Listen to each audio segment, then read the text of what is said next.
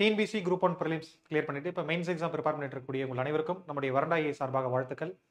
இந்த mains orientation செஷனில் இன்னைக்கு நம்முடைய மெயின்ஸ் கோர்ஸுடைய ஃபீச்சர்ஸ் மட்டும் இல்லாமல் மெயின்ஸ் எக்ஸாமினேஷன் குரூப் 1க்கு எப்படி ப்ரிப்பேர் பண்ணுறது அப்படிங்கிற மாதிரியான டீட்டெயில்டு ஸ்ட்ராட்டஜி செஷனாக இருக்கும்போது இதையும் தாண்டி வந்து பார்த்தீங்கன்னா ஆன்சர் ரைட்டிங் எப்படி பண்ணுறது, தென் லாஸ்ட் டைம் எப்படி ரிவிஷன் பண்ணுறது, இந்த 3 மந்த்ஸை எப்படி ப்ராப்பராக யூட்டிலைஸ் பண்ணி இந்த மெயின்ஸுக்கான ப்ரிப்பரேஷன் நம்ம 100% கொடுக்குறது. ஸோ இது எல்லாமே நம்ம டீட்டெயிலாக பார்ப்போம்.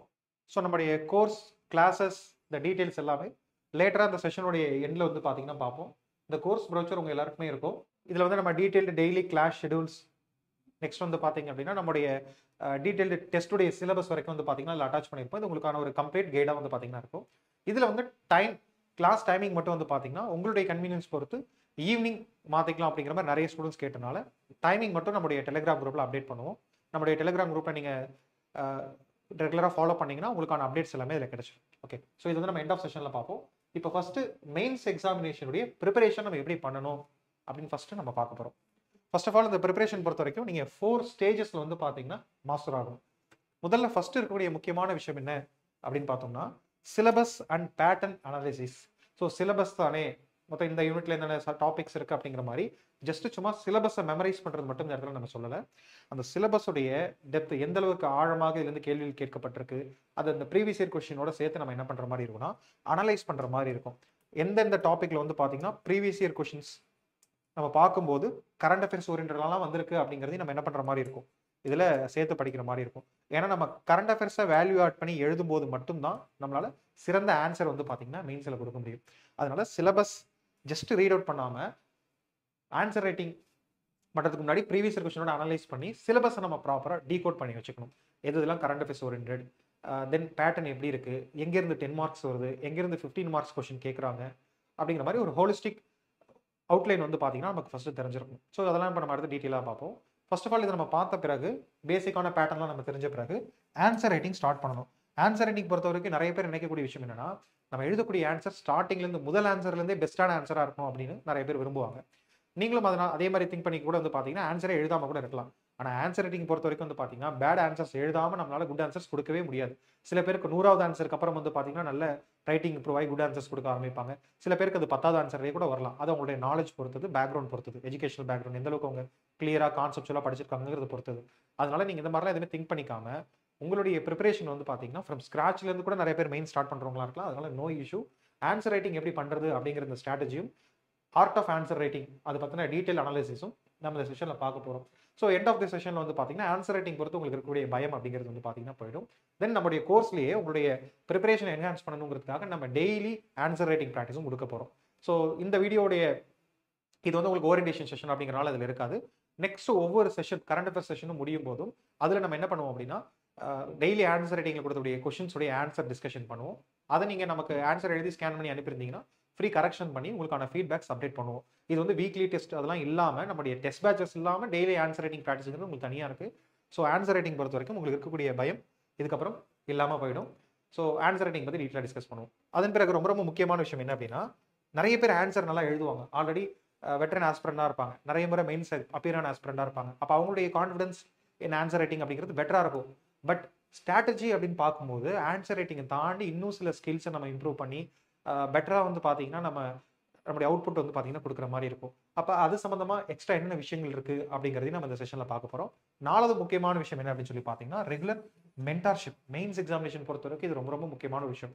ஏன்னா நம்ம எப்பயுமே நம்மளுடைய ஆஸ்பெக்ட்லேருந்து பார்க்கும்போது நம்ம பண்ணுறது கரெக்ட் அப்படிங்கிற மாதிரி தான் தெரியும். அப்போ நம்முடைய குறைகளை சொல்லி நம்மளை கரெக்ட் பண்ணோம் அப்படின்னா யாராவது ஒருத்தவங்க வந்து பார்த்தீங்கன்னா நீங்கள் இதெல்லாம் தப்பு பண்ணுறீங்க அப்படிங்கிற மாதிரி சொல்லணும். அப்போ மெயின்ஸ் பொறுத்த வரைக்கும் இந்த மென்டார்ஷிப் அப்படிங்கிறது ரொம்ப முக்கியமான ஒரு ரோல் ப்ளே பண்ணும். நம்முடைய பேட்ச்லேயே 1-to-1 மென்டார்ஷிப்பும் இருக்குது. இதையும் தாண்டி வந்து பார்த்தீங்கன்னா இண்டிவிஜுவலாக டெய்லியுமே கூட வந்து பார்த்தீங்கன்னா நீங்கள் ஏதாவது டவுட் இருந்தால் கூட நம்முடைய மென்டார்ஸ் வந்து டீட்டெயிலாக கான்டாக்ட் பண்ணி கேட்டுக்க முடியும். ஸோ மென்டார்ஷிப்போட ரோல் என்ன அப்படிங்கிறது பார்க்க போகிறோம். அப்போ ஒட்டுமொத்தமாக இந்த மெயின்ஸ் ப்ரிப்பரேஷன் நெக்ஸ்ட் 3 மந்த்ஸ் நீங்கள் எப்படி பண்ணால் கன்ஃபார்ம் இந்த முறை வந்து பார்த்தீங்கன்னா குரூப் 1 ஆஃபீஸர் ஆகலாம் அப்படிங்கிறதான் இந்த செஷனுடைய பர்பஸ். ஓகே, ஸோ ஃபர்ஸ்ட் நம்ம சிலபஸ்லேருந்து ஸ்டார்ட் பண்ணுவோம். சிலபஸ் நம்ம டீட்டெயிலாக பார்க்க போகிறதில்ல, நம்ம எப்படி அதை அனலைஸ் பண்ணணும், என்னென்ன யூனிட்ஸ் இருக்குது, அதோடைய இம்பார்ட்டன்ஸ் என்ன, எப்படி கொஷின்ஸ்லாம் கேட்குறாங்க அப்படிங்கிற மாதிரியான விஷயம் பார்க்க போகிறோம். ஓகே, ஃபர்ஸ்ட் சிலபஸ் முன்னாடி பேட்டர்ன். இந்த பேட்டர்ன் நம்ம எல்லாருக்குமே நல்லா தெரிஞ்சது தான். தமிழ் எலிஜிபிலிட்டி பேப்பர் 1, அதன் பிறகு வந்து பார்த்தீங்கன்னா 3 பேப்பர் இருக்கும். Paper 2, 3 and 4. இது 3மே வந்து பார்த்தீங்கன்னா ஜிஎஸ் பேப்பர்ஸ், அதாவது ஜென்ரல் ஸ்டடீஸ் ஜெனரல் நாலேஜ் பேப்பராக தான் வந்து பார்த்தீங்கன்னா இருக்க போகுது. இப்போ தமிழ் ஆப்ஷனல் அப்படிங்கிறது தமிழ் எலிஜிபிலிட்டி அப்படிங்கிறது பார்த்தீங்கன்னா ஜஸ்ட் பேர்லேயே இருக்க எலிஜிபிலிட்டின்னு கொடுத்துட்டாங்க. தகுதி தேர்வு தான், அது கட் ஆஃப்ல வந்து சேர்க்க மாட்டாங்க. ஸோ 100ல ஜஸ்ட் 40 மார்க்ஸ் எடுத்தாலே வந்து பார்த்தீங்கன்னா போதும். இது மினிமம் ஸ்கோரிங் எடுத்தாலே போதும். நம்ம 40 அப்படிங்கிறத ஈஸியாக நம்ம எடுத்துட முடியும். ஈவன் நீங்கள் இங்கிலீஷ் மீடியம் ஸ்டூடெண்டாக இருக்கீங்க, இது வரைக்கும் தமிழில் வந்து பார்த்தீங்கன்னா பெரிய அளவு ரைட்டிங் இல்லைனா கூட நீங்கள் இந்த 3 months பீரியடில் இம்ப்ரூவ் பண்ணிட்டு தமிழ் எலிஜிபிலிட்டியை கிராக் பண்ணிடலாம். அடுத்ததா ஜென்ரல் ஸ்டடிஸ் பேப்பரை பொறுத்த வரைக்கும் 3 hours நடக்கக்கூடிய எக்ஸாமினேஷன். காமனாகவே மெயின்ஸ் ஒவ்வொரு பேப்பரும் 3 hours நடக்கும். மார்க்ஸ் டிஃபர் ஆகுது பாருங்க. அங்கே ஜஸ்ட் 100 மார்க்ஸ், இங்கே இந்த 3 பேப்பரும் 250 மார்க்ஸ் வந்து பார்த்தீங்கன்னா நடக்க போகுது. டோட்டலாக வந்து பார்த்தீங்கன்னா 750 மார்க்ஸ் டோட்டலாக மெயின்ஸில் உங்களுக்கு இந்த 3 GS பேப்பர் மட்டும் வரும். இந்த 750 மார்க் தான் உங்களுக்கு வந்து கட் ஆஃப் எடுத்துப்பாங்க. ப்ளஸ் இது கூட இன்டர்வியூலேருந்து இருக்கக்கூடிய ஒரு 100 மார்க். ஸோ டோட்டலாக இந்த 100ம் 750யும் சேர்ந்து தான் 850 மார்க்குக்கு ஃபைனல் கட் ஆஃப் அப்படிங்கிறது வெளியிடுவாங்க. லாஸ்ட் இயர் வந்து பார்த்தீங்கன்னா 620 மேலே வந்து பார்த்தீங்கன்னா டாப்பர்ஸ் கிராஸ் பண்ணியிருந்தாங்க. மினிமம் கட் ஆஃப் லாஸ்ட் கேட்டகரியில் இருக்கக்கூடிய இந்த ரிசர்வேஷன் பேஸ் பண்ணி மினிமம் கட் ஆஃப் வந்து பார்த்தீங்கன்னா ஒரு 480 அந்த மாதிரிலாம் வந்து பார்த்தீங்கன்னா வந்துருச்சு. அப்போ நீங்கள் ஒரு 500 எடுக்கிறீங்க அப்படின்னா உங்களால் என்ன பண்ண முடியும்னா இந்த மெயின் காம்படிஷனில் வந்து பார்த்தீங்கன்னா உங்களால் இருக்க முடியும். ஸோ இப்போ அந்த மாதிரி நம்ம எப்படி ப்ரிப்பரேஷன் பண்ணுறது அப்படிங்கிறது நெக்ஸ்ட் விஷயம் தான் அடுத்து பார்க்க போகிறோம். ஸோ இந்த ஒவ்வொரு ஜிஎஸ் பேப்பர் பொறுத்த வரைக்கும் காமனான பேட்டர்ன் தான் இருக்கும்.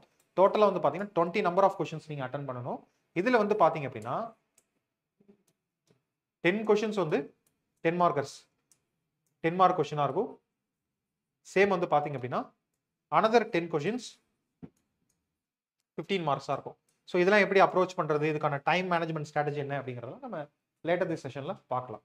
அடுத்தடுத்த ஸ்லைட்ஸில் பார்ப்போம். இப்போ ஜஸ்ட் ஸ்ட்ரக்சர் நம்ம தெரிஞ்சுக்கிட்டோம், இந்த எக்ஸாமினேஷனோட பேட்டர்ன். ஸோ இதோடைய ஃபர்ஸ்ட் பேப்பருடைய சிலபஸ் என்ன சிலபஸ் கொடுத்துருக்காங்க அப்படின்னு சொல்லி பார்த்தீங்கன்னா பேசிக் நம்ம 10th 12th போர்டு எக்ஸாமினேஷன்லாம் எழுதியிருப்போம். பேசிக்கான சிம்பிள் கிராமர்ஸ் வந்து பார்த்தீங்கன்னா இருக்கும். அந்த மொழி அறிவு அப்படின்னு சொல்லி அந்த கொஷின் பேப்பரை நான் காமிக்கிறேன். அப்போ உங்களுக்கு எப்படிப்பட்ட கொஷின்ஸ்லாம் இருக்குது அப்படின்னு தெரியும். நெக்ஸ்ட் டிரான்ஸ்லேஷன் பார்ட், தமிழ்லேருந்து ஆங்கிலத்திற்கு மொழிபெயர்க்கணும் சின்ன பேராகிராஃபை. Same English to Tamil translation அப்படிங்கிறது வந்து பார்த்தீங்கன்னா இருக்கும். அடுத்தது ஹிண்ட்ஸ் டெவலப்பிங் ப்ரீசியஸ் ரைட்டிங், அதாவது பெரிய பத்தியை நம்ம சுருக்கி வரையணும். சேம் டைம் சின்னதாக இருக்கக்கூடிய ஹிண்ட்ஸை டெவலப் பண்ணி ஒரு பெரிய பேராகிராஃபாக எழுதணும். இதுவும் வந்து பார்த்தீங்கன்னா ரொம்ப சிம்பிளாக தான் இருக்கும். நமக்கு பேசிக் தமிழ் தெரிஞ்சாலே நம்ம வந்து ஆன்சர் பண்ணிடலாம். அடுத்தது அஃபிஷியல் லெட்டர்ஸ் எழுதுற மாதிரி இருக்கும். ஸோ இவ்வளோ தாங்க தமிழ் எலிஜிபிலிட்டியே. ஸோ 100 மார்க்ஸ் இதை கொடுக்குறாங்க. இதில் ஈஸியாக நம்ம என்ன பண்ணிட முடியும், 40+ மார்க்ஸ் எடுத்துட முடியும். ஸோ இதுக்கான பாடத்திட்டம் அப்படிங்கிறது ஃபுல்லாக தமிழ் புக்கு தான் நீங்கள் போய்ட்டு படிக்கணும் அப்படின்னு சொல்லி இல்லை. நீங்கள் கரண்ட் அஃபேர்ஸில் படிக்கக்கூடிய நிறைய விஷயம் இதில் வரப்போகுது. தற்கால நிகழ்வுகள், சமுதாய பிரச்சனைகள், அப்போ நியூஸ் பேப்பரில் இருக்கக்கூடிய விஷயங்கள் அப்படியே வரப்போகுது. அப்போ நீங்கள் மெயின்ஸ் ப்ரிப்பரேஷன் கரெக்டாக பண்ணுறீங்க அப்படின்னாலே இந்த தமிழ் எலிஜிபிலிட்டிக்கு இருக்கக்கூடிய இந்த கண்டென்ட்டுமே நீங்கள் கவர் பண்ணிடுவீங்க. ஸோ அந்த மாதிரி தான் சிலபஸ் ஃப்ரேம் பண்ணியிருக்காங்க. இது உங்களுக்கு ரொம்ப ஈஸியாக இருக்கணும் அப்படிங்கிறதுக்காக. தென் உங்களுடைய தமிழ் லாங்குவேஜ் அந்த டெஸ்ட் தான் இதில் பண்ண போகிறாங்க. உங்களுக்கு அடிப்படை தமிழ் தெரியுதா அப்படிங்கிறத அதில் பார்க்க போகிறாங்களே தவிர உங்களுக்கு தமிழ் புலமையோ அறிவையோ இதை செக் பண்ண போகிறது கிடையாது. அதனால் நீங்கள் பயப்படாமல் அப்ரோச் பண்ணலாம். இதெல்லாமே நம்ம ஆல்ரெடி படிச்சுட்டு பாருங்க. பகுத்தறிவு இயக்கங்கள், சுயமரியாதை இயக்கம், இக்கால தமிழ் மொழியில வளர்ச்சி, கணினி தமிழ், இதெல்லாமே நம்ம படிச்சிருக்கக்கூடிய விஷயமா தான் இருக்கும். ஜென்ரலாக இதில் பேஸ் நாலேஜ் இருந்தாலே நமக்கு போதும். இப்போ இந்த கொஸ்டின் வந்து பார்த்தீங்கன்னா பார்ப்போம் எப்படி கேட்டிருக்காங்க அப்படின்னு சொல்லிட்டு தமிழ் எலிஜிபிலிட்டி பொறுத்த வரைக்கும்.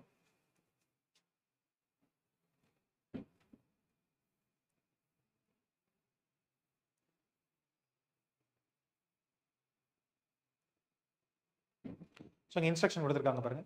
குறைந்தபட்சம் 40 மதிப்பெண் வாங்கணும். அதே மாதிரி இது கொஸ்டின் கம் ஆன்சர் புக்லெட்டாக தான் இருக்கும். அப்படியே அந்த கேப் கொடுத்துருக்கக்கூடிய கேப்பில் கொஸ்டின் கேட்கல நம்ம ஆன்சர் எழுதிட்டு வர மாதிரி இருக்கும். அதான் கொடுத்துருக்காங்க. பட் நான் இங்கே உங்களுடைய ரெஃபரன்ஸ்க்காக டிஎன்பிஎஸ்சியோட ஒரிஜினல் இதில் கொஸ்டின் மட்டும் தனியாக எடுத்து போட்டிருப்பாங்க. அந்த ஒரிஜினல் புக்லெட் வந்து பார்த்தீங்கன்னா அதில் காமிக்க மாட்டேன். ஏன்னா நமக்கு அது ரொம்ப ஸ்க்ரோல் பண்ணுற மாதிரி வந்து பார்த்தீங்கன்னா இருக்கும். அதனால இந்த கொஸ்டின் பேப்பராக இருக்கக்கூடிய அந்த இது மட்டும் இருக்கும். பட் உங்களுக்கு ஒரிஜினலாக எப்படி இருக்கும் அப்படின்னா கொஸ்டின் கம் ஆன்சர் புக்லெட். அதுக்கு எக்ஸாம்பிள் காமிக்கிற பாருங்க. இது வந்து ஜென்ரல் நாலேஜ் பேப்பருடைய கொஸ்டின் கம் ஆன்சர் புக்லெட். இது எப்படி இருக்கும் அப்படின்னா, நிறைய பேர் ரொம்ப புதுசாக இருப்பீங்க இல்லையா, ஸ்க்ராட்ச்லேருந்து கூட ஸ்டார்ட் பண்ணுவீங்க, எந்த ஐடியாவுமே இருக்காது மெயின்ஸ். ஸோ அவங்களுக்காக அந்த பேஸ் தெரியணும் அப்படிங்கிறதுக்காக இதெல்லாம் உங்களுக்கு ஷேர் பண்ணுறேன். ஸோ இதான் question cum answer booklet.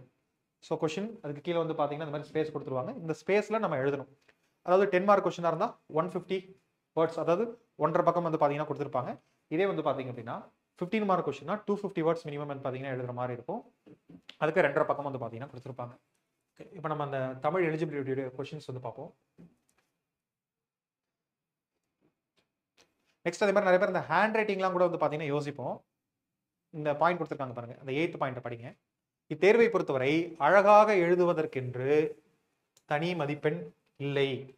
So நான் புரிகிற மாதிரி எழுதுனா போதும். கரெக்ட் பண்ணுறாங்க பார்த்தீங்களா? ஸோ அவங்க ஜஸ்ட் புரிஞ்சுக்கிற மாதிரி எழுதுனா போதும். அதுக்குன்னு ரொம்ப மோசமாகவும் எழுதக்கூடாது. நம்ம அந்த எஸ்ஏ ரைட்டிங் போட்டியிலலாம் எழுதுற மாதிரி ரொம்ப அழகாக எழுதணும் அப்படின்னு நிறைய பேர் நினைப்பாங்க. மெயின்ஸ் பொறுத்த வரைக்கும் அது தேவையில்லை. அதனால ஹேண்ட் ரைட்டிங் சுமாராக இருக்கவங்களாம் பயப்படவே வேணாம். ஓகே, இப்போ இந்த கொஷின்ஸ் பாருங்க. இந்த டிரான்ஸ்லேஷன் கொஷின் பாருங்க, கரண்ட்ல இருக்கக்கூடிய ஒரு விஷயம் இல்லை வேற ஏதாவது பத்திரிகையில் வந்து ஜென்ரலான ஒரு விஷயம் இந்த மாதிரி கொடுத்து அதை இங்கிலீஷ்ல இருந்து தமிழ்ல வந்து டிரான்ஸ்லேஷன் பண்ண சொல்லியிருக்காங்க. இதெல்லாம் நம்ம எளிமையாக வந்து பார்த்தீங்கன்னா பண்ணிடலாம். இதுக்கு 10 மார்க்ஸ் வந்து பார்த்தீங்கன்னா கொடுத்துருக்காங்க. ஸோ மினிமம் 5+ மார்க்ஸ் எல்லாருமே ஸ்கோர் பண்ண முடியும். அது மாதிரி English translation, English to Tamil translation இவ்வளவு தான். இதில் என்ன கொடுத்துருக்காங்க பாருங்களேன். Trees are very useful to us. மரங்கள் நமக்கு மிகவும் பயனுள்ளவையாக இருக்கின்றன. They give us timber and firewood. விறகுகளுக்காகவும் மர பலகைகளும் நமக்கு மரங்கள்லேருந்து கிடைக்குது. தென் அதை பயன்படுத்தி வந்து பார்த்தீங்கன்னா நம்ம ஃபர்னிச்சர்ஸ், சேர், நாற்காலிகள், மேஜைகள், மற்ற மர ஜாமான்கள் வந்து பார்த்தீங்கன்னா நம்ம செய்வோம். இந்த மாதிரி ரொம்ப எளிமையாக தான் வந்து பார்த்தீங்கன்னா கொடுத்துருக்காங்க. அப்போ பேசிக் லாங்குவேஜ் டெஸ்ட் தான் இது.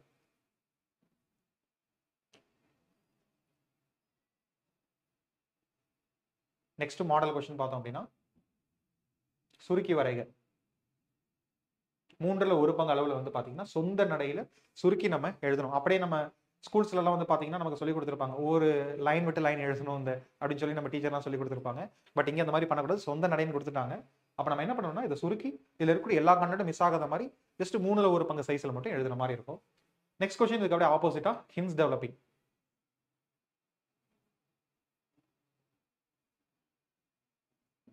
சாரி, காம்ப்ரிஹென்ஷனுக்கு அப்புறம் ஹின்ஸ் டெவலப்பிங் இருக்கும்.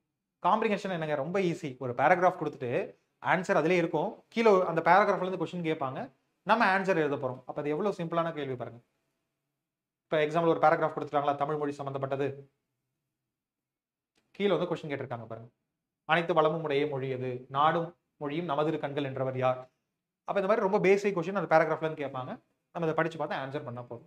ஸோ இது வந்து நம்முடைய அந்த காம்ப்ரிஹென்ஷன் ஸ்கில், புரிந்து கொள்ளக்கூடிய திறன் எப்படி இருக்கு அப்படிங்கிறது அந்த லாங்குவேஜில் டெஸ்ட் பண்றதுக்காக இது இருக்கும். அடுத்து நான் சொன்ன மாதிரி ஹின்ஸ் டெவலப்பிங், மரத்தின் பயன், சுற்றுச்சூழல் பாதுகாப்பு, பல வகை மரங்கள் வளர்த்துறது மாதிரி ஹின்ஸ் சப்டாபிக்ஸ் கொடுத்துருவாங்க. நம்ம அதை எக்ஸ்பிளைன் பண்ணி வந்து பார்த்தீங்கன்னா பேராகிராஃபாக வந்து பார்த்தீங்கன்னா எழுதணும்.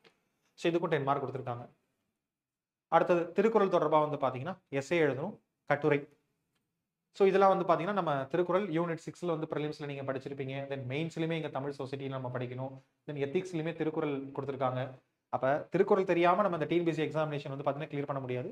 அப்போ திருக்குறள் சம்மந்தப்பட்ட எஸ்ஐ வந்து பார்த்தீங்கன்னா அதில் எழுதிடலாம். அதுவும் நமக்கு ஆப்ஷன் கொடுக்குறாங்க, இதில் ஏதாவது பார்த்தீங்கன்னா நம்ம சூஸ் பண்ணுற மாதிரி இருக்கும். கொடுத்துருக்காங்க பாருங்க, கொடுக்கப்பட்ட 5 வினாக்களுள் ஏதேனும் ஒரு வினாவிற்கு மட்டும்தான் விடையளிக்கணும், 300 வார்த்தைகள் அப்படின்னு சொல்லி கொடுத்துருக்காங்க.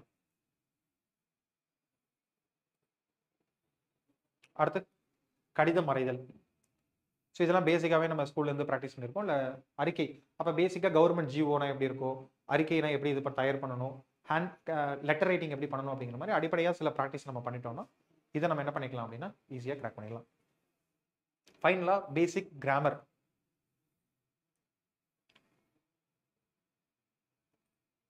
கீழ்காணும் சொற்களை உமது சொந்த வாக்கியத்தில் எழுதுக. நாளுக்கு நாள், மடமட, இந்த மாதிரி வார்த்தைகள் கொடுத்துட்டு இதை பயன்படுத்தி நம்ம சென்டென்ஸை ஃப்ரேம் பண்ணணும் அப்படின்னு சொல்லியிருக்காங்க. அது மாதிரி இணை சொற்களை பயன்படுத்தி ஒரே தொடர் அமைக்க. Similar type of question. Next வந்து பிரித்தெழுதுக கேட்டிருக்காங்க. இது நீங்க ஜென்ரல் தமிழ்லாம் ப்ரிப்பேர் பண்ணிருக்க சொல்லியிருந்தா ஈஸியாக ஆன்சர் பண்ணிடுவாங்க. குரூப் 2 அது மாதிரி ஆன்சர்ஸ்லாம் படிச்சிருந்தீங்க அப்படின்னா நீங்கள் ஈஸியாக கிளியர் பண்ணிடலாம். தென் இதுவும் வந்து ரொம்ப அந்த அளவுக்குலாம் பெருசு இல்லை, பேசிக்காக நம்ம தெரிஞ்சாலே ஆன்சர் பண்ணிடலாம். இன்னொன்று ஞாபகம் வச்சுக்கோங்க, நமக்கு 100 மார்க்ஸ்க்கு வச்சுட்டு ஜஸ்ட் 40 தான் எடுக்க சொல்றாங்க. அதனால இதுலலாம் 1-2 டாபிக் நம்ம மிஸ்டேக் பண்ணா கூட நோ இஷ்யூ. ஆக்சுவலாக நீங்கள் ஏதாவது ஒன்று வரலன்னா அதை ஸ்கிப் பண்ணிட்டு கூட நீங்கள் என்ன பண்ணிட முடியும், மிச்சத்தை ஃபோக்கஸ் பண்ணாலே உங்களால் 40 மார்க்ஸ் வந்து எடுக்க முடியும். அடுத்து பாருங்க, எதிர்மறை வாக்கியமாக மாற்றி எழுதுக. அவங்க ஆல்ரெடி கொடுத்துருக்கக்கூடியதை நம்ம என்ன பண்ணணும், எதிர்மறையாக மாற்றி எழுதணும். இதுலேயும் அதே மாதிரி தான் வந்து பார்த்தீங்கன்னா 5 கொடுத்துட்டு 4 எழுதணும் அப்படிங்கிற மாதிரி வந்து பார்த்தீங்கன்னா மேலே கொடுத்துருப்பாங்க. அடுத்து பிழை நீக்கி எழுதுக, ஸ்பாட் தி எரர்ஸ். சரி, இவ்வளோதான் தமிழ் எலிஜிபிலிட்டி. அப்போ தமிழ் எலிஜிபிலிட்டி பொறுத்த வரைக்கும் உங்களுக்கு இருக்கக்கூடிய பயம் வந்து பார்த்தீங்கன்னா போயிருக்கும். இப்போ நம்ம ஒரிஜினலாக கொஸ்டின் பேப்பரும் பார்த்துட்டோம், சிலபஸும் பார்த்துட்டோம். இன்கேஸ் இன்னும் நீங்கள் ஃபுல்லாக இங்கிலீஷ் மீடியம் ஸ்டூடெண்டாக இருக்கீங்க, இல்லை உங்களால் இது வரைக்கும் நம்ம தமிழ் பெரிய ப்ரிப்பேர் பண்ணலை, எனக்கு தமிழில் பெருசாக கிராமர் மிஸ்டேக் இல்லாமல் எழுத வராது அப்படின்னு நீங்கள் பயப்பட்டீங்கன்னா இந்த நம்ம குரூப்பில் வந்து பார்த்தீங்கன்னா உங்களுக்கு அந்த கொஸ்டின் கம் ஆன்சர் புக்லெட், போன வருஷத்துடைய அந்த தமிழ் எலிஜிபிலிட்டி புக்லெட்டை நான் போட்டு விடுறேன். நீங்கள் என்ன பண்ணுங்கன்னா அதை பிரிண்ட் அவுட் எடுத்து அந்த கேப்ஸில் உங்களுடைய ஆன்சரை எழுதுங்க. ஆன்சரை எழுதிட்டு அதை வந்து ஷேர் பண்ணி விடுங்க, ஓகேவா? அதை நம்முடைய அஃபிஷியல் இந்த டெலிகிராம் குரூப்லேயே ஸ்கேன் பண்ணி அனுப்புங்க. நான் உங்களுக்கு அதை வேலிடேட் பண்ணி எவ்வளோ மார்க்ஸ் இருக்குது, தமிழ் எலிஜிபிலிட்டி நீங்கள் கிளியர் பண்ண முடியுமா முடியாதா, இல்லை இப்போ நீங்கள் கரண்ட்டில் எந்த ஸ்டேஜில் இருக்கீங்க அப்படிங்கிறத ஃபீட்பேக்கை நான் உங்களுக்கு அப்டேட் பண்ணுறேன். ஸோ இந்த வீடியோ பார்க்குற எல்லாருமே வந்து பார்த்தீங்கன்னா தமிழ் எலிஜிபிலிட்டி இது வந்து ஒரு டாஸ்க் மாதிரி கூட வச்சுக்கோங்க. தமிழ் எலிஜிபிலிட்டி நம்ம எந்த லெவலில் இருக்கும் அப்படின்னு தெரிஞ்சுக்கிறதுக்காக. ஸோ ஃபர்ஸ்ட் டாஸ்க்காக இதை பண்ணுங்க. ஏன்னா நம்ம வெனஸ்டே வந்து பார்த்தீங்கன்னா ஃபர்ஸ்ட் ஜிஎஸ் டெஸ்ட் எழுத போறீங்க இல்லையா? நிறைய பேர் ஜிஎஸ் டெஸ்ட்டுக்கு மட்டும் தான் டைம் ஃபோக்கஸ் பண்ணுவாங்க. பட் நம்ம வந்து தமிழ் எலிஜிபிலிட்டிக்குமே 8 டெஸ்ட் கொடுத்துருக்கோம். ஸோ இதுலேயும் நீங்கள் ஸ்ட்ராங்காக இருந்தீங்கன்னா கவலைப்படாமல் என்ன பண்ணலாம் இருக்கலாம். சில பேர் லாஸ்ட் டைமில் போய் உட்காந்து தமிழ் எலிஜிபிலிட்டிக்கு வந்து பார்த்தீங்கன்னா ப்ராக்டிஸ் பண்ணிட்டு இருப்பாங்க, இல்லை கொஞ்சம் ஃபியரோட இருப்பாங்க. ஸோ அதெல்லாம் எல்லாமே ஈஸியாக நம்ம என்ன பண்ணிடலாம், ஃபஸ்ட்டு எடுத்த உடனே இதை சிம்பிளாக டெஸ்ட் பண்ணி பார்த்துடலாம். ஸோ நீங்கள் எனக்கு எழுதி அனுப்பிடுங்க, நான் உங்களுக்கு கரெக்ஷன் பண்ணி வேலிடேட் பண்ணி உங்களுக்கு குரூப்பில் அப்டேட் பண்ணுறேன். இப்போ தமிழ் எலிஜிபிலிட்டியோட சிலபஸ் தென் ப்ரீவியஸ் இயர் கொஷின் எல்லாம் நம்ம முடிச்சிட்டோம். ஸோ இதை பற்றின ஒரு அண்டர்ஸ்டாண்டிங் உங்களுக்கு கிடைச்சிருக்கும். இப்போ அடுத்ததாக வந்து பார்த்தீங்க அப்படின்னா ஜிஎஸ் பேப்பர்ஸ். மொத்தம் 3 ஜிஎஸ் பேப்பர்ஸ் இருக்கு இல்லைங்களா? அதை பற்றி நம்ம டீட்டெயிலாக பார்க்க போகிறோம். ஸோ இந்த ஜிஎஸ் பேப்பர் 3த்தையுமே வந்து பார்த்தீங்கன்னா 3 யூனிட்டாக பிரிச்சிருப்பாங்க. அப்போ 3 பேப்பர்லையும் சேர்த்து மொத்தமாக 9 யூனிட் வந்து பார்த்தீங்கன்னா இருக்கு. ஸோ ஜிஎஸ் பேப்பர் 1ல வந்து பார்த்தீங்கன்னா first unit modern Indian history and culture. நம்ம ஐஎன்எம்ல படிச்சிருக்கக்கூடிய கண்டென்ட், தென் ஹிஸ்ட்ரியில் படிச்சிருக்கக்கூடிய கண்டென்ட் அகைன் அதுதான் வந்து பார்த்தீங்கன்னா இங்கே இருக்க போகுது. இதோடைய நேச்சர் வந்து பார்த்தீங்கன்னா ஸ்டாட்டிக் தான். ரொம்ப கரண்ட் அஃபேர்ஸ் வந்து பார்த்தீங்கன்னா இதில் இருக்காது. அந்த கரண்ட் அஃபேர்ஸ் இருக்கக்கூடியதெல்லாம் நான் ரெட் கலரில் மார்க் பண்ணியிருப்பேன். ஸோ அதெல்லாம் கரண்ட் அஃபேர்ஸ் இல்லாமல் நீங்கள் என்ன பண்ண முடியாதுன்னா மார்க்ஸ் வந்து பெருசாக ஸ்கோர் பண்ண முடியாது. ரெண்டாவது வந்து பார்த்தீங்கன்னா கரண்ட் அஃபேர்ஸ் ஓரியண்டாக இருக்கக்கூடிய social issues in India and Tamil Nadu. Social issues சம்மந்தப்பட்ட கொஸ்டின்ஸ் வந்து பார்த்தீங்கன்னா இதில் கேட்பாங்க. நம்ம நாட்டில் இருக்கக்கூடிய மக்கள் தொகை, வறுமை, வேலைவாய்ப்பின்மை, பெண்களுக்கு எதிரான பிரச்சனைகள், இந்த மாதிரி என்னென்ன சோஷியல் எக்கனாமிக்கல் இஷ்யூஸ் இருக்கோ அதெல்லாம் இங்கே நம்ம படிக்கிற மாதிரி இருக்கும், போத் இந்தியா அளவிலையும் தமிழக அளவிலையும். அப்போ இங்கே வந்து கரண்ட் அஃபேர்ஸ் தான் வந்து பார்த்தீங்கன்னா மேக்ஸிமம் இருக்கும். இல்லை ஸ்டாட்டிக் கண்டென்ட் அப்படிங்கிறது எக்கனாமிக்ஸில் நம்ம படிச்ச அந்த கொஞ்சம் பேசிக் இன்ஃபர்மேஷன்ஸ், டேட்டாஸ், ஆக்ட் அது மட்டும் தான் வந்து பார்த்தீங்கன்னா வரப்போகுது. ஸோ இதில் ஸ்டாட்டிக்கும் இருக்கும், பட் அதை விட அதிகமாக கரண்ட் அஃபேர்ஸ் இருக்கும். தென் இங்கே அனலிட்டிக்கல் நாலேஜ் வந்து பார்த்தீங்கன்னா அதிகமாக தேவைப்படுற மாதிரி இருக்கும். ரீசன் வந்து என்ன அப்படின்னு சொல்லி பார்த்தீங்கன்னா, ஸோ ஒரு தீம் வச்சு கேட்பாங்க. இப்போ எக்ஸாம்பிள் போன வருஷம் கேட்டிருக்கக்கூடிய ஒரு கேள்வி நான் சொல்கிறேன் பாருங்களேன். சுயமரியாதை இயக்கத்தின் லட்சியம் தற்போதைய தமிழக அரசியல் உந்து சக்தியாக உள்ளது, விளக்குக அப்படின்னு சொல்லியிருக்காங்க. அப்போ யோசிச்சு பாருங்களேன், சுயமரியாதை இயக்கம் பற்றி அப்படியே டேரக்டாக ஃபேக்ட்ஸ் எதுவும் சொல்லி உங்களுக்கு கேட்கல. சுயமரியாதை இயக்கத்துடைய லட்சியம் தற்போது இருக்கக்கூடிய தமிழ்நாடு பாலிடிக்ஸில் ஒரு உந்து சக்தியாக இருக்கு, அதை ஜஸ்டிஃபை பண்ணுங்க அப்படிங்கிற மாதிரி கொஸ்டின் கேட்டிருக்காங்க. அப்போ அனலிட்டிக்கல் நாலேஜ் இருந்தால் மட்டும் தான் நீங்கள் என்ன பண்ண முடியும், இந்த மாதிரியான கொஸ்டின்ஸை அப்ரோச் பண்ண முடியும். இங்கேயும் அது மாதிரி அனலிட்டிக்கல் கொஸ்டின்ஸ் அதிகமாக இருக்கும். அதையும் விட ஃபேக்சுவலாக நம்ம டேட்டாஸ் வச்சு அந்த இந்த இண்டெக்ஸில் நம்ம இந்த லெவலில் இருக்கோம், இந்த பிரச்சனையை எப்படி சால்வ் பண்ணலாம் அப்படிங்கிற மாதிரியான கொஸ்டின் தான் நிறையா இருக்கும். குறிப்பாக அதுலேயும் வந்து ஒவ்வொரு பிரச்சனைகளுக்கும் வந்து பார்த்தீங்கன்னா நம்ம என்ன பண்ணுற மாதிரி இருக்குன்னா, அதோடைய ரூட் காசஸ், அதோடைய இம்பாக்ட்ஸ் என்ன, அதை எப்படி சால்வ் பண்ணலாம், அதுக்கான திட்டங்கள் என்ன, அதுக்கான சட்டங்கள் என்ன, அது மாதிரியான விஷயங்களை நம்ம நோட் பண்ணி வச்சுக்கிற மாதிரி இருக்கும். தென் இது கம்பேரட்டிவ்லி ஈஸி தான், பட் நமக்கு புதுசாக நிறைய பேர் படிக்கும்போது ரொம்ப ஃபேக்சுவலாக இருக்கிற மாதிரி இருக்கும், கஷ்டமாக இருக்கும். ஸோ அதெல்லாம் நீங்கள் கவலைப்படாதீங்க. தென் சோர்சஸ் ஒவ்வொன்றுத்துக்குமே நான் என்ன மாதிரி படிக்கணும் அப்படிங்கிறத லேட்டராக நான் அப்டேட் பண்ணுறேன். அது தனி ஒரு ஏரியா இருக்குது, அதை நான் உங்களுக்கு எக்ஸ்பிளைன் பண்ணுறேன். இப்போ ஜஸ்ட் நம்ம சிலபஸ் மட்டும் தான் நம்ம பார்க்குறோம். இதோட டீட்டெயில் சிலபஸும் நான் ஒரு முறை உங்களுக்கு காமிக்கிறேன். மூணாவது வந்து பார்த்தீங்கன்னா எத்திக்ஸ் அண்ட் இன்டெகிரிட்டி. ஸோ இது வந்து ஒரு ப்ராக்டிகல் ஓரியன்ட் டாபிக் அப்படின்னு நம்ம சொல்லலாம். குரூப் 1க்கு இது புதுசு. யூபிஎஸ்சியில் வந்து பார்த்தீங்கன்னா GS4ல ரொம்ப வருஷமாகவே வந்து பார்த்தீங்கன்னா எத்திக்ஸ் அண்ட் இன்டெகிரிட்டி அப்படிங்கிறத வச்சிருக்காங்க. பட் டிஎன்பிஎஸ்சியில் வந்து இது புதுசு. ஆக்சுவலாக முன்னாடி வந்து பார்த்தீங்கன்னா ஒரு 2 இயர்ஸ் பேக்லாம் மேக்ஸ் தான் இந்த இடத்துல வந்து பார்த்தீங்கன்னா இருந்துச்சு. அப்போ ஆப்டிடியூடை எடுத்துட்டு எத்திக்ஸ் அண்ட் இன்டெகிரிட்டி வச்சிருக்காங்க. இதுக்கான ரீசன் என்ன அப்படின்னு சொல்லி பார்த்தோம்னா, இந்த மெயின்ஸில் வச்சிருக்கக்கூடிய எல்லா சப்ஜெக்ட்டும் ஏதோ ஒரு விதத்தில் ஆஃபீஸர்ஸ்க்கு வந்து பார்த்தீங்கன்னா டே டு டே லைஃப்பில் யூஸ் ஆகக்கூடியது தான். இந்த நாலேஜ்லாம் இல்லாமல் அவங்களால வந்து ஒரு நல்ல ஒரு டிசிஷன் எடுக்க முடியாது, எக்கனாமிக்கல் பாலிசி ஃப்ரேம் பண்ண முடியாது, ஸ்கீம்ஸை இம்ப்ளிமெண்ட் பண்ண முடியாது, கவர்மெண்ட் நடத்த முடியாது. ஏன்னா குரூப் 1 லெவல் ஆஃபீஸர்ஸ் யோசிச்சு பாருங்க, கவர்மெண்ட் ரன் பண்ணக்கூடிய முக்கியமான ரோல் வந்து பார்த்தீங்கன்னா இருப்பாங்க. தென் பாலிசி மேக்கிங், இம்ப்ளிமெண்டேஷன் எல்லாத்துலேயுமே அவங்களோட ரோல் ரொம்ப முக்கியமாக இருக்கும். அப்போ அவங்களுடைய டே டு டே அப்ளிகேஷன்ஸ் இந்த சப்ஜெக்ட்ஸ்லாம் யூஸ்ஃபுல்லாக இருக்கும். அதனால தான் மெயின்ஸோடைய சிலபஸ் டீட்டெயிலாக ஃப்ரேம் பண்ணியிருப்பாங்க. சேம் இந்த எத்திக்ஸ் அண்ட் இன்டெகிரிட்டியும் வந்து பார்த்தீங்கன்னா அவங்களுடைய டே டு டே லைஃப்பில் பயன்படக்கூடிய விஷயங்கள் தான். ஏன்னா அரசு அதிகாரிகள் பொறுத்த வரைக்கும் அவங்க திட்டங்களை செயல்படுத்துறாங்க. இதெல்லாம் தாண்டி ஒரு அரசு அதிகாரியா நடுநிலைமையோட யாருக்கும் பாரபட்சமின்றி சட்டத்தின் முன் அனைவரையும் சமமாக மதிச்சு மக்களுக்கு சேவை செய்யணும். அப்ப இந்த இடத்துல அவங்களுடைய அறம், நீதி அப்படிங்கிறதுலாம் ரொம்ப முக்கியமான வேல்யூஸா வந்து பாத்தீங்கன்னா பார்க்கப்படும். மெயினா இந்த டிசிப்ளின் இந்த மாதிரியான விஷயங்கள்லாம் பார்க்கப்படும். ஏன்னா இப்ப நம்ம நாடுகள்ல அந்த ஊழல் இந்த மாதிரியான விஷயம், கரப்ஷன் இதெல்லாம் ரொம்ப அதிகமா இருக்கு இல்லைங்களா? அப்ப அரசாங்கத்துல இருக்கக்கூடிய கரப்ஷன் அப்படிங்கிறது மிக மோசமாக நம்ம சமூகத்தை வந்து பாத்தீங்கன்னா பாதிக்கும். ஒரு தனி மனிதன் பண்றதை விட அரசாங்க ஊழியர் பண்ணும்போது அது சொசைட்டில மிகப்பெரிய இம்பாக்ட் வந்து ஏற்படுத்தும். ஊழல் எந்த ஃபார்மேட்ல இருந்தாலுமே தப்பு தான். ஒரு தனி மனிதன் பண்ணாலும் தப்பு தான், அரசாங்க ஊழியர் பண்ணாலும் தப்பு தான். ஆனா அரசாங்க ஊழியர் பண்ணும்போது அது இன்னும் மிகப்பெரிய இம்பாக்டை ஏற்படுத்தும். அப்ப அரசாங்க ஊழியர்கள் எவ்வாறு நடந்து கொள்ள வேண்டும், அவர்களுக்கு அந்த மோரல் வேல்யூஸ் அதெல்லாம் தெரியணும் அப்படிங்கிறதுக்காக இதுல வந்து பாத்தீங்கன்னா கொடுத்துருப்பாங்க. மெயினா வந்து நம்முடைய பிலாசபிக்கல் கண்டென்ட், நம்ம திருக்குறள் மாதிரி லிட்ரேச்சர்ல என்ன நீதி இருக்கு, குறிப்பா நம்முடைய 14 கீழ்கணக்கு நூல்கள்லாம் பெரும்பாலும் நீதி நூல்கள் தான். இது மாதிரி நம்முடைய தமிழ்நாட்டில் இருக்கக்கூடிய நீதி இந்த மாதிரி தத்துவங்கள் எல்லாம் படிச்சுட்டு தென் இந்திய அளவில் இருக்கக்கூடிய மிக முக்கியமான பிலாசபிக்கல் கண்டென்ட், இப்போ புத்திசம் அதுலலாம் சொல்லக்கூடிய நீதி கருத்துக்கள், இந்த மாதிரி டிஃப்ரெண்ட் ஸ்கூல்ஸ் ஆஃப் பிலாசபிஸ் அதெல்லாம் நம்ம படிக்கிற மாதிரி இருக்கும். தென் உலகம் முழுக்க இருக்கக்கூடிய நிறைய தத்துவியலாளர்கள் அவர்களுடைய கோட்பாடுகள் எல்லாம் வந்து பார்த்தீங்கன்னா படிக்கிற மாதிரி இருக்கும். அப்போ எத்திக்ஸில் இந்த மாதிரி தத்துவங்கள் அதெல்லாம் படித்த பிறகு அப்ளிகேஷன் பார்க்கும்போது எத்திக்ஸ் இன் கவர்னன்ஸ் அப்படின்னு கொடுத்துருப்பாங்க. நான் உங்களுக்கு சிலபஸ் காட்டும் போது அதில் எக்ஸ்பிளைன் பண்ணுறேன். அரசாங்கத்தில் இருக்கக்கூடிய எத்திக்ஸ் என்ன, தென் நம்ம சொசைட்டியில் இருக்கக்கூடிய எத்திக்ஸ் அதோட ரோல் இதெல்லாம் வந்து பார்த்தீங்கன்னா கொடுத்துருப்பாங்க. அப்போ ஒர்க் எத்திக்ஸ் அப்படிங்கிறது எந்த ஒர்க் பண்ணுறவங்களா இருந்தாலும் உங்களுக்கு முக்கியம். அதில் அரசு அதிகாரிகளுக்கு இது மேண்டட்ரி. அப்போ தான் வந்து அவங்க சமூகத்துக்கு பயனுள்ள ஒரு அரசு அதிகாரியாக இருப்பாங்க, மக்கள் எளிதில் அணுகக்கூடிய ஒரு அதிகாரியாக இருப்பாங்க. அப்போ இதை வந்து உறுதி செய்யணும் அப்படிங்கிறதுக்காக தான் நமக்கு சிலபஸில் என்ன பண்ணியிருக்காங்க அப்படின்னா, மேக்ஸ்லாம் எடுத்துட்டு எத்திக்ஸ் நீங்கள் படிங்க அப்படின்னு யூபிஎஸ்சி இருக்க அதே விஷயத்த இங்கே இம்ப்ளிமெண்ட் பண்ணிட்டாங்க. எகைன் இது வந்து பார்த்தீங்கன்னா ஸ்டாட்டிக் இன் நேச்சர் தான். நம்ம செலக்டிவாக சில விஷயங்களை படிச்சுட்டு code of conduct for officers then வந்து பார்த்தீங்கன்னா நிறைய விஷயங்கள் வந்து இருக்கும். நம்முடைய அந்த ARC recommendation, administration reforms commission, அதில் வந்து அரசாங்க அதிகாரிகள் எப்படி நடந்துக்கணும்னு சொல்லியிருக்காங்க. இது மாதிரி தென் ஜென்ரலான இந்த ஸ்கூல் ஆஃப் பிலாசபி சொன்ன பார்த்தீங்களா, தத்துவ கோட்பாடுகள், அந்த மாதிரி தத்துவ கோட்பாடுகள்லாம் படிக்கும்போது ஆட்டோமேட்டிக்காகவே வந்து பார்த்தீங்கன்னா நம்ம அதை கிளியர் பண்ணிட முடியும் ஈஸியாக. தென் 50 மார்க் தான் கேட்குறாங்க. அப்போ இதையும் கிட்டத்தட்ட நம்ம ஸ்டாட்டிக் இன் நேச்சர் அப்படின்னே வந்து பார்த்தீங்கன்னா வச்சுக்கலாம். தென் இந்த டிஸ்ட்ரிபியூஷன் எப்படி இருக்குன்னா 100 marks from modern Indian history and culture, 100 marks social இஷ்யூல இருந்தும் 50 மார்க் வந்து பார்த்தீங்கன்னா எத்திக்ஸ் இன்டெகிரிட்டி. இந்த ஃபர்ஸ்ட் பேப்பர் அண்ட் செகண்ட் பேப்பருக்கு இதுதான் காமனான பேட்டர்ன்.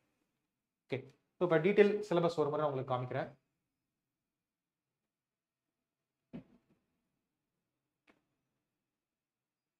பாருங்க, modern Indian history and culture, advent of யூரோப்பியன்லாம் ஆரம்பிக்குது.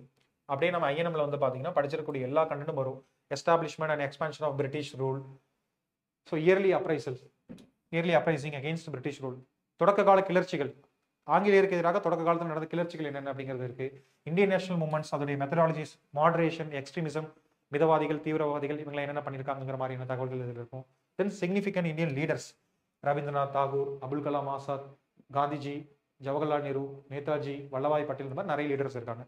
அதுக்கப்புறம் கான்ஸ்டியூஷனல் டெவலப்மெண்ட்ஸ், ஒழுங்குமுறை சட்டத்திலிருந்து 1935 கவர்மெண்ட் ஆஃப் இந்தியா ஆக்ட், கடைசியாக நம்முடைய சுதந்திர இந்தியாவுடைய சட்டம் வரைக்கும் டீட்டெயிலாக கொடுத்துருப்பாங்க. அப்புறம் தமிழ்நாட்டில் இருக்கக்கூடிய தலைவர்கள், தமிழ்நாட்டினுடைய கான்ட்ரிபியூஷன் என்ன, role of freedom fighters in Tamil Nadu, role of Tamil Nadu in Indian freedom struggle, இந்த டாபிக்லாம் கொடுத்துருக்காங்க. இதெல்லாம் நம்ம ஆல்ரெடி ஐஎன்எம்ல படிச்சிருக்கக்கூடிய சிமிலர் கண்டென்ட்டே தான். இது எதுவுமே வந்து பார்த்தீங்கன்னா புதுசு கிடையாது. அதே மாதிரி எண்டில் இருக்கக்கூடியது பாருங்களேன், social justice ideology in Tamil Nadu, social religious reform movements, இதை நம்ம இயல்பாகவே படிப்போம். ராஜாராம் மோகன் ராய், ஈஸ்வர சந்திர வித்யாசாகர் அவங்களாம் இந்திய அளவிலையும், வைகுண்ட சுவாமிகள், ராமலிங்க அடிகளார், அப்புறம் தந்தை பெரியார், அயோத்திதாச பண்டிதர் மாதிரியான தலைவர்கள் நம்ம தமிழகத்திலையும் சீர்திருத்தவாதிகளாக நம்ம படிச்சிருப்போம். அப்போ இது எதுவுமே ரொம்ப புது டாபிக் அப்படின்னு உங்களுக்கு கிடையாது. அடுத்து கடைசியாக கீழே இருக்கக்கூடிய அந்த வேற்றுமை ஒற்றுமை, இந்திய பண்பாட்டினுடைய இயல்புகள், இந்த விஷயங்களும் நம்முடைய ஹிஸ்ட்ரி சிலபஸில் கொடுத்துருக்கக்கூடியதான்.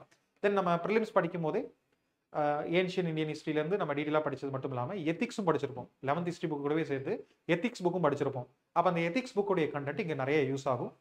ஸோ ப்ரிலிம்ஸில் நம்ம படித்த நாலேஜை வச்சு மெயின்ஸில் ஆன்சர் எழுத முடியும். ஆனால் என்ன ஒரு வித்தியாசம் அப்படின்னா, ப்ரிலிம்ஸை பொறுத்த வரைக்கும் நம்ம ஜஸ்ட் ஃபேக்சுவலாக அண்டர்ஸ்டாண்ட் பண்ணி வெறும் மனப்பாடம் பண்ணி ஃபேக்டாக படிச்சுட்டு வந்திருப்போம். ஈஸியாக நம்ம எம்சிக்யூ கொஸ்டின் சால்வ் பண்ணியிருப்போம். பட் இங்கே அனலிட்டிக்கல் டைப்பில் கொஸ்டின்ஸ் கேட்பாங்க.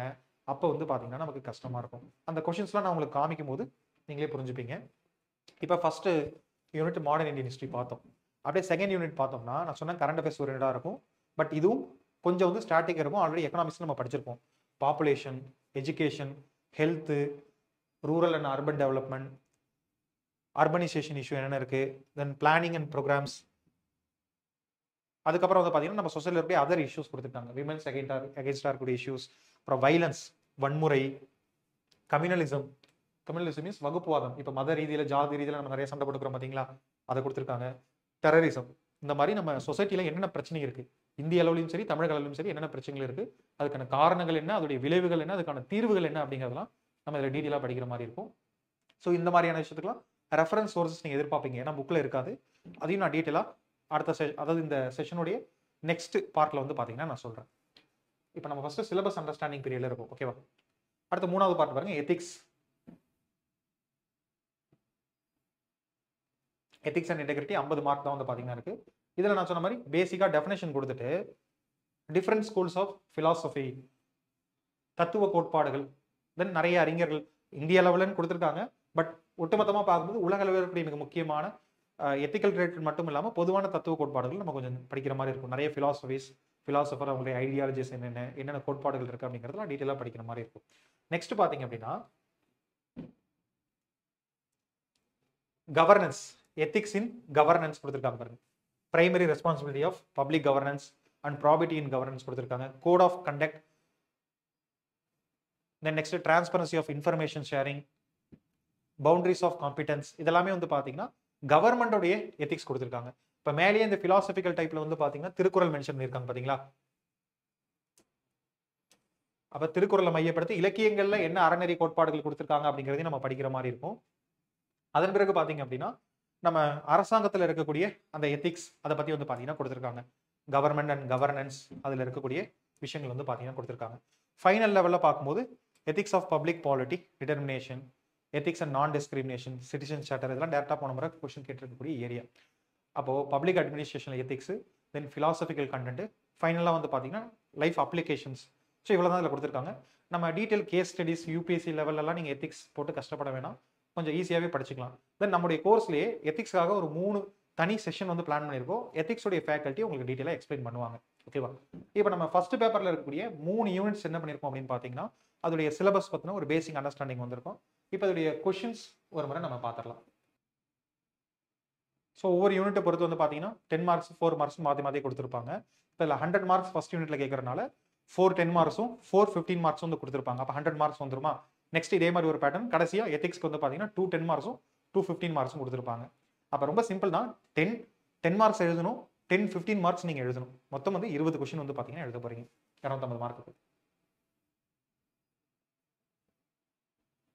இந்த இன்ஸ்ட்ரக்ஷன்லாம் ஒரு முறை திரும்ப நீங்கள் படிச்சு பாருங்க. எல்லாமே ரொம்ப பேசிக்கான விஷயம் தான் இருக்கும். ஆல்ரெடி நம்ம நிறைய எக்ஸாம்ஸ் எழுதியிருக்கோம். ரொம்ப சிம்பிள் தான். மெயின்ஸை நீங்கள் காம்ப்ளிகேட் பண்ணிக்காம ஜஸ்ட் பேக் டு ஸ்கூல் அப்படிங்கிற மாதிரி ஞாபகம் வச்சுக்கோங்க. ஸ்கூல்ஸில் நம்ம எழுதாத அசைன்மெண்ட்டா எக்ஸாம்ஸா எவ்வளவு எழுதிருப்போம். நம்ம நல்லா யோசிச்சு பாருங்க. எவ்வளோ பேப்பர் அடிஷனல்லாம் நம்ம வாங்கி குமிச்சிருப்போம். நல்லா ஞாபகம் இருக்கும். நீங்கள் ப்ரிலிம்ஸ் கிளியர் பண்ணி மெயின்ஸ் எழுதுறீங்கன்னா கன்ஃபார்ம் ஸ்கூல்லையுமே மேக்ஸிமம் நல்லா படிச்சிருக்கக்கூடிய ஸ்டூடெண்ட்ஸாக தான் இருப்பீங்க. அப்போ அங்கே அவ்வளோ அடிஷனல் வாங்கி எழுதின மாதிரியே 10th 12th எப்படி இந்த பப்ளிக்கு நம்ம பயந்துட்டு படித்தோமோ அந்த அளவுக்கு நீங்கள் ரொம்ப பயப்படணும்னு சொல்லலை. பட் அந்த அளவுக்கு டிசிப்ளின்டாக டெடிகேட்டடாக நம்ம படித்தோம்னா ஈஸியாக மெயின்ஸ் ஆன்சர் ரைட்டிங் அப்படிங்கிறது சுலபமாகவே பண்ணிடலாம். அப்போ மெயின்ஸ் ப்ரிப்பேர் பண்ணணும் அப்படிங்கிற ஒரு ப்ரெஷர் பயத்தோட அப்ரோச் பண்ணாதீங்க. பயந்துட்டோம்னாலே நம்மளுடைய பிரெயின் வந்து பெரிய அளவில் வந்து பார்த்தீங்கன்னா எஃபெக்டிவாக ஒர்க் பண்ணாது. கிரியேட்டிவிட்டி அப்படிங்கிறது ரொம்ப டவுன் ஆகிடும். அதனால இந்த எக்ஸாமில் ப்ரெஷர் மேனேஜ்மெண்ட் அப்படிங்கிறது ரொம்ப முக்கியம். அதனால் இப்போலேருந்தே நீங்கள் ஃபர்ஸ்ட் மைண்ட் செட் பண்ணிக்கோங்க. இப்போ எக்ஸாம் ப்ரிப்பரேஷன்லாம் நெக்ஸ்ட் தான், ஃபர்ஸ்ட் மைண்ட் செட் ப்ரிப்பரேஷன் தான் மெயின்.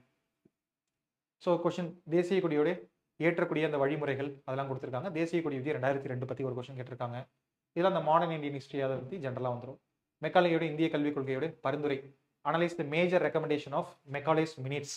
இப்போ இந்த மாதிரி கொஸ்டின்ஸ்ல இந்த கீவேர்ட்ஸ்லாம் கொடுத்துருப்பாங்க. Analyse, discuss, enumerate, list out.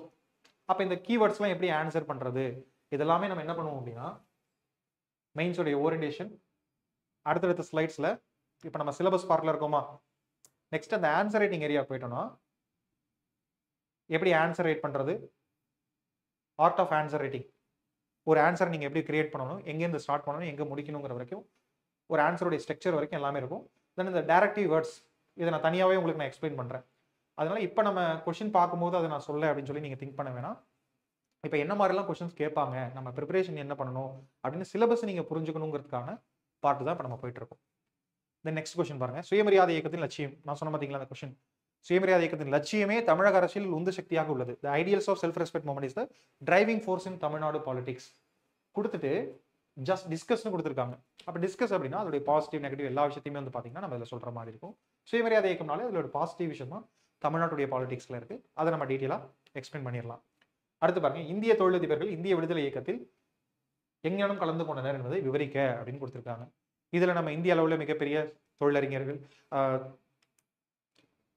தொழிலதிபர்கள் உட்பட நிறைய பேர் நம்ம சொல்லலாம். குறிப்பாக நம்ம தமிழ்நாட்டில் வஉசி ஆங்கிலேயருக்கு எதிராக வந்து ஒரு சுதேசி கப்பல் நிறுவனம் ஸ்டீம் நேவிகேஷன் கம்பெனி உருவாக்கி இருந்தார். சுதேசி இயக்கத்தில் பார்ட்டிசிபேட் பண்ணார். அதே மாதிரி சுதேசி இயக்கத்தில் தொழிலதிபர்கள் எப்படி பார்ட்டிசிபேட் பண்ணாங்க, இந்தியன் குட்ஸை ப்ரொடியூஸ் பண்ணி மார்க்கெட் பண்ணுறதுல அவங்க எந்த அளவுக்கு பங்கு வகிச்சாங்க, இந்த மாதிரியான விஷயங்கள்லாம் நம்ம இதில் சொல்லலாம். தென் நிதியுதவி நிறைய வந்து பார்த்தீங்கன்னா தொழிலதிபர்கள்லாம் வந்து பார்த்தீங்கன்னா கொடுத்துருப்பாங்க. அது காந்திஜியோட அறவழி போராட்டமாக இருந்தாலும் சரி, இல்லை நேதாஜியோடைய ஆயுதமேந்திய போராட்டமாக இருந்தாலும் சரி, தொழிலதிபர்கள் நிறைய பேர் அவங்களால முடிந்த அளவுக்கு வந்து பார்த்தீங்கன்னா அந்த தொகையெல்லாம் கொடுத்து வந்து பார்த்தீங்கன்னா உதவி செஞ்சிருப்பாங்க. தென் நிறைய போராட்டங்கள்லாம் வந்து பார்த்தீங்கன்னா பார்ட்டிசிபேட் பண்ணியிருப்பாங்க. ஒத்துழையாமை இயக்கமாக இருக்கலாம், அப்போ ஆங்கிலேயர்களை எதிர்த்து இந்த மாதிரியான தலைவர்கள் செயல்படும் போது இந்திய தொழிலதிபர்களுடைய சப்போர்ட்டும் வந்து பார்த்தீங்கன்னா அவங்களுக்கு இருந்திருக்கு. அதை தான் இங்கே வந்து கொஸ்டினாக வந்து பார்த்தீங்கன்னா கேட்டிருக்காங்க. காயிதே மில்லத் மாதிரியான தலைவர், வஉசி மாதிரியான தலைவர்லாம் நீங்கள் மேற்கோள் காமிச்சு ரொம்பவே நல்லா உங்களுடைய ஆன்சர்ஸ் கொடுக்கலாம். பட் இதெல்லாம் நம்ம அனலிட்டிக்கலாக படித்தா தான் எழுத முடியும். அப்போ நான் சொன்ன பார்த்தீங்களா, ப்ரிலிம்ஸுடைய இந்த டாபிக் வந்து நமக்கு ரொம்ப ஈஸி, நமக்கு பிடிச்சிருக்கும். ஐயனம் எல்லாமே விரும்பி படிச்சிருப்போம். நிறைய லீடர்ஸை பற்றி ஃபேக்சுவலாக படிச்சிருப்போம், பயோகிராஃபிஸ் படிச்சிருப்போம். ஆனால் அந்த ஃபேக்சுவல் நாலேஜை வச்சு மட்டும் மெயின்ஸான ஆன்சர் எழுத முடியாது. இங்கே analytical and conceptual knowledge and application அப்படிங்கிறது ரொம்ப ரொம்ப முக்கியம். அடுத்து வேலூர் கழகம் நன்கு முதிர்வடையாமல் வெளிவந்த கழகம் என்பதை விளக்குக. வேலூர் நிவாச ப்ரீமெச்சூர் அவுட் பிரேக் டிஸ்கஸ். அப்போ அந்த கொஸ்டின்ஸ் எல்லாமே ஓரளவுக்கு ஈஸியாக தான் இருக்கு. அப்போ மெயின்ஸ் கொஸ்டின் கஷ்டம் அப்படிங்கிறது வந்து ஒரு மித்து. ஓகேவா? மெயின்ஸ் கொஸ்டின் மேக்ஸிமம் நம்ம அப்ளை பண்ணி எழுதுற மாதிரி மாடரேட் லெவல்லேருந்து ஈஸி லெவலில் தான் அதிகமாக இருக்கும்.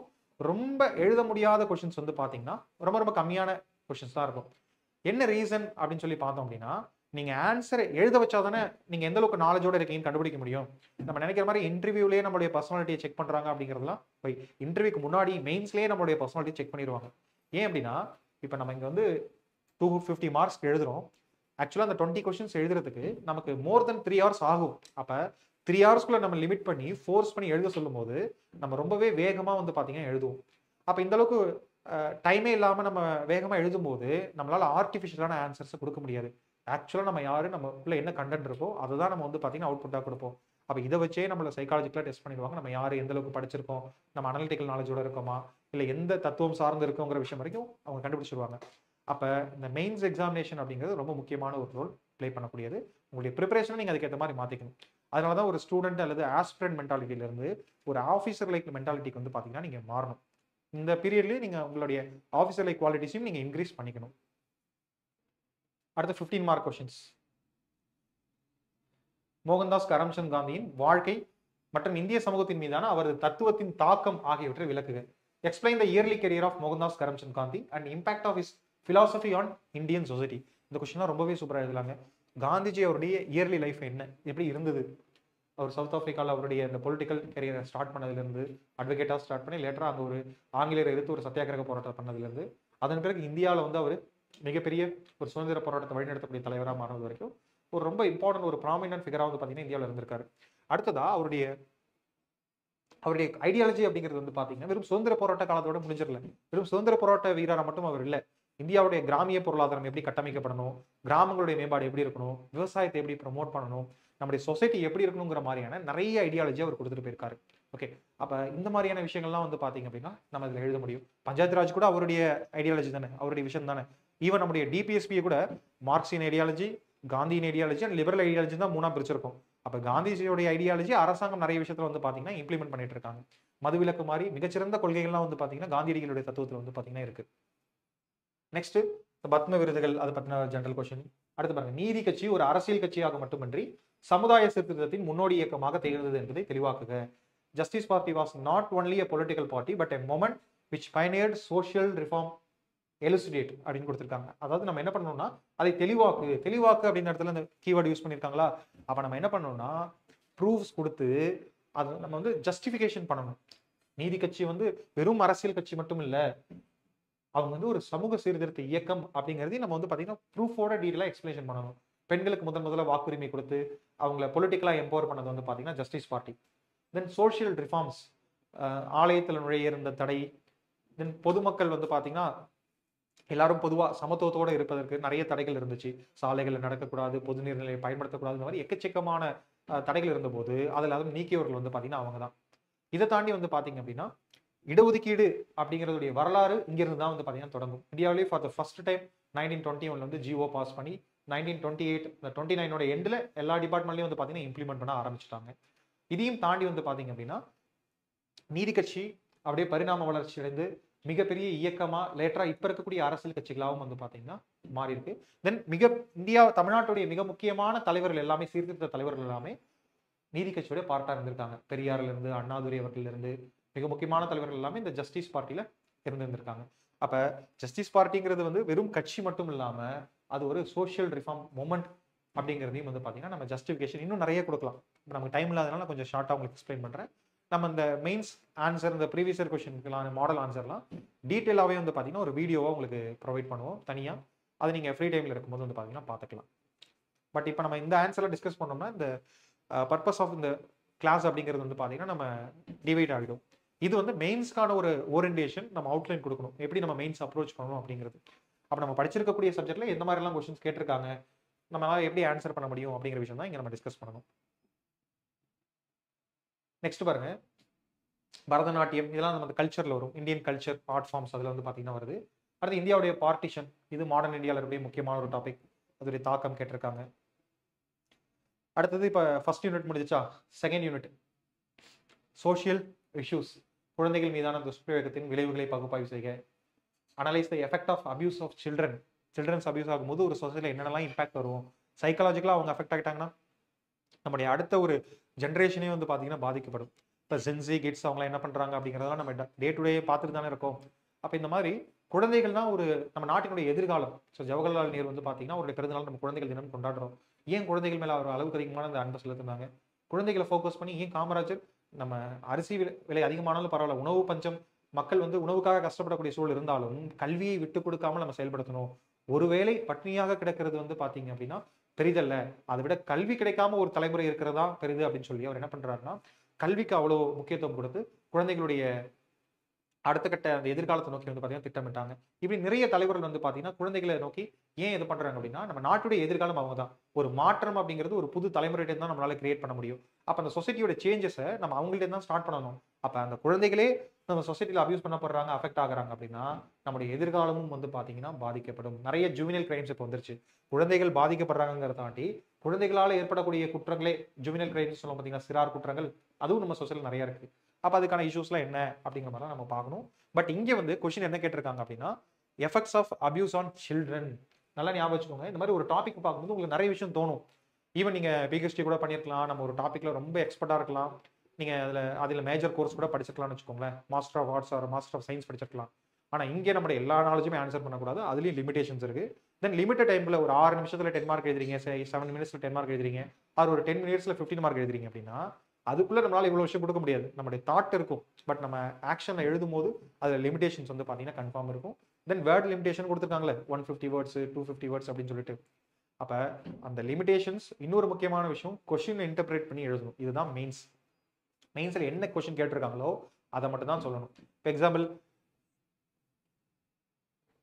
இந்திய சூழலில் சிறுபான்மையினர் பிரச்சனை, அதை பற்றி விரிவாக எழுதுங்க அப்படின்னு சொல்லியிருக்காங்க. அப்போ சிறுபான்மையினர் என்னென்ன பிரச்சனைகள் ஃபேஸ் பண்ணுறாங்க அப்படிங்கிற அதை தீமா வச்சு மட்டும்தான் வந்து பார்த்தீங்கன்னா நம்ம எழுதுகிற மாதிரி வந்து பார்த்தீங்கன்னா இருக்கும். அதை தவிர வந்து பார்த்தீங்கன்னா ஹிஸ்டாரிக்கலாக போயிட்டு வந்து பார்த்தீங்கன்னா இந்திய சிறுபான்மையினர்கள் எப்படி உருவானாங்க, அவங்களுடைய வரலாறு பின்னணி, யார் யாரெல்லாம் அப்படி இருக்காங்க, அந்த மாதிரி கொஸ்டின்லேருந்து டீவியேஷன் ஆகி போகக்கூடாது. இப்போ எக்ஸாம்பிள் வந்து பார்த்தீங்கன்னா இப்போ இதிலே இந்த இந்திய குழந்தைகள் மீதான துஷ்பிரயோகம் சொன்ன பார்த்தீங்களா, இப்போ அதை நம்ம எழுதும்போது அவங்க என்ன தீமில் கேட்டிருக்காங்க, அது எஃபெக்ட் கேட்டிருக்காங்களா, அதை மட்டும் தான் வந்து பார்த்தீங்கன்னா நம்ம எழுதுகிற மாதிரி இருக்கும். ஓகே, சில இந்த காசஸ் அந்த மாதிரி கூட எழுதலாம், அதுக்கான சொல்யூஷன்லாம் எழுதலாம். ஆனால் எஃபெக்ட் அதை மெயின் தீமாக வச்சு தான் அந்த கொஸ்டின் அப்படிங்கிறத நீங்கள் ஃப்ரேம் பண்ணணும். ஸோ இதெல்லாம் நம்ம second part answer writing session வந்து பார்த்தீங்கன்னா நம்ம டிஸ்கஸ் பண்ணுவோம். இப்போ ஜஸ்ட் கொஸ்டின்ஸ் எப்படி கேட்டிருக்காங்க அப்படிங்கிறது பார்க்குறோம். Why should government give importance to parental and postnatal care analyse அப்படின்னு சொல்லி கேட்டிருக்காங்க. ப்ரீநாட்டல் அண்ட் போஸ்ட்நாட்டல் கேர், அதாவது மகப்பேருக்கு முன்பும் பின்பும் அரசாங்கம் ஏன் அதிக கேர் கொடுக்கணும். தமிழ்நாட்டில் இந்தியாவிலேயே மிக குறைவான குழந்தை இறப்பு வீதம், தாய்மார்கள் இறப்பு வீதம், எம்எம்ஆர் அண்ட் ஐஎம்ஆர் அப்படிங்கிறது இருக்கு. அதுக்கான ரீசன் நம்ம அந்த அளவுக்கு கேர் வந்து பார்த்தீங்கன்னா கொடுக்குறோம். பிரசவத்திற்கு முன்பும் சரி பின்பும் சரி 100% குழந்தை பிறப்பு வந்து மருத்துவமனையில் இருக்கணும் அப்படிங்கிறத உறுதி செஞ்சிருக்கோம். தென் ஆஃப்டர் கேர், தாய் சேய் நல்ல ஊர்தி வரைக்கும் தென் அவங்களுக்கு நிதி உதவி கொடுக்குற மாதிரி நிறைய விஷயங்கள் வந்து தமிழக அரசு செயல்படுத்துறாங்க. இதனால நம்ம சொசைட்டியில் என்ன இம்பாக்ட் வருது அப்படிங்கிற மாதிரியான விஷயங்களை நம்ம எழுதுற மாதிரி இருக்கும். அடுத்து நான் ஏற்கனவே சொன்ன மாதிரி மைனாரிட்டிஸோட இஷ்யூ, அப்போ இதெல்லாம் கரண்ட் ஓரியன்ட் தான் பாருங்களேன். அப்போ கன்ஃபார்ம் நமக்கு தெரியும் இப்போ சிறுபான்மையினர் பிரச்சனைகளை ஃபேஸ் பண்ணுறாங்க, அந்த கொஸ்டினை கேட்குறாங்கன்னா நமக்கு நாலேஜ் இருக்கும். அப்போ நம்ம தெரிஞ்ச விஷயத்த தான் நம்ம எழுத வச்சு நம்ம எப்படிப்பட்ட நபர், நம்மளுடைய நாலேஜ் எப்படி இருக்குது அப்படின்னு செக் பண்ணுவாங்க. ஏதாவது 1-2 கேள்வி மட்டும் தான் நமக்கு சுத்தமாக தெரியாத மாதிரி வந்து பார்த்தீங்கன்னா இருக்கும். நல்லா படிச்சிருந்தா மட்டும் எழுதுகிற மாதிரி இருக்கும்.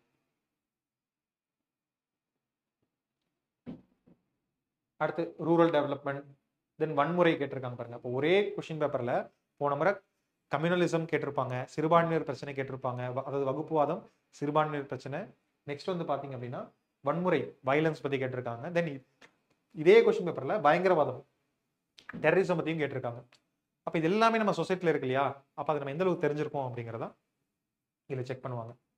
அடுத்தது அதுக்கான சொல்யூஷன், அந்த இஷ்யூஸ்லாம் சொல்யூஷன் என்ன, ஸ்கீம்ஸ். அப்போ தமிழ்நாட்டில் இருக்கக்கூடிய தற்போதைய குறிப்பிடத்தக்க சமூக நலத்திட்டங்களை எடுத்துக்காட்டுங்க. Highlight the notable social welfare schemes of Tamil Nadu in present day context அப்படின்னு சொல்லி கொஸ்டின் கேட்டிருக்காங்க. ஸோ இந்த கொஸ்டின்லாம் ரொம்ப ஈஸியான கொஸ்டின் பார்க்கும்போது நமக்கு தெரியும். பட் எழுதும்போது இதுக்கு முன்னாடி எப்படி கொஸ்டின் எழுதியிருக்கோம் அப்படிங்கிற அந்த மைண்ட் செட்டு, தென் அந்த டைம் மேனேஜ்மெண்ட் ப்ரெஷர், இதெல்லாமே நமக்கு இருக்கும். அப்போ இந்த மாதிரி நல்ல கொஸ்டின்ஸ் கூட வந்து பார்த்தீங்கன்னா நம்மளால சரியாக எழுத முடியாத சூழல் வரும் கடைசியில் இருக்கும்போது. அப்போ இதுக்கு தான் அந்த ப்ராக்டிஸ் அப்படிங்கிறது ரொம்ப ரொம்ப முக்கியம். டெய்லி ஆன்சர் ரைட் ப்ராக்டிஸ் வந்து பார்த்தீங்கன்னா பண்ணுங்க. ஸோ டெய்லி கொஸ்டின் நம்ம குரூப்பில் போட போகிறோம். அதை ஃபாலோ பண்ணி ஆன்சர் எழுதி நமக்கு அனுப்புங்க. உங்களுக்கு வேலிடேட் பண்ணி அனுப்புகிறோம். ஸோ இப்போ இந்த கொஸ்டின் உங்களுக்கு தெரிஞ்சிருக்கும் சோஷியல் இஷ்யூவில் எப்படி கேட்டிருக்காங்கன்னு. ஃபைனலாக எத்திக்ஸ், சிட்டிசன்ஸ் சார்ட்டர், பொது அதிகாரிகள் நடத்தைக்கான விதிமுறைகள். What are the norms of the code of conduct of public officials. ஒரு பப்ளிக் அஃபிஷியல் என்னென்ன பண்ணணும், அவங்க அலுவலகத்தில் என்ன பண்ணணும், எதெல்லாம் பண்ணக்கூடாதுங்கிற மாதிரியான விஷயம்லாம் அதில் இருக்கு. அடுத்து பாருங்க, அதிகாரம் 55ல் செங்கோன்மை அதிகாரத்தில் நவீனத்துவம் அப்படிங்கிற கான்செப்ட் எக்ஸ்பிளைன் பண்ண சொல்லியிருக்காங்க. நல்லா ஞாபகம் வச்சுக்கோங்க. இது ஒரு எக்ஸாம்பிள். எதுக்குன்னா கொஸ்டினை இன்டர்பிரேட் பண்ணி எழுதணும்னு சொன்ன பார்த்தீங்களா, நமக்கு தெரிஞ்ச எல்லா விஷயத்தையும் எழுதக்கூடாது. இப்போ செங்கோன்மைன்னு கொடுத்துட்டாங்க, அப்போ செங்கோன்மை அதிகாரத்தில் இருக்கக்கூடிய திருக்குறள் பொருள் எழுதுனா போதுமா அப்படின்னு பார்த்தீங்கன்னா கிடையாது. அந்த செங்கோன்மைங்கிற அதிகாரத்தில் மாடர்னிசம், நவீனத்துவம், வள்ளுவருடைய நவீனத்துவம் கருத்துக்களை ஆராய்க அப்படின்னு தான் சொல்லியிருக்காங்க. பாருங்க, திருவள்ளுவரின் நவீனத்துவத்தை ஆராய்க. Examine Thiruvalluvar's modernism through his views on upright government as mentioned in chapter 55 of Thirukkural. இப்போ புரியுது உங்களுக்கு? இதான் கொஸ்டின் இன்டர்பிரேட் பண்ணி எழுதுறது. அவங்க என்ன கேட்டிருக்காங்களோ அதை எழுதணும். நமக்கு அந்த செங்கோன்மை அதிகாரம் 10 திருக்குறளுமே தெரிஞ்சிருக்கலாம், ஆனால் அதில் மாடர்னிசம் ரிலேட்டடாக இருக்கக்கூடியது. இப்போ எக்ஸாம்பிள் வந்து பார்த்தீங்கன்னா வானோக்கி வாழும் குடியெல்லாம், அந்த மாதிரி நிறைய திருக்குறள்கள் வந்து பார்த்தீங்கன்னா நம்ம படிச்சிருப்போம். நடுநிலைமை தவறாமல் மன்னர் இருக்கணும், பார்ஷியாலிட்டி பார்க்காம இருக்கணும், இரக்கமின்றி இருக்கணும், சில இடத்துல கொடுத்துருப்பாங்க. அதாவது பாரபட்சமின்றி தண்டனை கொடுக்கணும் அப்படிங்கிறதான் சொல்லியிருப்பாங்க. பட் இதெல்லாம் தாண்டி ரூல் ஆஃப் லா மாதிரியான முக்கியமான கருத்துக்கள் அதில் இருக்கும். சட்டத்திற்கு உட்பட்டு தான் அனைவரும் இருக்கணும், சட்டத்தின் முன் அனைவரும் சமமா இருக்கணும் அப்படிங்கிற மாதிரி. இப்போ மாடர்ன் பீரியட்ல உலகம் முழுக்க ஃபாலோ பண்ணக்கூடிய ரூல் ஆஃப் லா கான்செப்ட் இதில் எக்ஸ்பிளைன் பண்ணியிருப்பாங்க. இன்னும் மாடர்ன் கவர்மெண்ட், ஒரு டெமோக்ராட்டிக்கல் கவர்மெண்ட் எப்படி இருக்கணும் அப்படிங்கிற விஷயம். தென் ஒரு ஆர்பிட்ரி கவர்மெண்ட் ஹெட் வந்து பார்த்தீங்கன்னா இருக்கக்கூடாது. ஒரு தன்னிச்சையாக செயல்படக்கூடிய நபர் வந்து பார்த்தீங்கன்னா என்னென்ன இம்பாக்ட்லாம் ஏற்படுத்துவார், அப்படிலாம் இல்லாமல் எப்படி டெமோக்ராட்டிக்கல் ஃபார்ம் ஆஃப் அட்மினிஸ்ட்ரேஷன் நம்ம கொடுக்க முடியும் அப்படிங்கிற மாதிரி நிறைய மாடர்ன் பொலிட்டிக்கல் தாட்ஸ் எல்லாம் வந்து பார்த்தீங்கன்னா இந்த செங்கோன்மை அதிகாரத்தில் சொல்லியிருப்பாரு. அப்போ அதை அப்ளை பண்ணி தான் வந்து பார்த்தீங்கன்னா நம்ம எழுதணும். அப்போ இதுக்கு வந்து நம்ம சப் டாபிக்ஸ்லாம் போட்டு வந்து பார்த்தீங்கன்னா எழுதுற மாதிரி இருக்கும். ஸோ எப்படி ஒரு மெயின்ஸ் கொஸ்டினை எழுதுறது, ஃப்ரேம் பண்ணுறது அப்படிங்கிறத இந்த கொஸ்டின் பேப்பர்ஸ்லாம் நம்ம பார்த்ததுக்கப்புறம் பார்க்கலாம். இப்போ உங்களுக்கு எத்திக்ஸ் கொஸ்டினும் பார்த்துட்டோம். இதில் இன்னும் இந்த 15 மார்க் கொஸ்டின் மட்டும் இருக்கும், அதை மட்டும் காமிச்சிடறேன். அதோட இந்த பேப்பர் ஓவர். இது வந்து எத்திக்ஸில் இருக்கக்கூடிய 15 மார்க் கொஸ்டின். இந்த 3ல் 2 எழுத சொல்லி கொடுத்துருப்பாங்க. Write an essay on moral and political attitude. ஒழுக்கம் மற்றும் அரசியல் மனப்பாங்கு குறித்து ஒரு கட்டுரை எழுதுக. நெக்ஸ்ட் பாருங்க, செகண்ட் ஏஆர்சி உடைய prescribed recommendations என்னென்ன, எதுக்காக அப்படின்னு பார்த்தீங்கன்னா கோட்ஸ் ஆஃப் பப்ளிக் சர்வன்ட்ஸ், பொது ஊழியர்கள், ஒன்றிய அரசுடைய பொது ஊழியர்கள் எவ்வாறு செயல்படணும் அப்படிங்கிறத second ARC administrative reforms commission சொல்லியிருப்பாங்க இல்லைங்களா, அதை பற்றி கொஸ்டின் கேட்டிருக்காங்க. ஃபைனலாக எக்ஸ்பிளிகேட் த ஸ்பெஷாலிட்டி ஆஃப் பட்லர்ஸ் இன்டியூஷனிசம், அந்த உள்ளுணர்வு கொள்கையுடைய தனித்துவம் என்ன அப்படின்னு சொன்ன மாதிரி இம்பார்ட்டன்ட் அந்த பொலிட்டிக்கல் தாட்ஸ், தென் எத்திக்கல் தாட்ஸ், அதோடைய ஃபிலாசபர்ஸ் பற்றிலாம் வந்து பார்த்தீங்கன்னா நம்ம கொஞ்சம் படித்து நோட்ஸ் எடுத்துக்கிற மாதிரி இருக்கும். பட் இது கொஞ்சம் லிமிட்டடாக தான் இருக்கும். ஸோ சிலபஸில் இருக்கிறத பேஸ் பண்ணி நம்ம நோட்ஸ் எடுத்துட்டோம் அப்படின்னா ஈஸியாக எத்திக்ஸை ஹேண்டில் பண்ணிடலாம். ஸோ இதை பற்றி நம்ம டீடைல் எத்திக்ஸ் செஷனில் வந்து பார்த்தீங்கன்னா பார்க்கலாம். அதுக்கான ஃபேக்கல்ட்டி உங்களுக்கு எக்ஸ்பிளைன் பண்ணுவாங்க. இப்போ ஃபர்ஸ்ட் பேப்பருடைய சிலபஸ் வந்து பார்த்தீங்கன்னா முடிஞ்சிருச்சு. ரெண்டாவது வந்து பார்த்தீங்கன்னா செகண்ட் பேப்பர் இப்போ நம்ம பார்க்குறோம். செகண்ட் பேப்பரில் என்னென்ன யூனிட்ஸ்லாம் இருக்குது, அதில் நம்ம என்னென்னலாம் படிக்க போகிறோம் அப்படிங்கிறத பார்ப்போம். இந்த ரெட் கலரில் நான் மார்க் பண்ணியிருக்கக்கூடிய யூனிட்ஸ்லாம் வந்து பார்த்தீங்கன்னா current affairs orient units. Black கலரில் மார்க் பண்ணியிருக்கிறதெல்லாம் வந்து பார்த்தீங்கன்னா static orient. Polity and international relation, இப்போ நாங்கள் கொடுத்துருக்க மாதிரி இன்டர்நேஷனல் ரிலேஷன் கொடுத்துருக்க மாட்டாங்க, பட் அது ஒரு பெரிய ஒரு வேர்டாக கொடுத்துருப்பாங்க. நான் அதையே காமிக்கிறேன், அப்போ உங்களுக்கு இன்னும் கொஞ்சம் ஈஸியாக புரியும். Indian polity and emerging political trends across the world affecting India, அதாவது உலக அளவில் தற்போது இருக்கக்கூடிய அரசியல் சூழல்கள் எதெல்லாம் இந்தியாவை மீது தாக்கத்தை ஏற்படுத்துகிறதோ, அது எதர் நேர்மறையாகவும் இருக்கலாம் அல்லது எதிர்மறை, பாசிட்டிவ் அண்ட் நெகட்டிவ் ரெண்டு விதத்துலையுமே இம்பாக்ட் ஏற்படுத்தலாம். அப்போ அதை தாங்க கொடுத்துருக்காங்க, emerging political trends across world and affecting India. அப்போ இதை நான் சுருக்கி இன்டர்நேஷனல் ரிலேஷன் கொடுத்துட்டேன். அப்போ நம்ம முக்கியமாக இப்போ கரண்ட்ல இருக்கக்கூடிய நிறைய கண்ட்ரியோட பைலேட்டரல் ரிலேஷன் நம்ம படிக்கிற மாதிரி இருக்கும். அமெரிக்கா ஏன் இந்தியா மேலே அதிகமாக வரி விதிச்சாங்க, அதுக்கான சொல்யூஷன் என்ன அப்படிங்கிற பார்க்குற மாதிரி இருக்கும். இந்தியா ரஷ்யாவுடைய தொடர்பு, இந்தியாவுக்கும் அந்த பிம்ஸ்டெக், சார்க்குக்கு பதிலாக இப்போ ஏன் நம்ம பிம்ஸ்டெக் வந்து ப்ரொமோட் பண்ணுறோம் அப்படின்னு பார்க்கணும். இந்தியாவும் சீனாவும் இப்போ ரொம்ப, அதாவது நெகட்டிவ் ரிலேஷன்ஷிப்லேருந்து பாசிட்டிவ்க்கு மாறி இருக்காங்க, அதை நம்ம பார்க்குற மாதிரி இருக்கும். தென் இந்தியா பாகிஸ்தான் பிரச்சனைகள்லேருந்து உலக அளவில் இப்போ குளோபல் சவுத்துடைய வாய்ஸாக இந்தியா இருக்கிறது, ஏன் உலக நாட்டுடைய தலைவர்கள்லாம் இந்தியாவிற்கு இந்த அளவுக்கு மதிப்பு முக்கியத்துவம் கொடுக்குறாங்க அப்படிங்கிற மாதிரி நிறைய விஷயங்கள் இதில் நம்ம படிக்கிற மாதிரி இருக்கும். அப்போ இதோடைய ஃபர்ஸ்ட் பார்ட் ஃபுல்லாக சேம் நம்ம படித்த அதே தான், philosophical part of constitution, fundamental right, duty, DPSP, preamble of constitution மாதிரி ஃபிலாசபிக்கல் பார்ட்டும் இருக்கும். தென் கவர்மெண்டோடைய part executive, legislature, judiciary, local self government, federalism, central state relationship, இந்த மாதிரியான பார்ட்டும் இருக்கும். Election, as usual other non governmental organisation, பாலிட்டியில் என்ன படித்தோமோ அது எல்லாமே நீங்கள் இங்கே திரும்ப ரிவிஷன் பண்ணி யூஸ் பண்ணுற மாதிரி இருக்கும். ஃபைனலாக கீழே பார்த்தீங்க அப்படின்னா நம்ம சொன்ன மாதிரி கரண்ட் பொலிட்டிக்கல் ட்ரெண்ட் அதை பற்றியும் வந்து பார்த்தீங்கன்னா கொடுத்துருப்பாங்க. இதுக்குள்ளே நம்ம செக்யூரிட்டி, டிஃபென்ஸ் அண்ட் செக்யூரிட்டி இதையும் நம்ம படிக்கிற மாதிரி இருக்கும். கொடுத்துருக்காங்க பாருங்க, தேசிய பாதுகாப்பு, then India's relationship with world countries, இந்தியாவோட ஃபாரின் பாலிசி. அப்போ இதெல்லாம் நம்ம அப்டேட் பண்ணி டீட்டெயிலாக படிக்கிற மாதிரி இருக்கும். Then recent summits, current affairs, இது எல்லாமே நம்முடைய கரண்ட் அஃபேர்ஸ் செஷன். உங்களுக்கு கரண்ட் அஃபேர்ஸ் செஷன் நான் தான் ஹேண்டில் பண்ணுவேன். அந்த கரண்ட் அஃபேர்ஸ் செஷனில் டீட்டெயிலாக இதெல்லாம் நம்ம டிஸ்கஸ் பண்ணலாம். அடுத்த 2வது யூனிட் பாருங்க, சயின்ஸ் அண்ட் டெக்னாலஜி. இப்போ இதுவும் சிமிலர் ஃபர்ஸ்ட் பேப்பர் மாதிரி தான். First unit 100 marks, second unit 100 mark, third unit வந்து பார்த்தீங்கன்னா 50 மார்க்ஸ் வந்து பார்த்தீங்கன்னா இருக்கும். அதில் செகண்ட் யூனிட் வந்து பார்த்தீங்கன்னா சயின்ஸ் அண்ட் டெக்னாலஜி. அப்போ சேம் நம்ம ப்ரிலிம்ஸில் படிச்சிருக்கக்கூடிய ஃபிசிக்ஸ், கெமிஸ்ட்ரி, பயாலஜியில் இருக்கக்கூடிய கண்டென்ட்டும் இங்கே யூஸ் ஆகும். சேம் அதை அப்ளை பண்ணி இருக்கக்கூடிய டெக்னாலஜி தான் வந்து பார்த்தீங்கன்னா இங்கே அதிகமாக வந்து பார்த்தீங்கன்னா கேட்பாங்க. இப்போ எக்ஸாம்பிள் வந்து பார்த்தீங்கன்னா பயாலஜி பற்றின கண்டென்ட் இருக்குது அப்படின்னா அதில் ஜெனட்டிக்ஸ் இன்ஜினியரிங், அந்த டிஎன்ஏ, எம்ஆர்என்ஏ வச்சு இப்போ நிறைய ரிசர்ச் பண்ணுறாங்க. அதே மாதிரி வந்து பார்த்தீங்க அப்படின்னா நேனோ டெக்னாலஜியோடைய அப்ளிகேஷன், தென் ஃபிசிக்ஸில் நம்ம படிக்கக்கூடிய ரீசன்ட் டிஸ்கவரிஸ், ரீசெண்டாக நோபல் பிரைஸ் எதுக்கு கொடுத்துருக்காங்க, அந்த கண்டுபிடிப்பு என்னென்ன இம்பாக்டை நம்ம மேன்கைண்டில் ஏற்படுத்துதுங்கிற மாதிரியான விஷயம். தென் கெமிஸ்ட்ரி பொறுத்த வரைக்கும் வந்து பார்த்தீங்கன்னா ஃபெர்டிலைசர், பெஸ்டிசைட்ஸ், இன்செக்டிசைட், இதில் அதோடைய பயன்பாடு என்ன, polymers and their compounds, then metallurgy, உலோகவியல், இது மாதிரி நிறைய விஷயங்கள் வந்து பார்த்தீங்கன்னா இருக்கும்.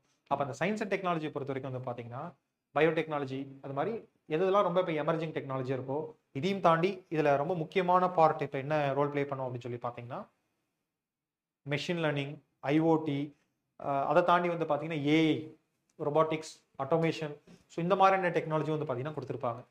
ஸ்பேஸ் ரிசர்ச் அஸ் யூஷுவல் நார்மலாகவே வந்து கேட்பாங்க, ஸ்பேஸ் டிஃபென்ஸ் ரிசர்ச் எல்லாமே. நானோ டெக்னாலஜி அதெல்லாம் இப்போ ரீசெண்ட் டைமில் வந்து பார்த்தீங்கன்னா ரொம்ப எமர்ஜிங் டெக்னாலஜியாக அதிக அளவில் இருக்குது. அதில் அதுவும் ஏஐ வந்த பிறகு அதோட யூசேஜ் அப்படிங்கிறது இன்னும் அதிகமாக இருக்கும். ஆட்டோமேஷன், ரொபாட்டிக்ஸ்லேருந்து mobile communication, computer system communication, software engineering, then agriculture, biotechnology மாதிரி எமர்ஜிங் டெக்னாலஜி எல்லாமே வந்து பார்த்தீங்கன்னா இதில் கொடுத்துருப்பாங்க. அப்போ இதுக்கு ஃபுல்லாகவே கரண்ட் அஃபேர்ஸ் சோர்ஸஸ் மட்டும்தான் நம்ம நம்பி இருக்கிற மாதிரி இருக்கும். கரண்ட் அஃபேர்ஸில் இருக்கக்கூடிய விஷயங்கள் வந்து அதிகமான கொஸ்டின் கேட்பாங்க. பேசிக் சயின்ஸ் கான்செப்ட்ஸ்லாம் நம்ம 9th 10th புக்கில் ஆல்ரெடி படிச்சிருவோம். இல்லை அப்படின்னா நீங்கள் ஜஸ்ட் 9th 10th புக்கில் இருக்கக்கூடிய இந்த சயின்ஸ் கான்செப்ட்ஸை மட்டும் எப்படி நமக்கு ப்ரீவியஸ் கொஸ்டின் கேட்டிருக்காங்க அப்படிங்கிற மாடலை ஃபாலோ பண்ணி நம்ம என்ன பண்ணிக்கலாம், படிச்சுக்கலாம். இதான் இதுக்கான சிம்பிள் சொல்யூஷன். ஸோ இதுக்கும் டீட்டெயில்டு ஒரு 3 கரண்ட் அஃபேர்ஸ் செஷன் வந்து பார்த்தீங்கன்னா போட்டிருக்கோம். ப்ரௌச்சரில் அதோட டீட்டெயில் இருக்கும், அந்த ஷெடியூலை நீங்கள் ஃபாலோ பண்ணிக்கலாம். அடுத்து பாருங்க, தமிழ் சொசைட்டி. ரொம்பவே ஈஸியான யூனிட். தமிழருடைய பண்பாடு கலாச்சாரம் யூனிட் 6ல் நம்ம படிச்ச அதே கண்டென்ட், பட் இங்கே மோர் கான்செப்சுவல் அனலிட்டிக்லாம் இருக்கும். அங்கே நிறைய ஃபேக்சுவலாக படிச்சிருப்போம். குறிப்பாக வந்து பார்த்தீங்கன்னா இந்த ஆர்கியாலஜிக்கல் எக்ஸ்கவேஷன் பற்றி டீட்டெயில்டு ஸ்டடி வந்து நம்ம இந்த மாதிரி பண்ணுற மாதிரி இருக்கும். ஆதிச்சநல்லூர், அரிக்கமேடு, கீழடி, மணலூர், சிவகலை மாதிரி நிறைய பகுதிகள் பேரே கொடுத்துட்டாங்க. அப்போ அங்கே எத்தனாவது அகழ்வாய்வு நடந்துட்டு இருக்காங்க, என்ன கண்டுபிடிச்சிருக்காங்க, அதோட இம்பார்ட்டன்ஸ் என்ன, தென் இதன் மூலமா நம்ம என்ன சொல்ல வரோம் அப்படிங்கிற மாதிரி. ஏன்னா குறிப்பாக இப்போ நம்ம கீழடியோட அறிக்கை வந்து பார்த்தீங்கன்னா இந்திய அரசாங்கம் ஏற்றுக்கல இல்லைங்களா, அது ஒரு மிகப்பெரிய டிபேட் ஆகிட்டு இருக்கு. இன்னும் போதுமான ஆதாரங்கள் இல்லைன்னு சொல்றாங்க. ஆனால் நம்ம அரசாங்கம் வந்து வெளிநாட்டில் இருக்கக்கூடிய ஹைடெக் லேப்ஸில் வந்து பார்த்தீங்கன்னா நம்ம அந்த ரிப்போர்ட்டை ரெடி பண்ணியிருக்கோம், அப்போ அது வந்து அக்யூரேட்டாக உள்ளது அப்படின்னு சொல்லி அதை ஏற்றுக்க சொல்லி ஃபோர்ஸ் பண்ணுறாங்க.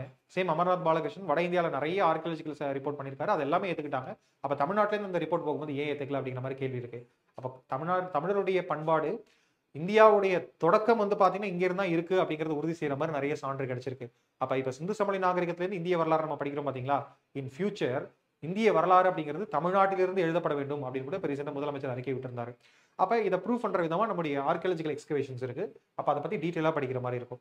இது இல்லாமல் பாம் ஸ்கிரிப்ட், பாம்லீஃப் மேனுஸ்கிரிப்ட், பனை ஓலைகள், தென் வந்து பார்த்தீங்கன்னா நம்முடைய டிஃப்ரெண்ட் ஆர்ட் ஃபார்ம்ஸு, தென் லிட்ரேச்சர் பேஸ் பண்ணி இருக்கக்கூடிய அந்த விஷயங்கள்லாம் நம்ம படிக்கிற மாதிரி இருக்கும். தென் மாடர்ன் ஆர்ட்ஸ் அப்படின்னு சொல்லி பார்த்தோம்னா print edition, translation, film industry, cinema, computer and media, இதெல்லாமே இங்கே கொடுத்துருக்காங்களா. தென் இதுக்கு முன்னாடி நம்ம பார்க்கும்போது பார்த்தீங்க அப்படின்னா literature, music, drama, other arts இதெல்லாம் கொடுத்துருக்காங்க. இது கூட பண்டைய தமிழருடைய அறிவியல் சிந்தனைகள், கண்டுபிடிப்புகள், ஃபைனலாக வந்து பார்த்தீங்கன்னா நம்முடைய ட்ரேட் அண்ட் காமர்ஸ் அதுவும் கொடுத்துருப்பாங்க, பிஸ்னஸ், அப்புறம் சங்கம் ஏஜ், மிடிவல் ஏஜ், மாடர்ன் ஏஜ்னு பிரித்து தமிழ்நாட்டு ஹிஸ்ட்ரி வந்து பார்த்தீங்கன்னா நம்ம சொசைட்டியோட ஹிஸ்ட்ரி ஷார்ட்டாக படிக்கிற மாதிரி இருக்கும். அடுத்து மாடர்ன் இன் தமிழ்நாடுனாலே growth ஆஃப் ரேஷனலிசம், பகுத்தறிவுவாதம் அப்படிங்கிறது வந்துடும். அது எப்படி உருவானது, அடுத்து திராவிட இயக்கங்களுடைய வளர்ச்சிங்கிறது என்ன, தமிழக சமூக பொருளாதார வளர்ச்சியில் அதோடைய தாக்கம்ங்கிறது என்ன அப்படிங்கிற மாதிரி டீட்டெயிலாக படிக்கிற மாதிரி இருக்கும். அப்போ இதெல்லாம் நம்ம ஈஸியாகவே வந்து பார்த்தீங்கன்னா எழுதிடலாம். எந்த கொஸ்டின் பார்த்தாலுமே நம்ம ஆன்சர் பண்ணுற மாதிரி இருக்கும். பட் நான் சொன்ன மாதிரி இந்த ஆர்கியாலஜி சைட்லையும் அந்த ஆர்ட்ஸ் இருக்குல்ல, literature, music, drama, cinema, computer and media, science, commerce, இதை மட்டும் நம்ம என்ன பண்ணிக்கிற மாதிரி இருக்கோம்னா டீட்டெயிலாக படிச்சிட்டோம்னா இந்த யூனிட்லேருந்து நம்ம நல்ல மார்க் வாங்கிட முடியும். தென் இது நம்ம ஆல்ரெடி படிச்சிருக்கக்கூடிய கண்டென்ட் தான், உங்களுக்கு படிக்கும்போது ரொம்பவே சுலபமாக வந்து பார்த்தீங்கன்னா இருக்கும். இப்போ செகண்ட் பேப்பர் முடிஞ்சிச்சு. செகண்ட் பேப்பருடைய கொஸ்டினை ரொம்ப நம்ம முன்னாடி பார்த்த மாதிரி டீட்டெயிலாக இல்லாமல் ஜஸ்ட் கொஸ்டின்ஸ் மட்டும் ஒரு 2 கொஸ்டின் ஒரு யூனிட்ல பார்த்துட்டு நம்ம போயிடலாம்.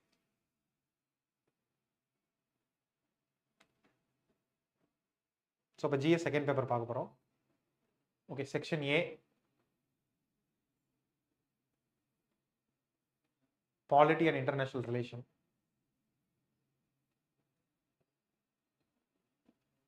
இந்திய தேர்தல் ஆணையமே தேர்தல் நடைமுறைகளின் பாதுகாவலன். Election commission is the custodian of electoral process in India. இது இப்போ கரண்ட்ல இருக்கிற அதே தீம் வச்சு இப்போ கொஸ்டின் இருக்குங்களா? இப்போ தேர்தல் ஆணையத்து மேலே எதிர்க்கட்சிகள் கேள்வி எழுப்புறாங்க.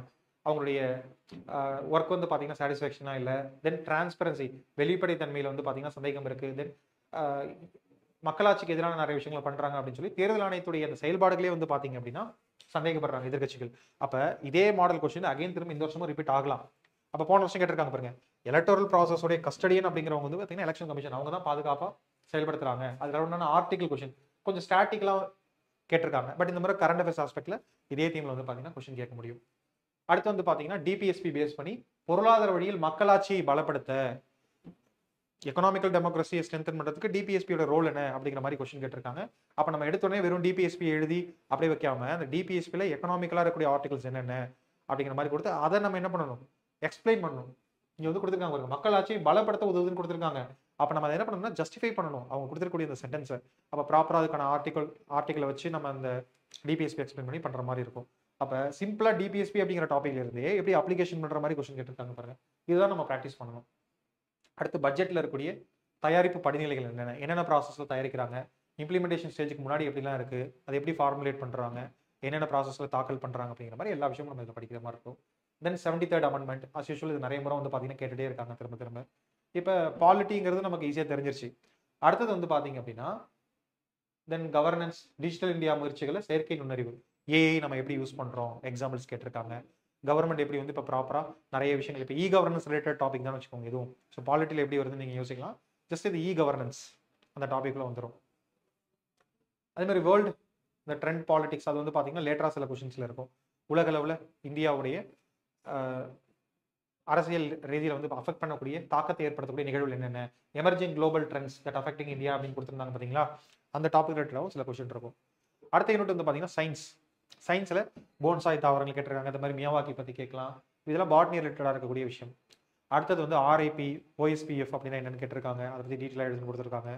அடுத்து ஆன்டிசெப்டிக், டிஸ்இன்ஃபெக்டன், எல்லாம் பேசிக் மருத்துவம் சம்மந்தப்பட்ட விஷயங்கள் பயாலஜியில் வந்து படிக்கக்கூடியது. அடுத்து நானோ டெக்னாலஜியில் எப்படி ஏஐ யூஸ் பண்ணலாம், explain how we can utilize AI in nano technology அப்படின்னு சொல்லி கேட்டிருக்காங்க. எல்லாமே நம்ம ரொம்பவே நல்லா அப்ளை பண்ணி எழுதக்கூடிய கொஷின்ஸ் தான். ஸோ சயின்ஸ் அண்ட் டெக்னாலஜியில் இந்த மாதிரி கொஷின்ஸ்லாம் இருக்குது. இதோடைய டீட்டெயில்டு ஆன்சர், மாடல் ஆன்சர்ஸ் எல்லாமே நம்ம நெக்ஸ்ட் தனி செப்பரேட் வீடியோஸில் டிஸ்கஸ் பண்ணுவோம். அடுத்து மெட்டலஜி, உலோகவியல் சம்மந்தப்பட்ட கொஷின் கேட்டிருக்காங்க. அடுத்து பயாலஜியில் ஹியூமன் டிசீஸ், டைப் 2 டயபெட்டிஸ்னா என்ன, ஏன்னா இப்போ அதிக மக்கள் அதனால பாதிக்கப்பட்டிருக்காங்க இல்லைங்களா, அப்போ அந்த டயபெட்டிஸ் அந்த பற்றின கொஷின் கேட்டிருக்காங்க. அடுத்து ரோபோட்டிக்ஸ், ஆட்டோமேஷன், இதை பற்றின கொஷின்ஸ் இருக்கு பாருங்க. ஏஐக்கும் ரோபோட்டிக்ஸ்க்கும் டிஃபரன்ஸ் என்ன அப்படிங்கிற மாதிரி கூட வந்து பார்த்தீங்கன்னா கொஷின் கேட்டிருக்காங்க.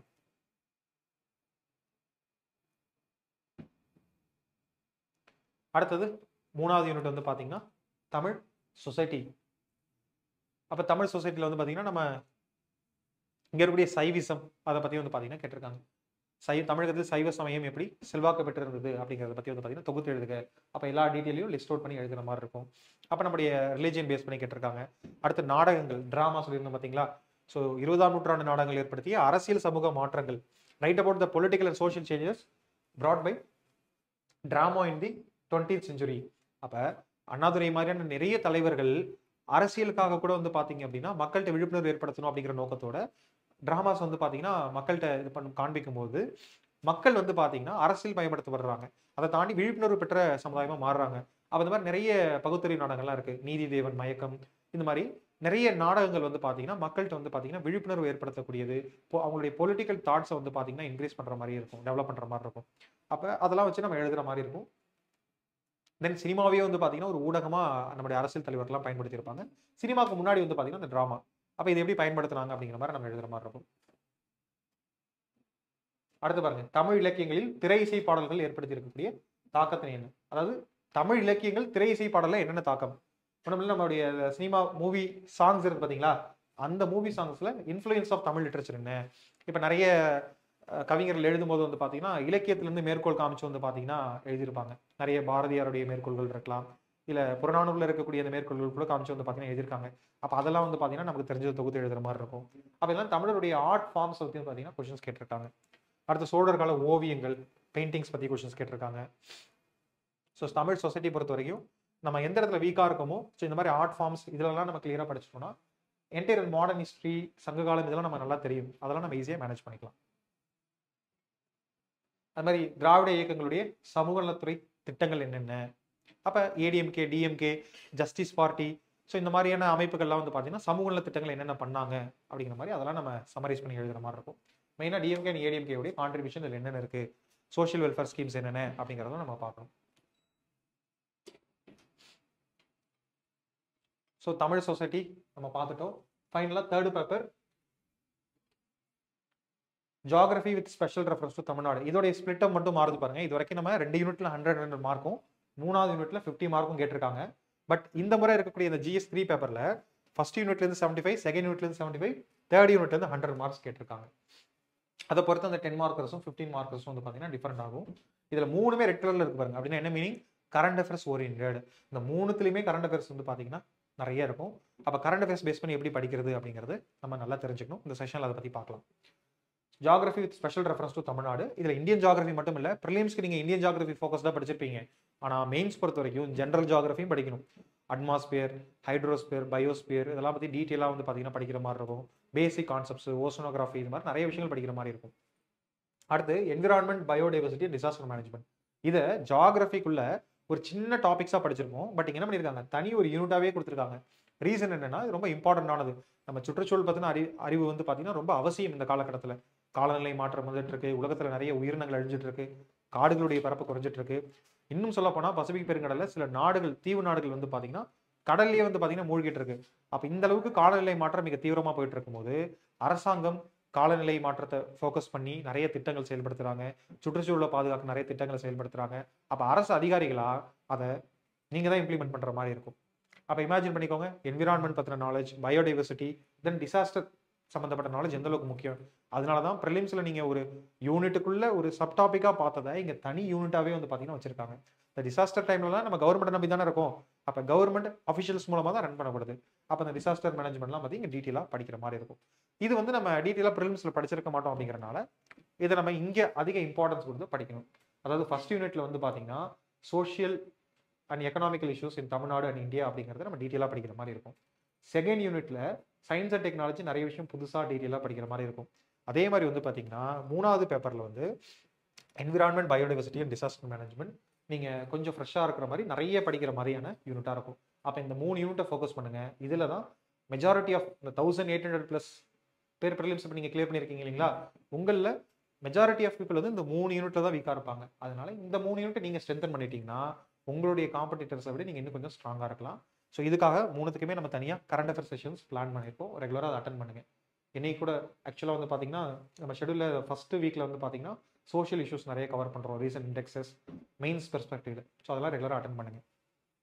Final unit Indian economy and current global trends. அப்போ பாலிட்டியில் பார்த்த மாதிரி இன்டர்நேஷனல் ரிலேஷன் இங்கேயும் இருக்கு.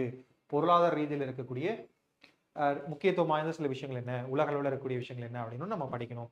இப்போ உக்ரைன் ரஷ்யா வாரனால உலக அளவில் கச்சா எண்ணெய் ஏற்றுமதி இறக்குமதியில் என்னென்ன தாக்கங்கள் ஏற்பட்டிருக்கு, அது மாதிரி நிறைய நாடுகளுடைய பொருளாதார தடைகள் பற்றி, தென் உலக அளவில் வந்து பார்த்தீங்கன்னா அமெரிக்காவுடைய செயல்பாடுனால, வரி விதிப்பினால உலக அளவில் பொருளாதாரத்தில் என்ன மாற்றம் ஏற்பட்டிருக்கு, இது மாதிரி நிறைய விஷயங்கள் நம்ம படிக்கிற மாதிரி இருக்கும். இந்தியன் எக்கனாமியை தவிர இன்னும் நம்ம படிக்கணும்.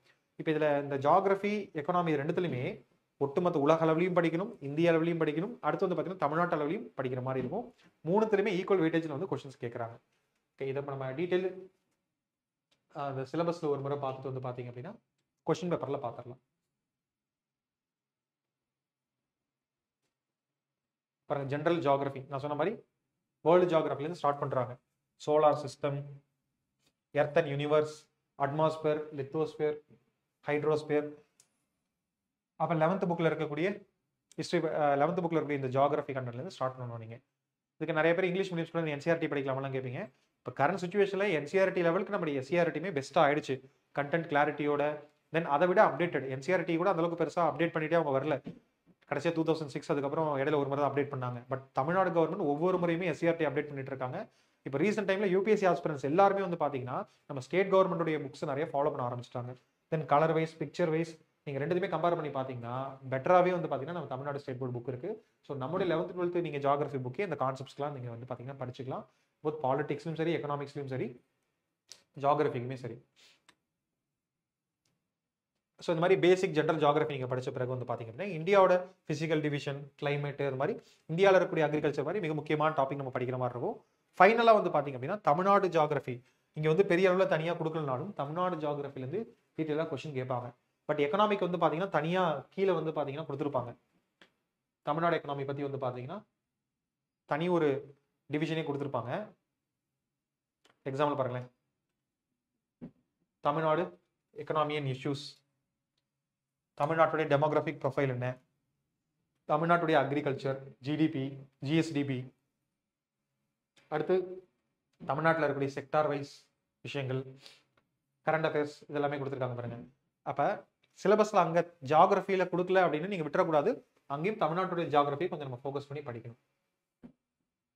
ரெண்டாவது யூனிட் வந்து பார்த்தீங்க அப்படின்னா disaster management, environment and biodiversity. இது கொஞ்சம் இன்ட்ரெஸ்டிங் டாப்பிக்காக இருக்கும். பட் நிறைய இன்டர்நேஷனல் ஆர்கனைசேஷன், சட்டங்கள், பாரிஸ் கிளைமேட் கான்ஃபரன்ஸ், பருவநிலை மாற்ற மண்டலுக்கு அந்த காப் கான்ஃபரன்சஸ், இதெல்லாம் நம்ம நிறைய படிக்கிற மாதிரி இருக்கும். அதெல்லாம் இன்னும் கொஞ்சம் டீட்டெயிலாக படிக்கணும். தென் இது இல்லாமல் பேசிக்காக நம்ம பயாலஜி புக்கில் இருக்கக்கூடிய எக்காலஜினா என்ன, என்விரான்மெண்ட்னா என்ன, அந்த மாதிரி விஷயங்கள் படிக்கிற மாதிரி இருக்கும். அப்புறம் national parks, wild life sanctuaries, tiger project, elephant projects, project cheetah, அந்த மாதிரி இந்திய அரசாங்கம் செயல்படுத்தக்கூடிய பயோடைவர்சிட்டி ரிலேட்டடான மிக முக்கியமான திட்டங்கள், தென் நிறைய வனக்கொள்கை, தென் வனவிலங்கு பாதுகாப்பு சட்டம், இந்த மாதிரி நிறைய ஆக்ட் போட்டிருப்பாங்களா, வைல்ட் லைஃப் ப்ரொடெக்ஷன் ஆக்ட், இந்த மாதிரி எல்லா சட்டங்களுமே நம்ம அப் டு டேட் படிக்கணும். இதையும் தாண்டி நம்ம சுற்றுச்சூழலை பாதிக்கக்கூடிய விஷயங்கள், அதை எப்படி சரி செய்யறது, இஏஏ என்விரான்மெண்டல் இம்பாக்ட் அசஸ்மெண்ட்னா என்ன, இதோட இம்பாக்ட் என்ன, அப்படி தேசிய அளவிலும் சரி இந்திய அளவிலும் சரி எப்படிலாம் சுற்றுச்சூழல் பாதிக்கப்படுது, அதுக்கான தீர்வுகள் என்ன, அதனால இம்பாக்ட் என்ன ஏற்பட்டிருக்கு அப்படிங்கிறதெல்லாம் படிச்சுட்டு ஃபைனலாக அதை எப்படி சரி செய்கிறாங்கிறத டீட்டெயிலாக அந்த சட்டங்கள், திட்டங்கள் மூலயமா நம்ம படிக்கிற மாதிரி வந்து பார்த்தீங்கன்னா இருக்கும். இதில் குறிப்பாக அந்த சஸ்டைனபிள் டெவலப்மெண்ட் கோல்ஸ்லேருந்து பாரிஸ் அக்ரிமெண்ட் இதெல்லாமே வந்து பார்த்தீங்கன்னா தனியாகவே கொடுத்துருக்காங்க. அப்போ இது ஒவ்வொன்றுத்தையுமே நம்ம வந்து பார்த்தீங்கன்னா டீட்டெயிலாக படிக்கிற மாதிரி வந்து பார்த்தீங்கன்னா இருக்கும். தென் தனியாகவே கொடுத்துருக்காங்க பாருங்க, policies and treaties in India and global scenario. அப்போ உலக அளவில் இருக்கக்கூடிய எல்லா ட்ரீட்டிஸும் நம்ம பெரிய அளவில் படிக்கணும். மான்ட்ரியல் புரோட்டோகால், கியோட்டோ புரோட்டோகால் மாதிரி நிறைய விஷயங்கள் நம்ம படிக்கணும். அடுத்து பாருங்க, நேச்சுரல் கலாமிட்டிஸ், மேட்மேட் டிசாஸ்டர்ஸ் என்ன. இப்போ உத்தரப்பிரதேசத்தில் வந்து பார்த்தீங்க அப்படின்னா ஒரு கோவில் ஃபங்க்ஷனில் வந்து திடீர்னு ஏற்பட்ட கூட்ட நெரிசலால் நிறைய பேர் இறந்துட்டாங்க. அடுத்து இப்போ ரீசெண்டாக ஆர்சிபி விக்டரி செலிப்ரேஷனில் வந்து பார்த்தீங்கன்னா ஒரு மிகப்பெரிய கூட்டம் ஏற்பட்டு அங்கே ஒரு 11 பேர் இறந்துட்டாங்க. இது வந்து இயற்கை பேரழிவு எப்படி ஏற்படுதோ, டிசாஸ்டர் நடக்குதோ, அதே மாதிரி மேன்மேட் டிசாஸ்டரும் இருக்கு. இதுக்கும் கவர்மெண்ட் தான் கேள்வி கேட்பாங்க. இப்போ கர்நாடகாவில் உடனே கர்நாடக அரசை கேட்டாங்க. ஸோ கர்நாடக கவர்மெண்ட் இப்போ என்ன அறிவிச்சாங்க, சின்னசாமி ஸ்டேடியத்தை வந்து நம்ம பெங்களூர் சிட்டியோட சென்டர்லேருந்து பின்னாடிக்கு, அதாவது வெளிப்பக்கத்துக்கு வந்து மாற்ற போகிறோம், அவுட் ஆஃப் சிட்டி சேஞ்ச் பண்ண போகிறோம் அப்படின்னு சொல்லியிருக்காங்க. அப்போ இந்த மாதிரி நேச்சுரல் டிசாஸ்டராக இருந்தாலும் சரி, புயல், சுனாமி, வெள்ளம் எது வந்தாலும் சரி, அல்லது மேன்மேட் டிசாஸ்டர் வந்தாலும் சரி, கவர்மெண்ட் தான் கொஸ்டின் பண்ண போகிறாங்க. கவர்மெண்ட் ஆஃபீஸரான நீங்கள் தான் வந்து பார்த்தீங்கன்னா அதை சரி பண்ணணும். அப்போ இதை பற்றின டீட்டெயில் நாலேஜ் வந்து உங்களுக்கு ரொம்ப தேவை. ஸோ டிசாஸ்டர், அதுக்கான ப்ரீகாஷன்லேருந்து அதுக்கான சொல்யூஷன், அதை பற்றி டீட்டெயிலாகவே வந்து பார்த்தீங்கன்னா நம்ம இதில் படிக்கணும். Disaster risk reduction, environmental health sanitation, எல்லாத்துலேயுமே கரண்ட் அஃபேர்ஸ் கொடுத்துட்டாங்க பாருங்க. அப்போ இந்த சிலபஸ்ங்கிறது ஜஸ்ட் பேருக்கு நம்ம அண்டர்ஸ்டாண்டிங்காக கொடுத்துருக்காங்க, அவ்வளவுதான். இந்த சிலபஸை நம்பி மட்டும் நீங்கள் போகக்கூடாது. இதை தாண்டி அவங்க என்ன வேணாலும் கேட்க முடியும். ஏன்னா கரண்ட் அஃபேர்ஸ் அப்படின்னு கொடுத்துருக்காங்க. அதுக்குள்ளே எவ்வளோ டாபிக் வரும். ஃபைனலாக 3வது யூனிட் நான் ஏற்கனவே சொன்ன மாதிரி எக்கனாமி. ஆஸ் யூஸ்வல் நம்ம இந்தியன் எக்கனாமி படிச்சிருக்கோம் இல்லைங்களா, யூனிட் 5th ஒரு பார்ட்டா ப்ரிலிம்ஸில். அதே இந்தியன் எக்கனாமிலாம் கொடுத்துட்டு அது இன்னும் கொஞ்சம் டீட்டெயில்டாக வந்து பார்த்தீங்கன்னா கொடுத்துருப்பாங்க. எம்எஸ்எம்இஸ், ஸ்பெஷல் எக்கனாமிக் ஜோன்ஸ், அதே மாதிரி அக்ரிகல்ச்சர்னா அதை டீட்டெயிலாக உள்ள கொடுத்துருக்காங்க. நியூ எக்கனாமிக் பாலிசி இங்கே தனி ஒரு டாப்பிக்காக கொடுத்துருக்காங்க. அங்கே நேச்சர் ஆஃப் இந்தியன் எக்கனாமிக்குள்ள ஜஸ்ட் சும்மா ஒரு பார்ட்டாக பார்ப்போம். எக்கனாமிக் ட்ரெண்ட்ஸ் அந்த மாதிரி சின்ன ஒரு டெர்மினாலஜிஸ்குள்ளே நம்ம நிறைய விஷயங்களை சேர்த்து பார்த்துருவோம். பட் இங்கே என்ன பண்ணியிருக்காங்கன்னா அதே ப்ரிலிம் சிலபஸை டீட்டெயில்டாக உள்ளுக்குள்ளே இருக்கக்கூடிய சின்ன சின்ன விஷயம் வரைக்கும் எடுத்து வெளில கொடுத்துருக்காங்க. அதுதான் அதுக்கு இதுக்கும் டிஃப்ரென்ஸ். பட் கண்டென்ட் கிட்டத்தட்ட சேமாக தான் இருக்கும். எல்லாமே இதில் நம்ம ப்ரிலிம்ஸ் படித்த மாதிரி இருக்கும். இந்த பேங்கிங் அண்ட் ஃபினான்ஸில் மட்டும் கொஞ்சம் நம்ம டீட்டெயிலாக படிக்கிற மாதிரி இருக்கும். அப்புறம் இண்டஸ்ட்ரியல் ரெவல்யூஷன், இண்டஸ்ட்ரீஸ் அதுக்கான பாலிசிஸ், அக்ரிகல்ச்சர் அதுக்கான பாலிசிஸ், லேண்ட் ரிஃபார்ம்ஸ் இதெல்லாம் நம்ம டீட்டெயிலாக படிக்கணும். ஃபைனலாக வந்து பார்த்தீங்க அப்படின்னா குளோபல் எக்கனாமிக் கிரைசஸ், உலக அளவில் என்னென்ன பொருளாதார பிரச்சனை இருக்குது, ஏதாவது ஒரு நாட்டில் இப்போ எக்கனாமிக் டிப்ரெஷன் வந்திருந்தா அதை படிக்கணும். இப்போ எக்ஸாம்பிள் காசாவில் ஒரு பிஸ்கட் பாக்கெட் 2500 rupees. அப்போ ஹைப்பர் இன்ஃப்ளேஷன் அங்கே வரதுக்கான காரணம் என்ன? அது எவ்வளோ பெரிய ஒரு இஷ்யூவாக இருக்கும் யோசிச்சு பாருங்க. பிகாஸ் ஆஃப் வார். இது மாதிரி சில இடத்துல வார்னால, சில இடத்துல ஒரு நாட்டுடைய தடையினால, இன்னும் சில இடங்களில் நேச்சுரல் கலாமிட்டிஸ்னால, இந்த மாதிரி நிறைய காரணங்களால எக்கனாமிக் கிரைசஸ் வரும். அப்போ அது எல்லாமே இப்போ கரண்ட்ல என்னென்ன இஷ்யூ இருக்குது அப்படின்னு நம்ம படிக்கணும். தென் இந்தியன் எக்கனாமியில் அது என்ன இம்பாக்ட் பண்ணும் அப்படிங்கிறத பார்க்கணும். இப்போ மிடில் ஈஸ்ட்ல ஏதோ ஒரு வார் அவங்களுக்குள்ள சண்டை போட்டுக்கிறாங்கன்னா அது அவங்களோட நிற்காது, கச்சா எண்ணெய் விலை ஏறி நம்மள மாதிரி நாடுகளை அஃபெக்ட் பண்ணும். அப்போ அதெல்லாம் நம்ம டீட்டெயிலாக தெரிஞ்சுக்கணும். அடுத்து IMF உடைய ஒர்க் என்ன, வேர்ல்டு பேங்க் மாதிரி international organisation, BRICS, Asian association, இந்த மாதிரி நிறைய இன்டர்நேஷனல் ஆர்கனைசேஷன் இந்தியாவுக்கும் அவங்களுக்கு இடையில இருக்கக்கூடிய ரிலேஷன், இந்தியாவோட எக்கனாமிக்கு எப்படி கான்ட்ரிபியூட் பண்ணுறாங்கிற மாதிரி விஷயம்லாம் படிக்கணும். ஆக்சுவலாக இன்டர்நேஷனல் ரிலேஷன் படிக்கும் போதே அதில் இந்த எக்கனாமிக் அந்த ஆர்கனைசேஷன்ஸ் பார்க்குறோம் இல்லையா, அதையும் நம்ம படிச்சிருவோம். சேர்த்து ஒரே மாதிரி படிச்சிருக்கோம்னா நமக்கு ஈஸியாக முடிச்சிடும். அப்போ இவ்வளோதாங்க மொத்தம் 9 யூனிட்ஸையும் வந்து பார்த்தீங்கன்னா பார்த்துருக்கோம். ஃபைனல் இதில் இருக்கக்கூடிய சாம்பிள் கொஷின்ஸும் சில இது பார்த்துடலாம். தேர்ட் பேப்பர் இருக்கக்கூடிய ஃபர்ஸ்ட் யூனிட் ஜியாகிரபி. இந்தியாவோட இண்டஸ்ட்ரியல் ப்ராப்ளம்ஸ் என்ன அப்படின்னு கொஸ்டின் கேட்டிருக்காங்க. அடுத்து பாருங்க, பசுமை புரட்சி, கிரீன் ரெவல்யூஷனோட impact, environmental and ecological impact என்ன அப்படின்னு கொஸ்டின் கேட்டிருக்காங்க. இந்தியாவோட வாட்டர் ரிசோர்சஸ் பற்றி கொஸ்டின் கேட்டிருக்காங்க. இதெல்லாம் நம்ம ஈஸியாக ஆன்சர் பண்ணக்கூடியது. பட் சம் டீட்டெயில்டு கொஸ்டின் இருக்கு பாருங்க. சம்பல் ரிவர் பேசின் பற்றி, அங்கே இருக்கக்கூடிய லேண்ட் ஃபீச்சர்ஸ் பற்றி கேட்டிருக்காங்க. அப்போ இந்தியன் அந்த லேண்ட் ஃபார்ம்ஸ் படிக்கும் போது இன்னும் கொஞ்சம் டீட்டெயிலாக நம்ம படிக்கணும் அப்படிங்கிறது மூலமாக தெரியுது. இதே மாதிரி இன்னொரு கொஸ்டின், அந்த அரேபியன் ஓஷன் அதோடைய கடலடி தோற்றம் வந்து பார்த்தீங்கன்னா கேட்டிருப்பாங்க. அப்போ இந்த மாதிரியான கொஸ்டின்ஸ் வந்து பார்த்தீங்கன்னா நமக்கு கொஞ்சம் புதுசாக இருக்கிற மாதிரி இருக்கும். இங்கே கொடுத்துருக்காங்க, describe the bottom relief features of the Arabian sea. அப்போ இதெல்லாம் வந்து நம்ம இந்த 11th ஜியாகிரபி புக் அதெல்லாம் டீட்டெயிலாக படிக்கும் போது அந்த ஓஷனோகிராஃபி அந்த பேசிக் கான்செப்ட்ஸ் எல்லாம் நம்ம படிப்போம். அதன் பிறகு வந்து பார்த்தீங்க அப்படின்னா நம்ம எக்ஸ்ட்ரா கொஞ்சம் ரெஃபரன்ஸ் புக்ஸ் வந்து போய் படிக்கணும். இப்போ எக்ஸாம்பிள் இந்தியன் ஜியாகிரபினா மஜித் ஹுசைன் அப்படிங்கிற ஒரு ரெஃபரன்ஸ் புக் இருக்கு. ஆனால் அவ்வளோ டீட்டெயில் பெரிய பெரிய ரெஃபரன்ஸ் புக்லாம் இந்த 3 months உங்களால் படிக்க முடியாது. அதுவும் 2 months தான் நம்ம படிக்க முடியும். அதுக்கப்புறம் ரிவிஷனும் ஃபுல் மார்க் டெஸ்ட் மட்டும் தான் நீங்கள் பண்ணிட்டு இருக்க முடியும். ரொம்ப ஹெக்டிக்காக ஷெடியூல் போகும். அதனால ரொம்ப ரெஃபரன்ஸ் புக் அப்படின்னு சொல்லி இந்த மாதிரி ஒரு கொஸ்டினுக்காக போய் இது பண்ணாதீங்க. கொஷின்ஸ்ல விடக்கூடிய ஆப்ஷனும் இருக்கு. 5ல் 4 எழுதுங்க அப்படிங்கிற மாதிரிலாம் ஆப்ஷன் கொடுக்குறாங்க. அதனால என்ன பண்ணுங்க அப்படின்னா கொஞ்சம் லாஜிக்கலாக யோசிங்க. ஸோ அது இதெல்லாம் வந்து நம்ம ஸ்ட்ராட்டஜிக்கல் செஷனில் வந்து பார்த்தீங்கன்னா பார்ப்போம். ஸோ இந்த மாதிரி கொஸ்டின்ஸை பார்த்து நீங்கள் பயப்பட வேணாம். இவ்வளோ டீட்டெயிலாக படிக்கணுமாங்கிறதெல்லாம் யோசிக்க வேணாம். இந்தியாவுடைய முக்கிய பழங்குடியின மக்கள், அப்போ இதுலேயே அந்த ஒரு கொஸ்டினை விட்டுட்டு மிச்ச கொஸ்டின் நம்மளால ஈஸியாக ஆன்சர் பண்ண முடியுது பாருங்க. சமுத்திரயான் திட்டம், இதெல்லாம் கரண்ட் அஃபேர்ஸில் நம்ம கன்ஃபார்ம் படிச்சிருக்கணும். இதெல்லாம் கண்டிப்பாக நம்ம எழுதணும்.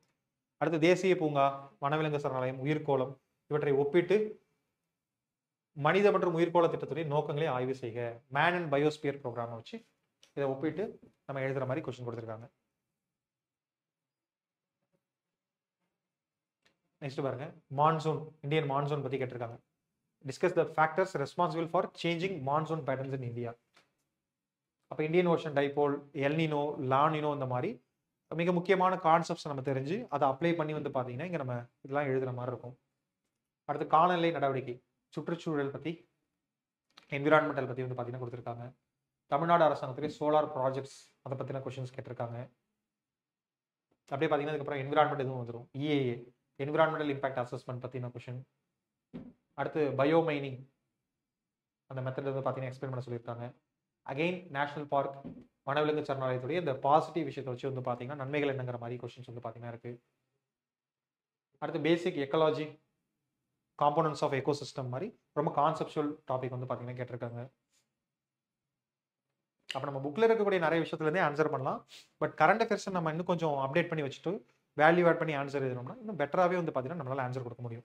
நம்முடைய எய்ம் 550 மார்க்ஸ் மேலே எடுக்கணும். எடுத்தோம்னா கன்ஃபார்ம் நமக்கு போஸ்டிங் கிடைச்சிரும். பட் நீங்கள் 600 எய்ம் பண்ணணும். 600 எய்ம் பண்ணால் கன்ஃபார்ம் வந்து பார்த்தீங்கன்னா நம்மளால் இது பண்ண முடியும்.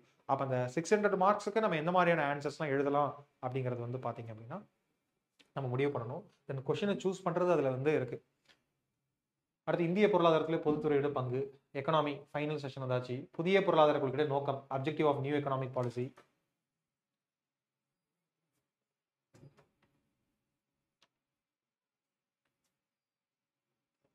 Next discuss the global economic crisis and its impact on selected economic indicators of India. இந்தியாவோட தெரிவு செய்யப்பட்ட பொருளாதார குறிகாட்டிகள் மீதான உலக பொருளாதார நெருக்கடியுடைய தாக்கங்கள் என்னென்ன அப்படிங்கிற மாதிரி கொஸ்டின் கேட்டிருக்காங்க. அப்போ ரீசெண்டாக என்னென்ன எக்கனாமிக் கிரைஸ் நடந்துச்சு, அதனால இந்தியாவில் என்னென்ன இஷ்யூஸ்லாம் வந்தது அப்படிங்கிற மாதிரி நம்ம அப்ளை பண்ணி எழுதுற மாதிரி இருக்கும். அது மாதிரி இப்போ கரண்ட்ல நியூஸ்ல இருக்கு பாருங்க, பழைய ஓய்வூதியம் புதிய ஓய்வூதிய திட்டம், ரெண்டு கடையில் இருப்பே ஒற்றுமை வேற்றுமை. அப்போ ரொம்ப ஜென்ரலான ஒரு கொஸ்டின். அப்போ இதை ஏன் கேட்டிருக்காங்க, இது கரண்ட்ல இருக்கு, எல்லா எதிர்கட்சிக்காரங்க வந்து பார்த்தீங்கன்னா இதை ஏன் செயல்படுத்தல கொஸ்டின் கேட்குறாங்க. ஆளுங்கட்சி வந்து பார்த்தீங்கன்னா தேர்தல் அறிக்கையில் வந்து பார்த்தீங்கன்னா கொடுத்துட்டு இருக்காங்க. Not only in Tamil Nadu, India முழுக்க வந்து பார்த்தீங்க அப்படின்னா கொஞ்ச நாளுக்கு முன்னாடி இந்த ஓய்வூதியம் சம்மந்தப்பட்ட நிறைய இந்த பிரச்சனைகள்லாம் பேசப்பட்டு இருக்கு. தமிழ்நாட்டில் பர்டிகுலராக பார்த்தோம்னா இப்போ இந்த பழைய ஓய்வூதியம் புதிய ஓய்வூதியம் சம்மந்தப்பட்ட பிரச்சனைகள் பொலிட்டிக்கலாக போயிட்டு இருக்கு. அப்போ இதை வந்து ஒரு ஆஃபீஸராக நீங்கள் தெரிஞ்சிருக்கணும் அப்படிங்கிறத விரும்புகிறாங்க. அப்போ இந்த மாதிரி கரண்ட்ல இப்போ நியூஸ்ல என்னென்ன முக்கிய விஷயம்லாம் முக்கியமாக டிபேட் பண்ணப்பட்டு இருக்கோ அந்த எல்லா விஷயத்தையும் நம்ம டீட்டெயிலாக நோட் பண்ணி வச்சுக்கிட்டு கரண்ட் அஃபேர்ஸை நம்ம அப் டு டேட் இருந்தோம் அப்படின்னா லாஸ்ட் 1 இயர் கரண்ட் அஃபேர்ஸ் இஷ்யூஸ்ல நம்ம ரொம்ப தெளிவாக இருந்தோம்னா நிச்சயமா மெயின்ஸ் வந்து பார்த்தீங்கன்னா ஈஸியாக கிராக் பண்ணிடலாம். இப்போ இதோட இந்த மாடல் கொஸ்டின்ஸ் எப்படி உங்களுக்கு இருக்கும், 15 மார்க் 10 மார்க் கொஸ்டின்ஸ் எப்படி இருக்கும் அப்படிங்கிறதெல்லாம் நம்ம பார்த்தோம். இதே 15 மார்க்னா ஒரே சேஞ்ச் 250 மார்க்ஸ் நீங்கள் எழுத போறீங்க, 2.5 பேஜஸ் இருக்கும். அதே 10 மார்க் அப்படின்னா 1.5 பேஜஸ் எழுத போறீங்க, 150 வேர்ட்ஸ்க்கு வந்து பார்த்தீங்கன்னா நீங்கள் எழுதணும். 150 வேர்ட்ஸ் 250 வேர்ட்ஸ், 1.5 பக்கம் 2.5 பக்கம், அதான் வந்து பார்த்தீங்கன்னா டிஃபரன்ஸ். ஏன்னா எந்த டாபிக் வந்து நமக்கு 10 மார்க்ல கேட்பாங்க, எது 15 மார்க்ல கேட்பாங்க தெரியாது. அப்போ நம்ம கண்டென்ட் ப்ரிப்பேர் பண்ணும்போது நோட்ஸ் எடுக்கும் போதே ஒரு 15 மார்க் தீமா வச்சு தான் வந்து பார்த்தீங்கன்னா நோட்ஸ் எடுக்கணும். இப்போ ரெண்டாவது செஷன் வந்து பார்த்தீங்கன்னா நம்ம போக போகிறோம். இது வரைக்கும் நம்ம என்ன பண்ணோம்னா சிலபஸ், பேட்டர்ன், பேசிக் அண்டர்ஸ்டாண்டிங், ஜென்ரலான விஷயம் பார்த்தோம். பட் இப்போலேருந்து வந்து பார்த்தீங்க அப்படின்னா அடுத்தது நம்ம இந்த எக்ஸாமினேஷன் ப்ரிப்பேர் பண்ணக்கூடிய அந்த ஸ்ட்ராட்டஜிக்கல் பார்ட்டுக்குள்ள போக போகிறோம். ஃபர்ஸ்ட் விஷயம் சோர்சஸ். எல்லாருக்குமே ஒரு மிகப்பெரிய சந்தேகம் இருக்கும், என்னென்ன சோர்சஸ் படிக்கணும், என்னென்ன ரெஃபரன்ஸ் புக்ஸ் வந்து பார்த்தீங்கன்னா வேணும். இப்போ ரீசெண்டாக கூட வந்து பார்த்தீங்கன்னா ப்ரிலிம்ஸ் பாஸ் பண்ணக்கப்புறம் ரிசல்ட் வந்ததுக்கப்புறம் ஒரு ஸ்டூடெண்ட் கால் பண்ணிட்டு ரெஃபரன்ஸ் புக் லிஸ்ட்லாம் கொடுங்க, ஒரு புக்ஸ் இவ்வளோ புக்ஸ் நான் வாங்கிடுறேன், இந்த புக்லாம் வாங்கலாமான்னு அவங்களே ஒரு லிஸ்ட் கொடுத்தாங்க. அது ஒரு 10 புக் இருக்கு. அந்த 10 புக்கோடைய பேப்பர்ஸ் நம்பர்ஸ் எடுத்து பாருங்க, பேஜ் நம்பர்ஸ், ஒவ்வொரு புக்கு 300 பேஜஸ் 400 பேஜஸ் சாலிடா இருக்கும். அப்போ 3000 பக்கம் கிட்டத்தட்ட அவங்க எப்படி படிக்க முடியும் ஜஸ்ட் இந்த 3 மந்த்ஸ்ல? இமேஜின் பண்ணுங்க, இந்த 3 மந்த் எக்ஸாம் முன்னாடி போற வரைக்கும் உங்களால படிக்க முடியாது. டிசம்பர் ஸ்டார்டிங்ல வரை எக்ஸாம் இருக்கு. ஸோ நவம்பர் ஃபுல்லா மார்க் டெஸ்ட் பண்ணுவோம். அப்போ இந்த செப்டம்பர் அக்டோபர் இந்த டைம்குள்ள, அக்டோபர் நவம்பர் இந்த டைம்குள்ள நம்மளால எந்த அளவுக்கு படிக்க முடியும் புது கண்டென்ட். ரெஃபரன்ஸ் புக்னா இன்னும் நிறைய விஷயம் டீட்டெயிலாக இருக்கும். அப்போ ரெஃபரன்ஸ் புக்கை நம்ம செலக்டிவாக வச்சுக்கிட்டு சில முக்கியமான டாபிக்ஸ்க்கு மட்டும் நம்ம ரெஃபரன்ஸ் புக் படிச்சா போதும். நிறைய பேர் இந்த ரெஃபரன்ஸ் புக்னு போயிட்டு அந்த டைம்ல போய் மாட்டிக்காதீங்க. நம்ம ஏற்கனவே என்னென்ன படிச்சிருக்கோம், ஃபர்ஸ்ட் வந்து நம்முடைய ஃபவுண்டேஷன் ஆல்ரெடி இது இருக்கிறனால தான் நீங்கள் ப்ரிலிம்ஸ் கிளியர் பண்ணிருக்கீங்க. ஃபர்ஸ்ட் நல்லா ஞாபகம் வச்சுக்கோங்க, உங்களோட லேக்ஸ் ஆஃப் பீப்புள் வந்து பார்த்தீங்கன்னா கம்ப்ளீட் பண்ணாங்க. பட் அவங்களெல்லாம் நீங்கள் தாண்டி ப்ரிலிம்ஸ் கிளியர் பண்ணியிருக்கீங்க அப்படிங்கும்போது உங்களுடைய ஃபவுண்டேஷன் பெஸ்ட்டாக இருக்கு. ஸோ அதுக்கு நீங்கள் என்ன யூஸ் பண்ணியிருப்பீங்க, SCRT and NCRT some members வந்து பார்த்தீங்கன்னா யூஸ் பண்ணியிருக்கலாம். அப்போ இங்கேயுமே ஒவ்வொரு டாபிக்குமே புக்ஸில் எங்கெங்கெல்லாம் கவர் ஆகுதுன்னு உங்களுக்கு தெரிஞ்சிருக்கும் வேர் டு ஸ்டடி. அப்போ அந்த வேர் டு ஸ்டடி யூஸ் பண்ணி மெயின் சிலபஸை வச்சு நம்முடைய மெயின்ஸு கூட ஒரு வேர் டு ஸ்டடி ரிலீஸ் பண்ணுறோம். அதை வச்சு நீங்கள் புக்ஸ்லேருந்து சோர்ஸஸ் எடுங்க. பட் அது மட்டும் போதாது, ரெஃபரன்ஸ் புக்ஸ் நமக்கு தேவைப்படும். பட் அந்த ரெஃபரன்ஸ் புக்கு லிமிட் பண்ணி வச்சுக்கோங்க. ஏற்கனவே நீங்க படிச்ச புக்கா இருந்தா பெட்டர். இப்போ எக்ஸாம்பிள் வந்து பாத்தீங்கன்னா பாலிட்டிக்கு நீங்க லட்சுமிகாந்த் புக் படிச்சிருக்கீங்க, அண்ட் வந்து பாத்தீங்கன்னா எக்கனாமிக்கு நம்ம ஸ்கூல் புக் தாண்டி வந்து பாத்தீங்கன்னா சங்கர் கணேஷ் கருப்பையா, ரமேஷ் சிங், நிதின் சின்ஹா, இந்த மாதிரி ஏதோ ஒரு புக் பார்த்துருக்கீங்க. இப்படி நீங்க ரெஃபரன்ஸ் புக் ஆல்ரெடி படிச்சிருந்தீங்கன்னா அதை திரும்ப வந்து பாத்தீங்கன்னா ரிவைஸ் பண்ணலாம். ஓகேவா, ஆல்ரெடி படிச்சிருக்கக்கூடிய புக்கு. ஓகேவா,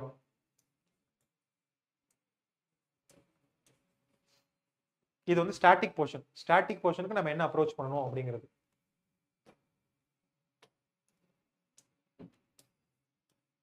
ஸ்டாட்டிக்னா கரண்ட் அஃபேர்ஸ் இல்லாம இருக்கக்கூடிய கண்டென்ட்டுக்கான சோர்ஸ்.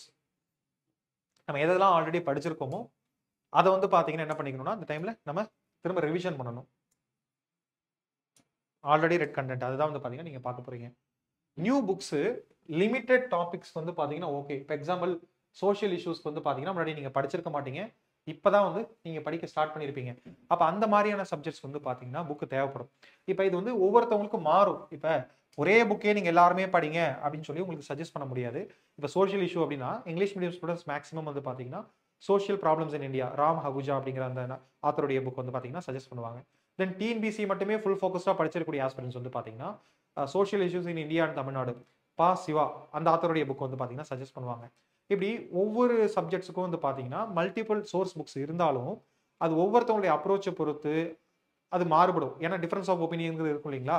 அப்போ உங்களுக்கு நம்ம குரூப்ல என்ன பண்றேன் அப்படின்னா, அட்லீஸ்ட் மினிமம் ஒரு 3 புக்கு 4 புக்கு, தமிழ்நாடு அட்மினிஸ்ட்ரேஷனுக்கு ஒரு புக்கு, அதே மாதிரி வந்து பார்த்தீங்கன்னா இந்த மாதிரி சோஷியல் இஷ்யூஸ்க்கு ஒரு புக்கு, இந்த மாதிரி இம்பார்ட்டன்ட் புக்ஸ் நான் சஜஸ்ட் பண்றேன். அதை வந்து பார்த்தீங்கன்னா டெலிகிராம் குரூப்ல அதில் உங்களுக்கு எது விருப்பமோ அதை வந்து நீங்க என்ன பண்ணிக்கோங்க, வாங்கி படிச்சுக்கோங்க. பட் மல்டிபிள் ரெஃபரன்ஸ் புக்ஸ் பர்டிகுலராக ஒரு சப்ஜெக்ட்டுக்கு அந்த மாதிரிலாம் வாங்காதீங்க. ப்ராக்டிக்கலி இம்பாசிபிள் இந்த டைம்ல வந்து நம்ம அதெல்லாம் படிக்கிறது. அதனால லிமிடெட் கண்டென்ட் தான் நமக்கு எப்பவுமே வந்து பார்த்தீங்கன்னா சப்போர்ட் பண்ணும்.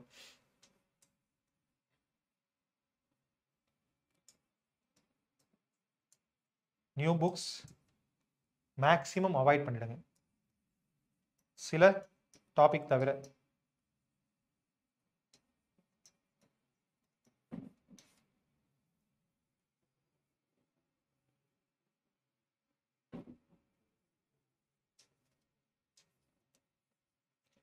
Selective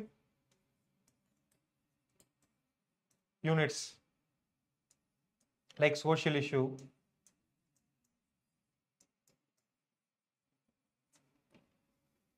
தமிழ்நாடு அட்மினிஸ்ட்ரேஷன் ரிலேட்டடா,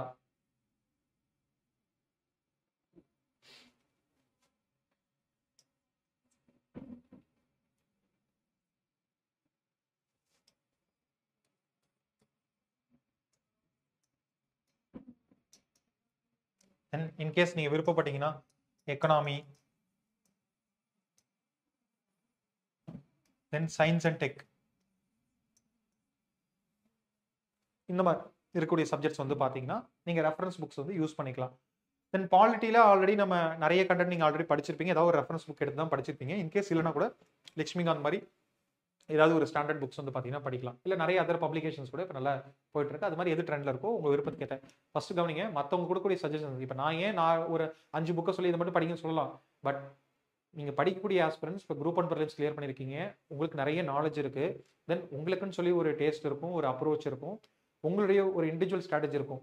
ஆக்சுவலாக இந்த இண்டிவிஜுவல் ஸ்ட்ராட்டஜி உங்களுக்கான இண்டிவிஜுவல் பிளான் தான் உங்களுக்கு வந்து கை கொடுக்கும். அப்போ நம்முடைய மாடலோட நீங்கள் என்ன பண்ணணும்னா ஜாயின் பண்ணி உங்களுடைய இண்டிவிஜுவாலிட்டியும் சேர்த்து கொடுத்து நீங்கள் ப்ரிப்பேர் பண்ணும்போது தான் உங்களால் பாஸ் பண்ண முடியும். ஓகேவா? அதனால வந்து பார்த்தீங்கன்னா நீங்கள் உங்களுக்கு எது சூட்டபிள் அப்படின்னு சொல்லி படுதோ அந்த மாதிரி வந்து பார்த்தீங்கன்னா சூஸ் பண்ணுங்கள். அப்போ செலக்டிவ் யூனிட்ஸ்க்கு மட்டும் வந்து பார்த்தீங்கன்னா ரெஃபரன்ஸ் புக்ஸ் வந்து பார்த்தீங்கன்னா நீங்கள் படிக்க போகிறீங்க. நியூ புக்ஸ் ஜென்ரலாக நான் பெருசாக ரெக்கமெண்ட் பண்ண மாட்டேன். இந்த டைமில் கம்மி டைம் இருக்கிறத படித்தாலே போதும்.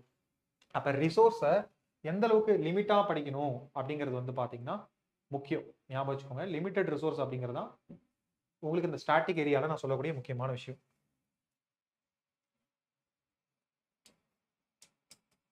தென் எக்ஸாக்ட் புக்ஸ் நேம் அதெல்லாம் வேணும்னா நான் உங்களுக்கு குரூப்பில் ஷேர் பண்ணுறேன். நீங்கள் மெசேஜ் பண்ண நான் குரூப்பில் ஷேர் பண்ணுறேன். மல்டிபிள் சோர்ஸஸ்க்கு இங்கே போகக்கூடாது, இங்கே லிமிட்டட் ரிசோர்ஸ். மல்டிபிள் சோர்ஸ் நீங்கள் எங்கே போகணும்? லிமிட்டட் ரிசோர்ஸ் இங்கே வந்துருச்சா? பட் மல்டிபிள் ரிசோர்ஸ் நீங்கள் எங்கே போகணும் அப்படின்னா கரண்ட் அஃபேர்ஸ்க்கு போகணும். இதுதான் முக்கியமானது.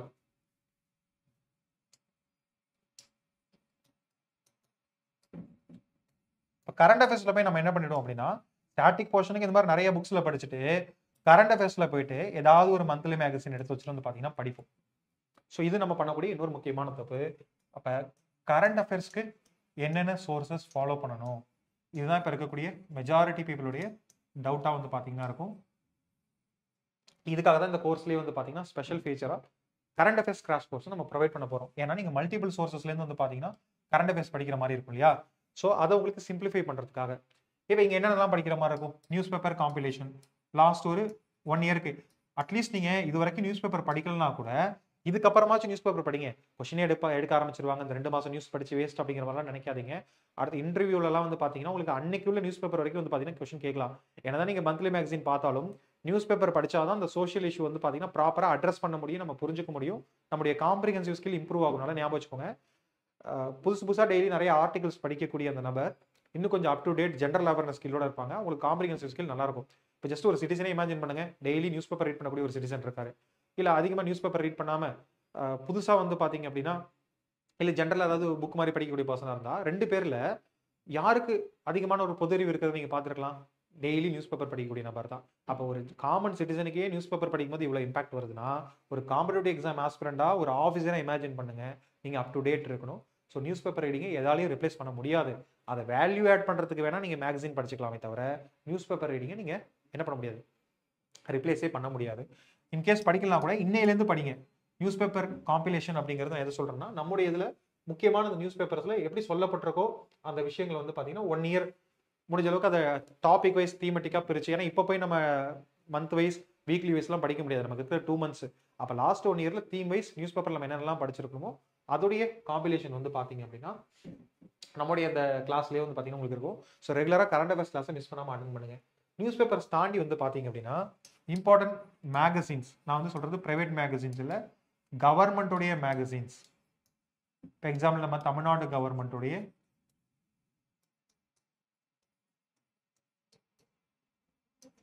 தமிழரசு மேகசின்,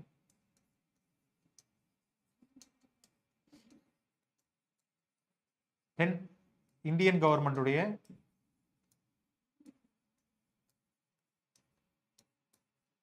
யோஜனா, தமிழ்ல வந்து திட்டம்னு இருக்கும், இதோடைய தமிழ் வெர்ஷனான திட்டம். ஸோ இந்த மேகசின் வந்து பார்த்தீங்கன்னா நம்ம படிக்கணும். இதையும் தாண்டி வந்து பார்த்தீங்கன்னா ரீசெண்டாக இருக்கக்கூடிய எக்கனாமிக் சர்வே, பட்ஜெட், ஸோ இதெல்லாம் வந்து பார்த்தீங்கன்னா நம்ம அப் டு டேட் இருக்கணும். Then recent reports from various international national organisations and index. அடுத்தது ஸ்கீம்ஸ் அண்ட் இனிஷியேட்டிவ்ஸ்.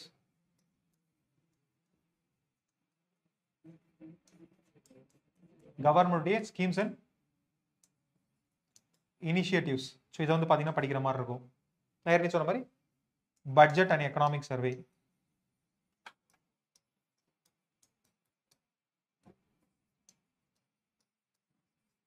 இதெல்லாம் படித்தாலும் இதையும் தாண்டி வந்து பார்த்தீங்கன்னா இன்னும் நிறைய சோர்சஸ் வந்து பார்த்தீங்கன்னா இருக்கு. குறிப்பாக பாலிசி நோட்ஸ்,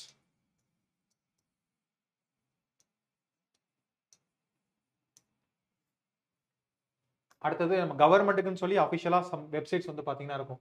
அதில் தான் உங்களுடைய ஃபர்ஸ்ட் பிரைமரி சோர்சஸ் எல்லாமே வந்து பார்த்தீங்கன்னா ப்ரொவைட் பண்ணுவாங்க.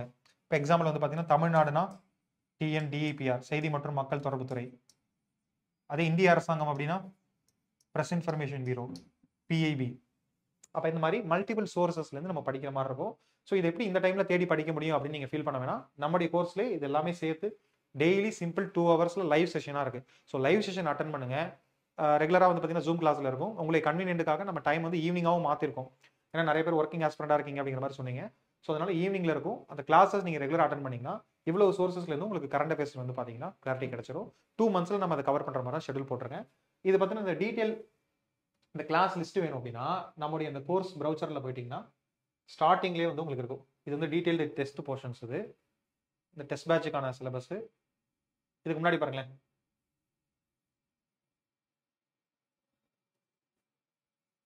இப்போ எக்ஸாம்பிள் நீங்கள் ஓரியன்டேஷன் செஷன் பார்த்துட்டு இருக்கீங்களா? அடுத்து வந்து பார்த்தீங்க அப்படின்னா next day social issues of India, central government scheme, அதிலே 2 பார்ட். அதுக்கப்புறம் தமிழ்நாடு கவர்மெண்ட் சோஷியல் இஷ்யூஸ், அதுக்கான ஸ்கீம்ஸ் என்னென்ன, இது மாதிரி international relation, polity, science and technology, recent indexes, reports, இந்த மாதிரி கரண்ட் அஃபேர்ஸ்ல இப்போ நம்ம என்னென்ன சோர்சஸ்ல தான் படிக்கணுமோ அது எல்லாமே கம்பைல் பண்ணி வந்து பார்த்தீங்கன்னா நம்ம கிளாஸஸ்லேயே ப்ரொவைட் பண்ணுறோம். ஈவன் அந்த மேகசின்ஸ் கூட வந்து பார்த்தீங்கன்னா 1 இயருடைய அந்த மேகசின்ஸ், எக்கனாமிக் சர்வே, பட்ஜெட்ஸ் எல்லாமே தனித்தனி பார்ட்ஸாக வந்து பார்த்தீங்கன்னா இதில் ப்ரொவைட் பண்ண போகிறோம். ரீசன் ஆர்கியாலஜி இதெல்லாம் சொல்லியிருந்தேன் பார்த்தீங்களா? அதனால நீங்கள் கரண்ட் அஃபேர்ஸை பொறுத்த வரைக்கும் கவலைப்பட வேணாம். ரெகுலராக நீங்கள் கிளாஸ் அட்டன் பண்ணுங்க. ஜிஸ்ட் ஆஃப் திட்டம், திட்டம் மேகசினுடைய 1 இயர் காம்பிலேஷன், அது ஒரு 2 கிளாஸ் 3 கிளாஸாக ப்ரொவைட் பண்ணுவோம். தமிழரசு மேகசின் என்ன சொல்லியிருக்காங்கன்னா அது ஒரு 2 கிளாஸ் 3 கிளாஸாக பிளான் பண்ணியிருக்கோம். இப்போ லாஸ்ட் நம்ம நவம்பருக்குள்ள மேக்ஸிமம் நவம்பர் எண்டெல்லாம் போகாமல் நவம்பர் ஸ்டார்டிங்குள்ள இந்த கரண்ட் அஃபேர்ஸ் கிளாஸ்லாம் முடிகிற மாதிரி பிளான் பண்ணியிருக்கோம். நீங்கள் வந்து என்ன பண்ணிக்கலாம்னா நீங்கள் ரெகுலராக அட்டன் பண்ணும்போது கரண்ட் அஃபேர்ஸ் கொஞ்சம் கொஞ்சமாக அப்படியே கவர் பண்ணிட்டு வந்துருவீங்க.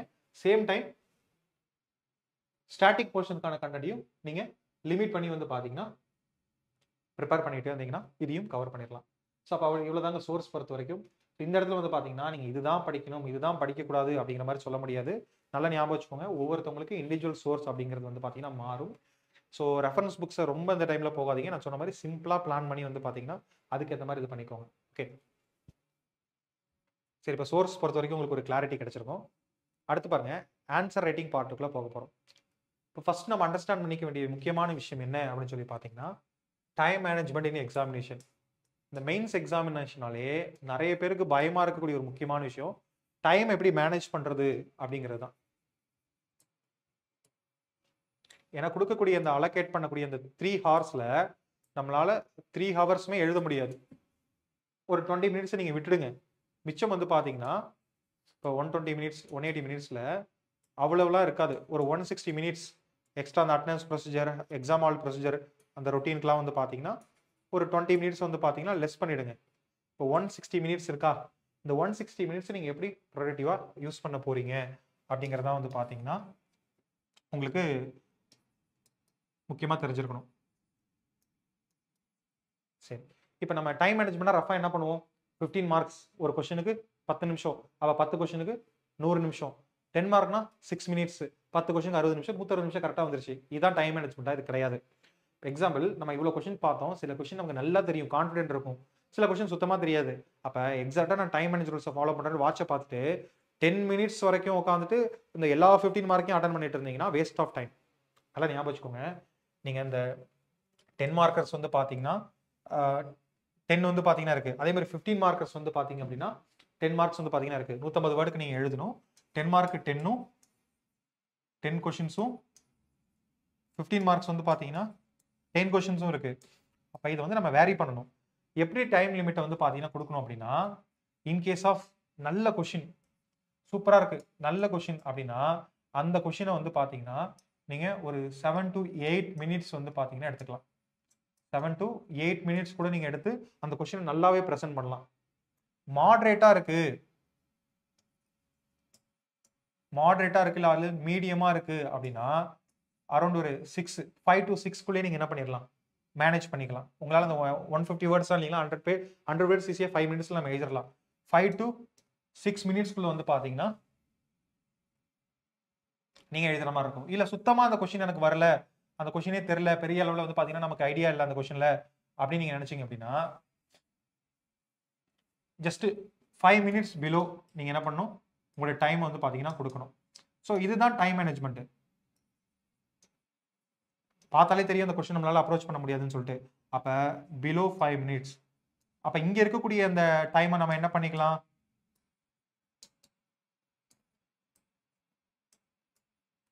மேலே இருக்கக்கூடிய குட் கொஸ்டின்ஸ் கொடுத்துக்கலாம். இப்போ பாருங்க, நம்ம டோட்டலாக ஒரு 1 hour நம்ம 10 மார்க்கர்ஸ்க்கு வந்து நம்ம கொடுக்குறோம் அப்படின்னா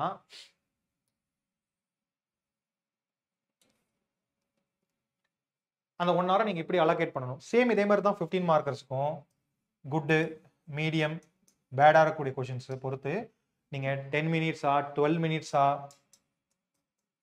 அப்படிங்கிறதுலாம் வந்து பார்த்தீங்கன்னா நீங்கள் என்ன பண்ணிக்கலாம், சேஞ்ச் பண்ணிக்கலாம்.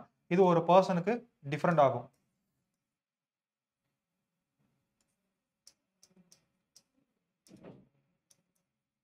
இது வந்து எக்ஸாக்டாக நீங்கள் ஃபாலோ பண்ணணும்னு இல்லை, ஒவ்வொருத்தவங்களுக்கும் நான் சொன்னது மாறும். ஃபர்ஸ்ட் விஷயம். நெக்ஸ்ட் நீங்கள் என்ன மீடியம் சூஸ் பண்ணுறீங்க அப்படிங்கிறது ரொம்ப ரொம்ப முக்கியம். உங்களோட ரைட்டிங் மீடியம். இப்போ example you're English medium student அப்படின்னா உங்களுக்கு ரைட்டிங் ஃப்ளோ ஈஸியாக வந்துடும், ரைட்டிங் ஃப்ளோ இருக்கும். பட் கண்டென்ட்டில் தான் உங்களுக்கு பிரச்சனை வரும். ஏன் அப்படின்னா இங்கிலீஷ் வந்து பார்த்தீங்கன்னா இப்போ எழுதும்போது கேஷுவல் ரைட்டிங் அப்படியே ஃபாஸ்ட்டாக எழுதிட்டு போயிடலாம். பட் தமிழ் வந்து வட்ட எழுத்து எழுதும்போது ரவுண்டாக நம்ம எழுதுகிற மாதிரி இருக்கும், கை வலிக்கும், ரொம்ப ஸ்லோவாக தான் எழுத முடியும். அப்போ தமிழ் மீடியம் ஸ்டூடெண்ட்டுக்கு எழுதுறது, பேஜ் ஃபில் பண்ணுறது, ஸ்பீடு வந்து பிரச்சனையாக இருக்கும். இங்கிலீஷ் மீடியம் ஸ்டூடெண்ட்க்கு இது அட்வான்டேஜ். ஆனால் தமிழ் மீடியம் ஸ்டூடெண்ட்ஸ்க்கு கண்டென்ட் ஈஸியாக நீங்கள் என்ன பண்ண முடியும், ப்ரொவைட் பண்ண முடியும். இங்கிலீஷ் மீடியம் ஸ்டூடெண்ட்க்கு இது பிரச்சனையாக இருக்கும். ஆனால் நீங்கள் முன்னாடிலேருந்தே இங்கிலீஷ் மீடியம் தான் படிச்சிருக்கீங்க, ப்ராக்டிஸ் பண்ணிருக்கீங்கன்னா உங்களுக்கு ரெண்டுமே பிரச்சனை இருக்காது. நீங்கள் முன்னாடிலேருந்தே தமிழ் நிறைய ப்ராக்டிஸ் பண்ணிருக்கீங்க, ரெண்டும் பிரச்சனை இருக்காது. யார் ரெண்டுமே ஈக்குவலாக இருக்குது, தமிழ் அண்ட் இங்கிலீஷ் ரெண்டுத்துலையுமே நான் கண்டென்ட்டும் ஈக்குவலாக தான் இருக்கேன், எனக்கு பெரிய அளவில் அந்த லாங்குவேஜில் ஃப்ளூயன்ஸும் இல்லை அப்படின்னு நினச்சிங்கன்னா நீங்கள் கம்பேரிட்டிவ்லி எதில் உங்களுக்கு கண்டென்ட் நல்லா வருது அப்படிங்கிறத நீங்கள் என்ன பண்ணிக்கணும் அப்படின்னா செக் பண்ணிக்கணும். அதுக்கப்புறம் வந்து பார்த்தீங்கன்னா தமிழில் உங்களால் அவ்வளோ ஸ்பீடாக எழுத முடியுதான்னு சொல்லி ப்ராக்டிஸ் பண்ணணும். இன்கேஸ் அப்படி எழுத முடியல அப்படின்னா ரெண்டுமே ஈக்குவலாக இருக்குங்கிற பட்சத்தில் நீங்கள் இங்கிலீஷ் வந்து பார்த்தீங்கன்னா சூஸ் பண்ணிக்கலாம். பட் கண்டென்ட் நல்லா இருக்கு, நான் தமிழ் எழுத முடியும் கான்ஃபிடென்ட் இருக்கவங்க தமிழ் எழுதுங்க. அதர்வைஸ் நீங்கள் இங்கிலீஷ் மீடியம் சூஸ் பண்ணிக்கலாம். இதில் தான் அட்வான்டேஜ் இருக்குது, இதில் தான் டிஸ்அட்வான்டேஜ் இருக்குன்னு இல்லை. ஒவ்வொரு வருஷமும் ரெண்டு மீடியத்துலையுமே நிறைய பேர் வந்து பார்த்தீங்கன்னா பாஸ் பண்ணிட்டு தான் இருக்காங்க. Comparatively English medium students high நம்பரில் இருப்பாங்க, ஏன்னா அதிக பேர் அதில் தான் எழுதுவாங்க. அதனால தமிழ் மீடியம் ஸ்டூடெண்ட் லோவாவோ இங்கிலீஷ் மீடியம் ஸ்டூடெண்ட் ஹையாவோ ஃபீல் பண்ண தேவையில்லை. இப்போ வந்து நார்மலைஸ் மெத்தடில் எல்லாத்தையும் ஈக்குவல் பண்ணிடுவாங்க. ஓகேவா? ஸோ இப்போ டைம் மேனேஜ்மெண்ட் இப்போ நமக்கு தெரிஞ்சிருச்சு என்ன மாதிரி ஆன்சர் பண்ணணும் அப்படிங்கிறது. ஈக்குவல் டைம் அலோகேஷன் வந்து பார்த்தீங்கன்னா பண்ணுறது டைம் மேனேஜ்மெண்ட் இல்லை. நல்ல கொஷின்ஸ்க்கு அதிக டைமும், ஒர்ஸ்ட் கொஷனுக்கு வந்து பார்த்தீங்கன்னா கம்மியான டைமும் அலோகேட் பண்ணி ப்ராப்பராக நம்ம மேனேஜ் பண்ணணும். இதுதான் நெக்ஸ்ட். ஒரு நல்ல ஆன்சர் அப்படிங்கிறது எப்படி இருக்கணும் அப்படின்னா, எடுத்த உடனே நீங்க இந்த எல்லா ஸ்டெப்பையும் ஃபாலோ பண்ணி நல்ல ஆன்சர் தான் கொடுக்க முடியுமான்னு கேட்டீங்கன்னா கிடையாது. அது ப்ராக்டிகலி இம்பாசிபிள். அப்ப ஃபர்ஸ்ட் நம்ம அதை தெரிஞ்சுக்கணும். முடிஞ்ச அளவுக்கு பெட்டர் ஆன்சர் கொடுக்க ட்ரை பண்ணணும் மெயின்ஸ் பொறுத்த வரைக்கும். ஃபர்ஸ்ட் கொஸ்டின் எப்படி அனலைஸ் பண்ணணும் ஏற்கனவே நம்ம பார்த்தோம். அந்த கீ வேர்ட்ஸ் இம்பார்ட்டண்டா ஒவ்வொரு கொஸ்டின்லையும் கொடுத்துருப்பாங்க. சில கொஸ்டின்ல டிஸ்கஸ் கொடுத்துருப்பாங்க, சில கொஸ்டின்ல ஜஸ்டிஃபை அந்த மாதிரி கொடுத்துருப்பாங்க. அப்ப நம்ம என்ன பண்ணணும்னா கொஸ்டினை வந்து ஃபர்ஸ்ட் அண்டர்ஸ்டாண்ட் பண்ணணும். நல்லா ஞாபகம் வச்சுக்கோங்க, மெயின்ஸ் பொறுத்த வரைக்கும் உங்களுடைய நாலேஜ் அதில் காட்டக்கூடாது. கொஸ்டினை இன்டர்பிரேட் பண்ணி அது கரெக்டாக வந்து பார்த்தீங்கன்னா ஆன்சர் எழுதணும். ஸோ இன்டர்பிரிட்டேஷன் ஆஃப் கொஸ்டின் அதான் வந்து பார்த்தீங்கன்னா ரொம்ப முக்கியம். அதாவது இவர் உங்களுக்கு நாலேஜை கம்பேர் பண்ணும்போது அதை விட இதுதான் முக்கியம். இது அதாவது கேட்ட கேள்விக்கு பதில் கொடுக்குறாங்க, அவங்களுக்கு டீசன்ட் மார்க் வந்துடும். பட் நல்ல குவாலிட்டி கண்டென்ட் கொடுக்குறாங்க, ஆனால் கேட்ட கேள்வியை தாண்டி டிவியேட் ஆகிருக்கு, அப்போ மார்க் கம்மியாக வரும். ஸோ இவ்வளோ தான் அது புரிஞ்சுக்கோங்க. அதான் வந்து பார்த்தீங்கன்னா இங்கே கொடுத்துருப்பாங்க, stay focused and avoid deviating from topic. இனிஷியலாக நம்ம என்ன பண்ணிடுவோம் அப்படின்னா இதை நம்மளால பண்ண முடியாது. டிவியேஷன் ஆகாமல் டாபிக்குள்ளேயே கேட்டிருக்கக்கூடிய கேள்வி சார்ந்து போகணும். இப்போ எக்ஸாம்பிள் ஒரு ஸ்கீமுடைய இம்பாக்ட் இன் சொசைட்டி அப்படின்னு கேட்குறாங்க. புதுமை பெண் திட்டத்துடைய தாக்கம் என்ன சமூகத்தில் கேட்கும்போது, புதுமை பெண் திட்டம் இந்த நாளில் இங்கு தொடங்கப்பட்டது, இந்த திட்டத்தினுடைய பயனாளர்கள் 6லேருந்து 12ஆம் வகுப்பு வரைக்கும் அரசு பள்ளியில் படிச்சிருக்கணும் அப்படிங்கிற மாதிரி அந்த விஷயத்த வந்து பார்த்தீங்கன்னா நம்ம கொடுக்கறத விட பெண்களுடைய எழுத்தறிவு அதிகமாக இருக்கு, தென் உயர்கல்வி சேர்க்கை விகிதம் பெண்களுக்கு அதிகமாக இருக்கு, கிராமப்புறத்தில் இருக்கக்கூடிய பெண்களுடைய கல்வியில வளர்ச்சி ஏற்பட்டிருக்கு, மேம்பாடு ஏற்பட்டிருக்கு, பெண்கள் பொருளாதார ரீதியில் எம்பவர் ஆகிறதுக்கு இது ஒரு பயனுள்ள திட்டமா இருக்கு, வறுமையில் இருக்கக்கூடிய மாணவர்கள் உயர்கல்வி படிக்கிறதுக்கு மிக பயனுள்ள வகையில் இருக்கு அப்படின்னு சொல்லிட்டு அதோடைய இம்பாக்ட் என்ன அப்படிங்கிற மாதிரியான அந்த விஷயத்தை தான் வந்து பார்த்தீங்கன்னா நம்ம மெயினாக எழுதணும். ஸோ இதுதான் stay focused and avoid deviating from the topic அப்படிங்கிறது இம்பார்ட்டன்ட் விஷயம். அதே மாதிரி கொஸ்டினை வந்து அனலைஸ் பண்ணி அந்த கீ வேர்ட்ஸ் வந்து பார்த்தீங்கன்னா நீங்கள் புரிஞ்சுக்கணும், அங்கே என்ன கேட்டிருக்காங்க அப்படிங்கிறத கண்டுபிடிக்கணும். இப்போ அதுக்கான அந்த கீ வேர்ட்ஸ் என்னென்ன அப்படிங்கிறத ஒரு முறை பார்த்துட்டோம்னா இங்கே உங்களுக்கு புரிஞ்சிடும். ஃபர்ஸ்ட் அந்த டைரக்டிவ் வேர்ட்ஸ் பாருங்க. இப்போ சம்மரைஸ் அப்படின்னு சொல்லி கொடுக்குறாங்கன்னா டீட்டெயிலாக இருக்கக்கூடியதை சம்மரைஸ் பண்ணி கொடுக்கணும். சேம் டைம் எந்த மெயின் பாயிண்ட்டுமே என்ன பண்ணிடக்கூடாது, மிஸ் பண்ணிடக்கூடாது. நல்லா கவனிங்க, இது டீட்டெயில்டு ஆன்சர் ரைட்டிங் செஷன் இல்லை, நம்ம தனியாக டீட்டெயில் ஆன்சர் ரைட்டிங் செஷன் உங்களுக்கு ரெக்கார்ட் பண்ணி அனுப்புகிறோம். ஆர் லைவ்ல வந்து நம்ம பிளான் பண்ணுவோம். உங்களுடைய ஃபீட்பேக் பொறுத்து உங்களுக்கு அது தேவைன்னு நினச்சிங்கன்னா நம்ம டெலிகிராம் குரூப்பில் வந்து மெசேஜ் பண்ணுங்கள். நம்ம உங்களுக்கு டீட்டெயில் ஆன்சர் ரைட்டிங் அந்த தனி அதுக்காகவே வந்து பார்த்தீங்கன்னா செஷன்ஸ் ஸ்ட்ராட்டஜி செஷன் கண்டக்ட் பண்ணுவோம். இப்போ வந்து ஜஸ்ட் உங்களுக்கு ஒரு அவுட்லைன் தான், ஆன்சர் ரைட்டிங் எப்படி பண்ணணும், நீங்கள் பிகினராக இருக்கீங்க அப்படின்னா அதுக்கான ஒரு அவுட்லைன் தான். இதெல்லாம் இது மாதிரி நிறைய வேர்ட்ஸ் இருக்குது. இப்போ நான் ஜஸ்ட் உங்களுக்கு சிம்பிளாக ஒரு 10 வேர்ட்ஸ் மட்டும் சொல்கிறேன். இன்னும் நிறைய இருக்குது, 20க்கு மேற்பட்ட அந்த டைரக்டிவ் வேர்ட்ஸ்லாம் வந்து பார்த்தீங்கன்னா இருக்குது. அது எல்லாத்தையும் நம்ம தனியாக பார்க்கலாம், தனி ஒரு வீடியோ கூட உங்களுக்கு போடுறேன். அப்போ சம்மரைஸ் பண்ண சொன்னால் நம்ம என்ன பண்ணணும், எந்த பாயிண்ட்டும் மிஸ் ஆகாமல் அந்த பாயிண்ட்டை கொஞ்சம் சுருக்கி எழுதணும், டீட்டெயில் இன்ஃபர்மேஷனோட எழுதணும். இதே வந்து பார்த்தீங்க அப்படின்னா அவுட்லைன் கொடுக்குறாங்க, அப்போ நம்ம என்ன பண்ணுற மாதிரி இருக்கும், state main points only, omit detail இல்லாமல் எழுதணும். அப்போ இந்த வேர்டை பொறுத்து நம்ம என்ன பண்ணணும் அப்படின்னா கொஸ்டின் எழுதணும். இப்போ ஜஸ்டிஃபைன்னு கொடுக்குற இடத்துல கண்டிப்பாக ப்ரூஃபும் அதுக்கான ரீசன் ஒய் அப்படிங்கிறத நம்ம என்ன பண்ணணும், அது படிக்கும் போதே அதுக்கான ரீசன் என்ன, இதனால தான் அது வந்திருக்கு அப்படின்னு சொல்லி நம்ம ப்ராப்பராக ஜஸ்டிஃபை பண்ணணும். அப்போ அந்த கொஸ்டின்ஸில் வந்து பார்த்தீங்கன்னா ப்ரூஃப்ஸுக்கு தான் அதிக இம்பார்ட்டன்ஸ் இருக்கும். ஓகேவா, அதுக்கான கரெக்டான எக்ஸாம்பிள்ஸ் ரீசன்ஸ் எல்லாம் வந்து பார்த்தீங்கன்னா நம்ம கொடுக்குற மாதிரி இருக்கும். இப்போ எக்ஸ்பிளைன் ஒரு கொஸ்டின் கேட்குறாங்க, விவரிக்கன்னு கேட்குறாங்க அப்படின்னா அதோடைய ரீசன், காசஸ், எஃபெக்ட்ஸ் இந்த மாதிரி எல்லா விஷயத்தையும் வந்து பார்த்தீங்கன்னா நம்ம டீட்டெயிலாக எக்ஸ்பிளைன் பண்ணணும். நம்ம விவரிச்சு தான் அவங்க கேட்குறாங்க. அனலைஸ்ன்னு கேட்கும்போது நம்ம அந்த இடத்துல வந்து பார்த்தீங்கன்னா எதை கொஸ்டினில் எதை அனலைஸ் பண்ண சொல்லியிருக்காங்கன்னு பார்த்து அதை டிவைடாக அந்த பார்ட்டாக நம்ம பிரிச்சுட்டு அதை நம்ம என்ன பண்ணுற மாதிரி இருக்குன்னா டிஸ்கஸ் பண்ணோம், ஹவு தே ரிலேட். இப்போ எக்ஸாம்பிள் வந்து பார்த்தீங்கன்னா analyse the impact of DPSP அப்படின்னு கொடுத்துட்டு எதில் கேட்டாங்க, எக்கனாமிக்கல் டெமோக்ரஸியை ப்ரொமோட் பண்ணுறதில்ல அப்படிங்கிற மாதிரி கேட்குறாங்க. அப்போ நம்ம என்ன பண்ணுற மாதிரினா அதை அனலைஸ் பண்ணி ஆக்சுவலாக ஃபஸ்ட்டு தனியாக எதை கேட்குறாங்க அப்படிங்கிறத நம்ம தனியாக பிரித்து வச்சுட்டு அதை ப்ராப்பராக வந்து பார்த்தீங்கன்னா பகுப்பாய்வு செய்யணும், அனலைஸ் பண்ணணும், டீட்டெயிலாக நம்ம என்ன பண்ணணும் அதை பற்றி எக்ஸ்பிளைன் பண்ணணும். இந்த இடத்துல ஏதாவது ஒரு முக்கியமான விஷயத்தை தான் டீட்டெயிலாக நம்ம எக்ஸ்பிளைன் பண்ணுற மாதிரி இருக்கும். ஓகேவா, நெக்ஸ்ட் பார்த்தீங்க அப்படின்னா list provide the itemised series of points. அப்படியே அடுத்தடுத்தா வந்து பார்த்தீங்கன்னா நம்ம கொடுக்கணும். லிஸ்ட் அவுட் அந்த மாதிரி கொடுத்துட்டாங்க அப்படின்னா அது எல்லாத்தையும் நம்ம வரிசைப்படுத்தி சொல்லணும். அடுத்து evaluate, decide and explain how valuable are important something is. Evaluate கொடுக்கும்போது எந்த அளவுக்கு அது ரொம்ப முக்கியம் அப்படிங்கிறத நீங்கள் என்ன பண்ணணும், எக்ஸ்பிளைன் பண்ணி எழுதணும். அடுத்து கம்பேர் அண்ட் கான்ட்ராஸ்ட்னா describe the similarities and differences. சில இடத்துல டிஃபரன்ஷியேட்னே கொடுத்துருவாங்க, டிஃபரன்ஷியேட்னு கொடுத்தாங்கன்னா வேறுபடுத்துக்குன்னு அர்த்தம், வேறுபடுத்தி மட்டும் காமிச்சா போதும். அப்போ இங்கே கம்பேர் அண்ட் கான்ட்ராஸ்ட் கொடுத்துட்டாங்கன்னா நீங்கள் describe the similarities and differences, ஒற்றுமை வேற்றுமைகளை தனித்தனியாக காட்டி எழுதணும். டிஸ்கஸ் அப்படின்னு சொல்லி கொடுக்கும்போது விவாதம்னா பொதுவாக என்ன, ரெண்டு சைடில் உட்காந்து விவாதம் பண்ணுவாங்க, இவங்க ஆதரவாக இவங்க எதிராக இருப்பாங்க. அப்போ கவனிங்க, give both sides and then your position. Positive and negative ரெண்டு சைட்லையுமே நம்ம சொல்லிட்டு ஃபைனலாக நம்ம என்ன பண்ணணும், நம்முடைய பொசிஷன் சொல்லணும். இந்த இடத்துல நல்லா கவனிச்சுக்கோங்க, எப்பவுமே நம்ம டிப்ளமேட்டிக்காக யோசிக்கணுமே தவிர அந்த எக்ஸ்ட்ரீமிஸ்ட் மாதிரி நம்ம யோசிக்கக்கூடாது. எக்ஸ்ட்ரீமிஸ்ட் மீன்ஸ் நான் எதை சொல்றேன்னா, எந்த ஒரு கொள்கையிலுமே ரொம்ப தீவிரமாக நீங்கள் காமிச்சிக்கூடாது. அப்படி காமிச்சிட்டிங்கன்னா நீங்கள் எந்த ஐடியாலஜி ஃபாலோ பண்ணுறீங்கன்னு தெரிஞ்சிடும். மேபி பேப்பர் கரெக்ட் பண்ணுறவங்க உங்களுக்கு ஆப்போசிட் ஐடியாலஜியில் இருந்தாங்க அப்படின்னா உங்களுக்கான மார்க் கம்மியாகும்.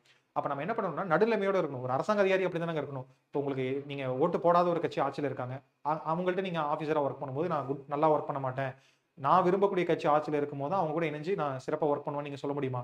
சொல்ல முடியாது. ஆட்சியில் யார் இருந்தாலும் நீங்கள் அரசு அதிகாரியாக உங்கள் பணியை நீங்கள் செஞ்சு தான் ஆகணும். அப்போ நம்ம பார்ஷியாலிட்டி இல்லாமல் இருக்கணும். தென் எப்பயுமே ஒரு பாசிட்டிவ் அப்ரோச் இருக்கக்கூடிய நபர்களை தான் எல்லாருமே விரும்புவாங்க.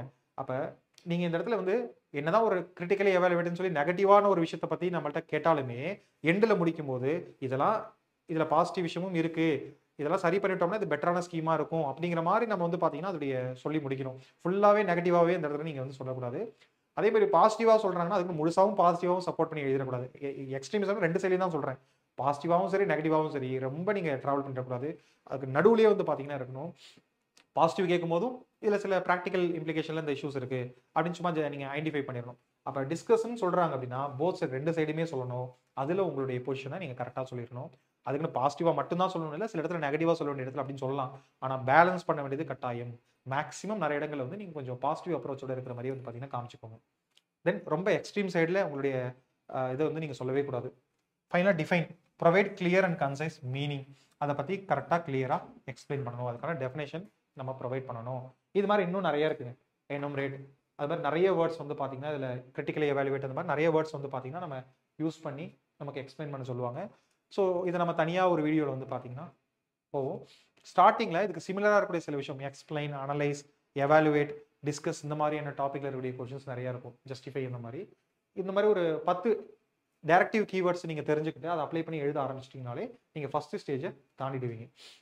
ஃபஸ்ட் இந்த கீவேர்ட்ஸை புரிஞ்சுட்டு கொஷினில் என்ன கேட்டிருக்காங்கிறத அனலைஸ் பண்ணி அண்டர்ஸ்டாண்ட் பண்ணணும். இதுதான் ஃபர்ஸ்ட் ப்ராசஸ்.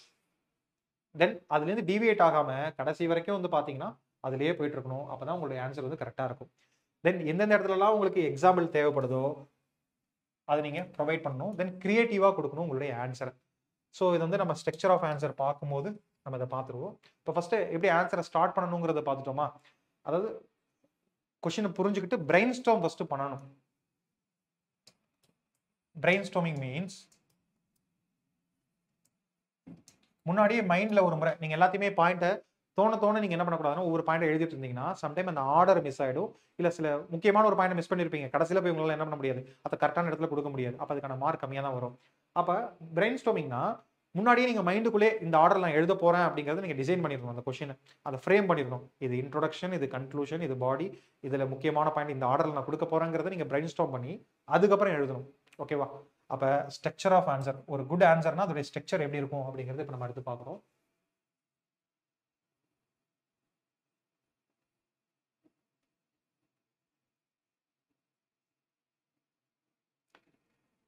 இதான் ஒரு குட் ஆன்சருடைய ஸ்ட்ரக்சர். ஃபஸ்ட்டு இன்ட்ரோ அப்படிங்கும் போது ஒரு நல்ல முக்கியமான ஒரு வேலிடான பாயிண்ட்டை கொடுத்து வந்து நீங்கள் ஆரம்பிக்கணும். அந்த விஷயத்தை பற்றி சொல்லி ஒரு முக்கியமான அதோட இம்பார்ட்டன்ஸை பற்றி சொல்லி அந்த மாதிரி நீங்கள் ஸ்டார்ட் பண்ணலாம்.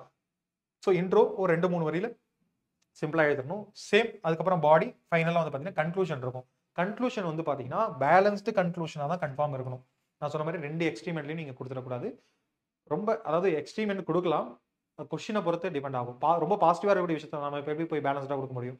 அப்போ அது கொஷினை பொறுத்து இருக்கணும். மேக்ஸிமம் நீங்கள் எப்படி இருக்கணும், பேலன்ஸ்டு மைண்ட் செட்டில் தான் வந்து பார்த்தீங்கன்னா இருக்கணும்.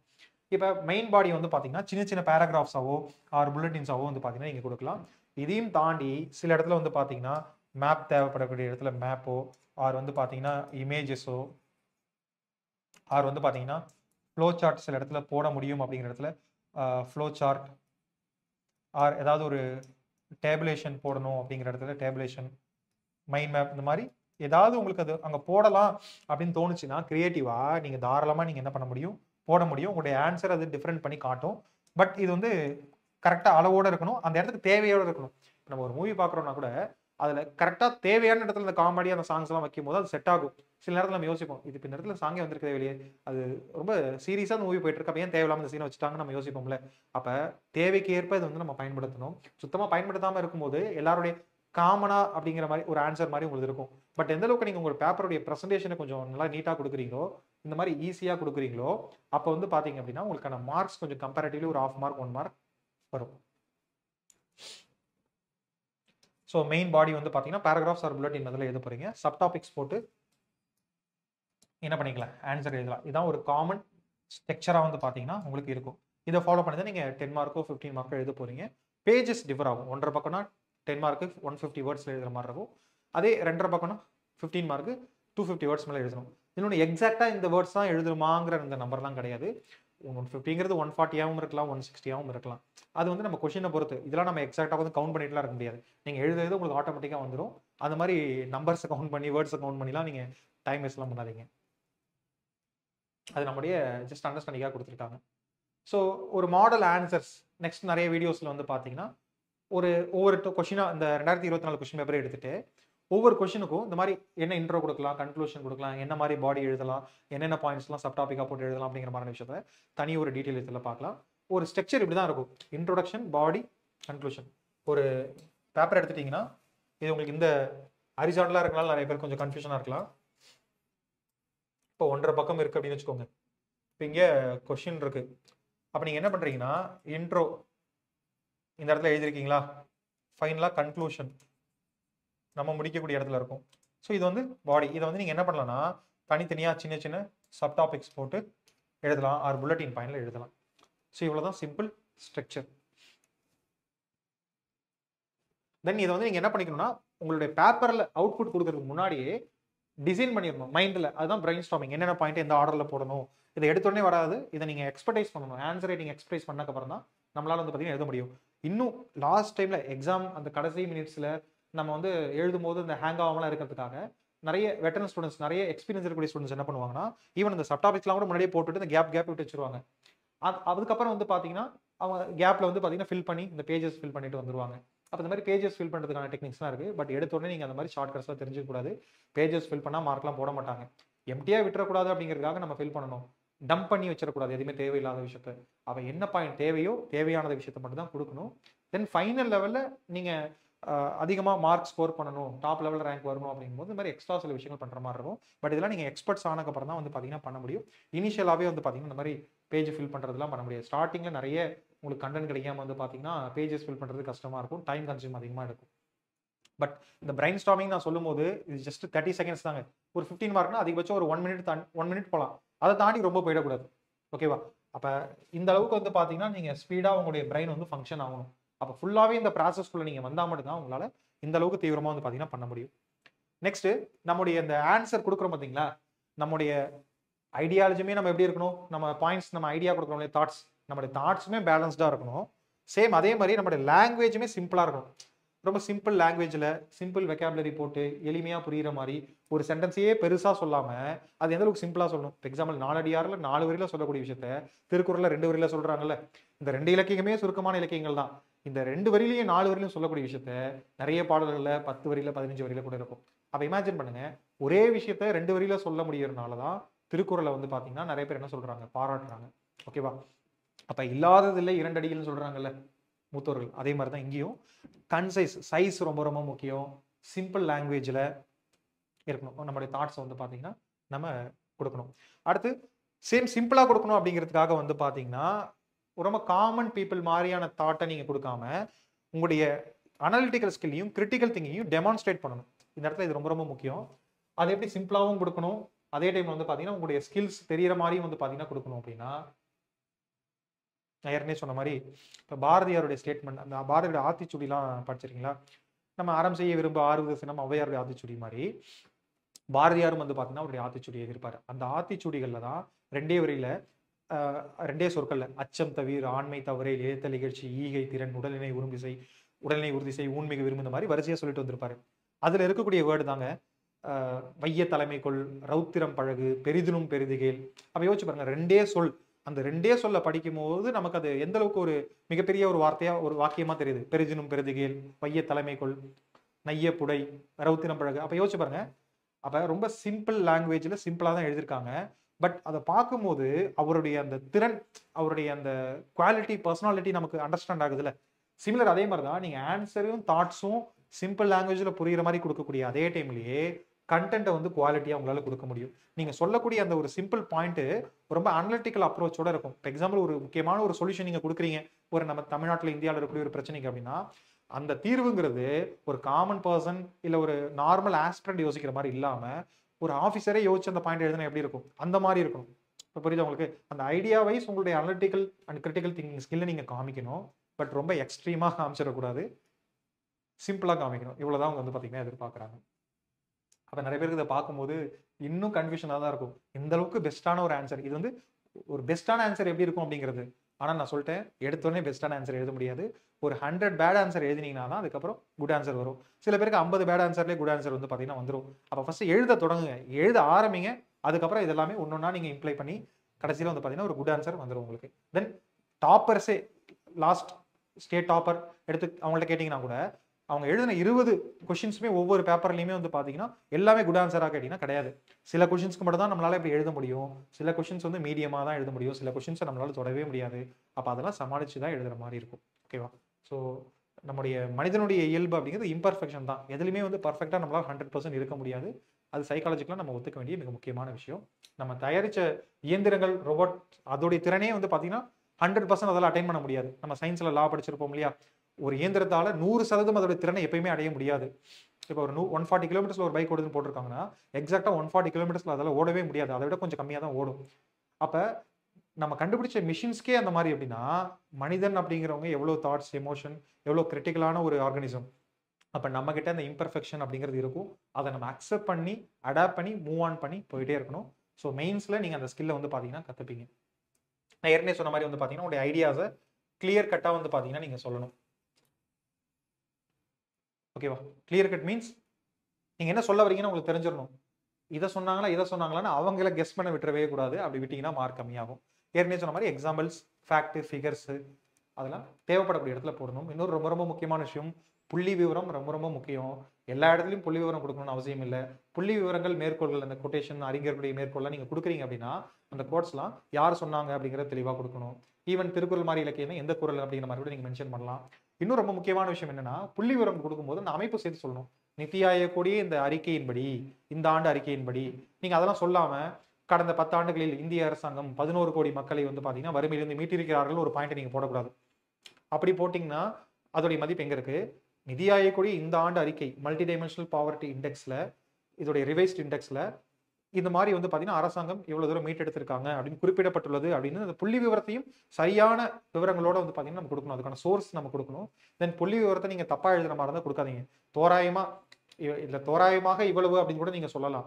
அந்த வேர்டை யூஸ் பண்ணிடணும். இல்லாமல் தவறான புள்ளி விவரங்களை மட்டும் நீங்கள் எப்பவுமே ஆன்சரை எழுதிடக்கூடாது. அது உங்கள் மேலே நெகட்டிவ் இம்பாக்ட் வந்து ஏற்படுத்திடும். ஸோ இவ்வளோதான் ஆர்ட் ஆஃப் ஆன்சர் ரைட்டிங். எப்படி ஒரு குட் ஆன்சர் நம்ம ப்ரொவைட் பண்ண முடியும் அப்படிங்கிறத நம்ம இவ்வளோ நேரம் பார்த்தோம். பட் இது பழக தான் வரும். சித்திரமும் கைப்பழக்கம், செந்தமிழும் நாப்பழக்கம். ஞாபகம் வச்சுக்கோங்க. நீங்கள் பழக தான் நல்ல ஆன்சர்ஸ் எழுத முடியும்.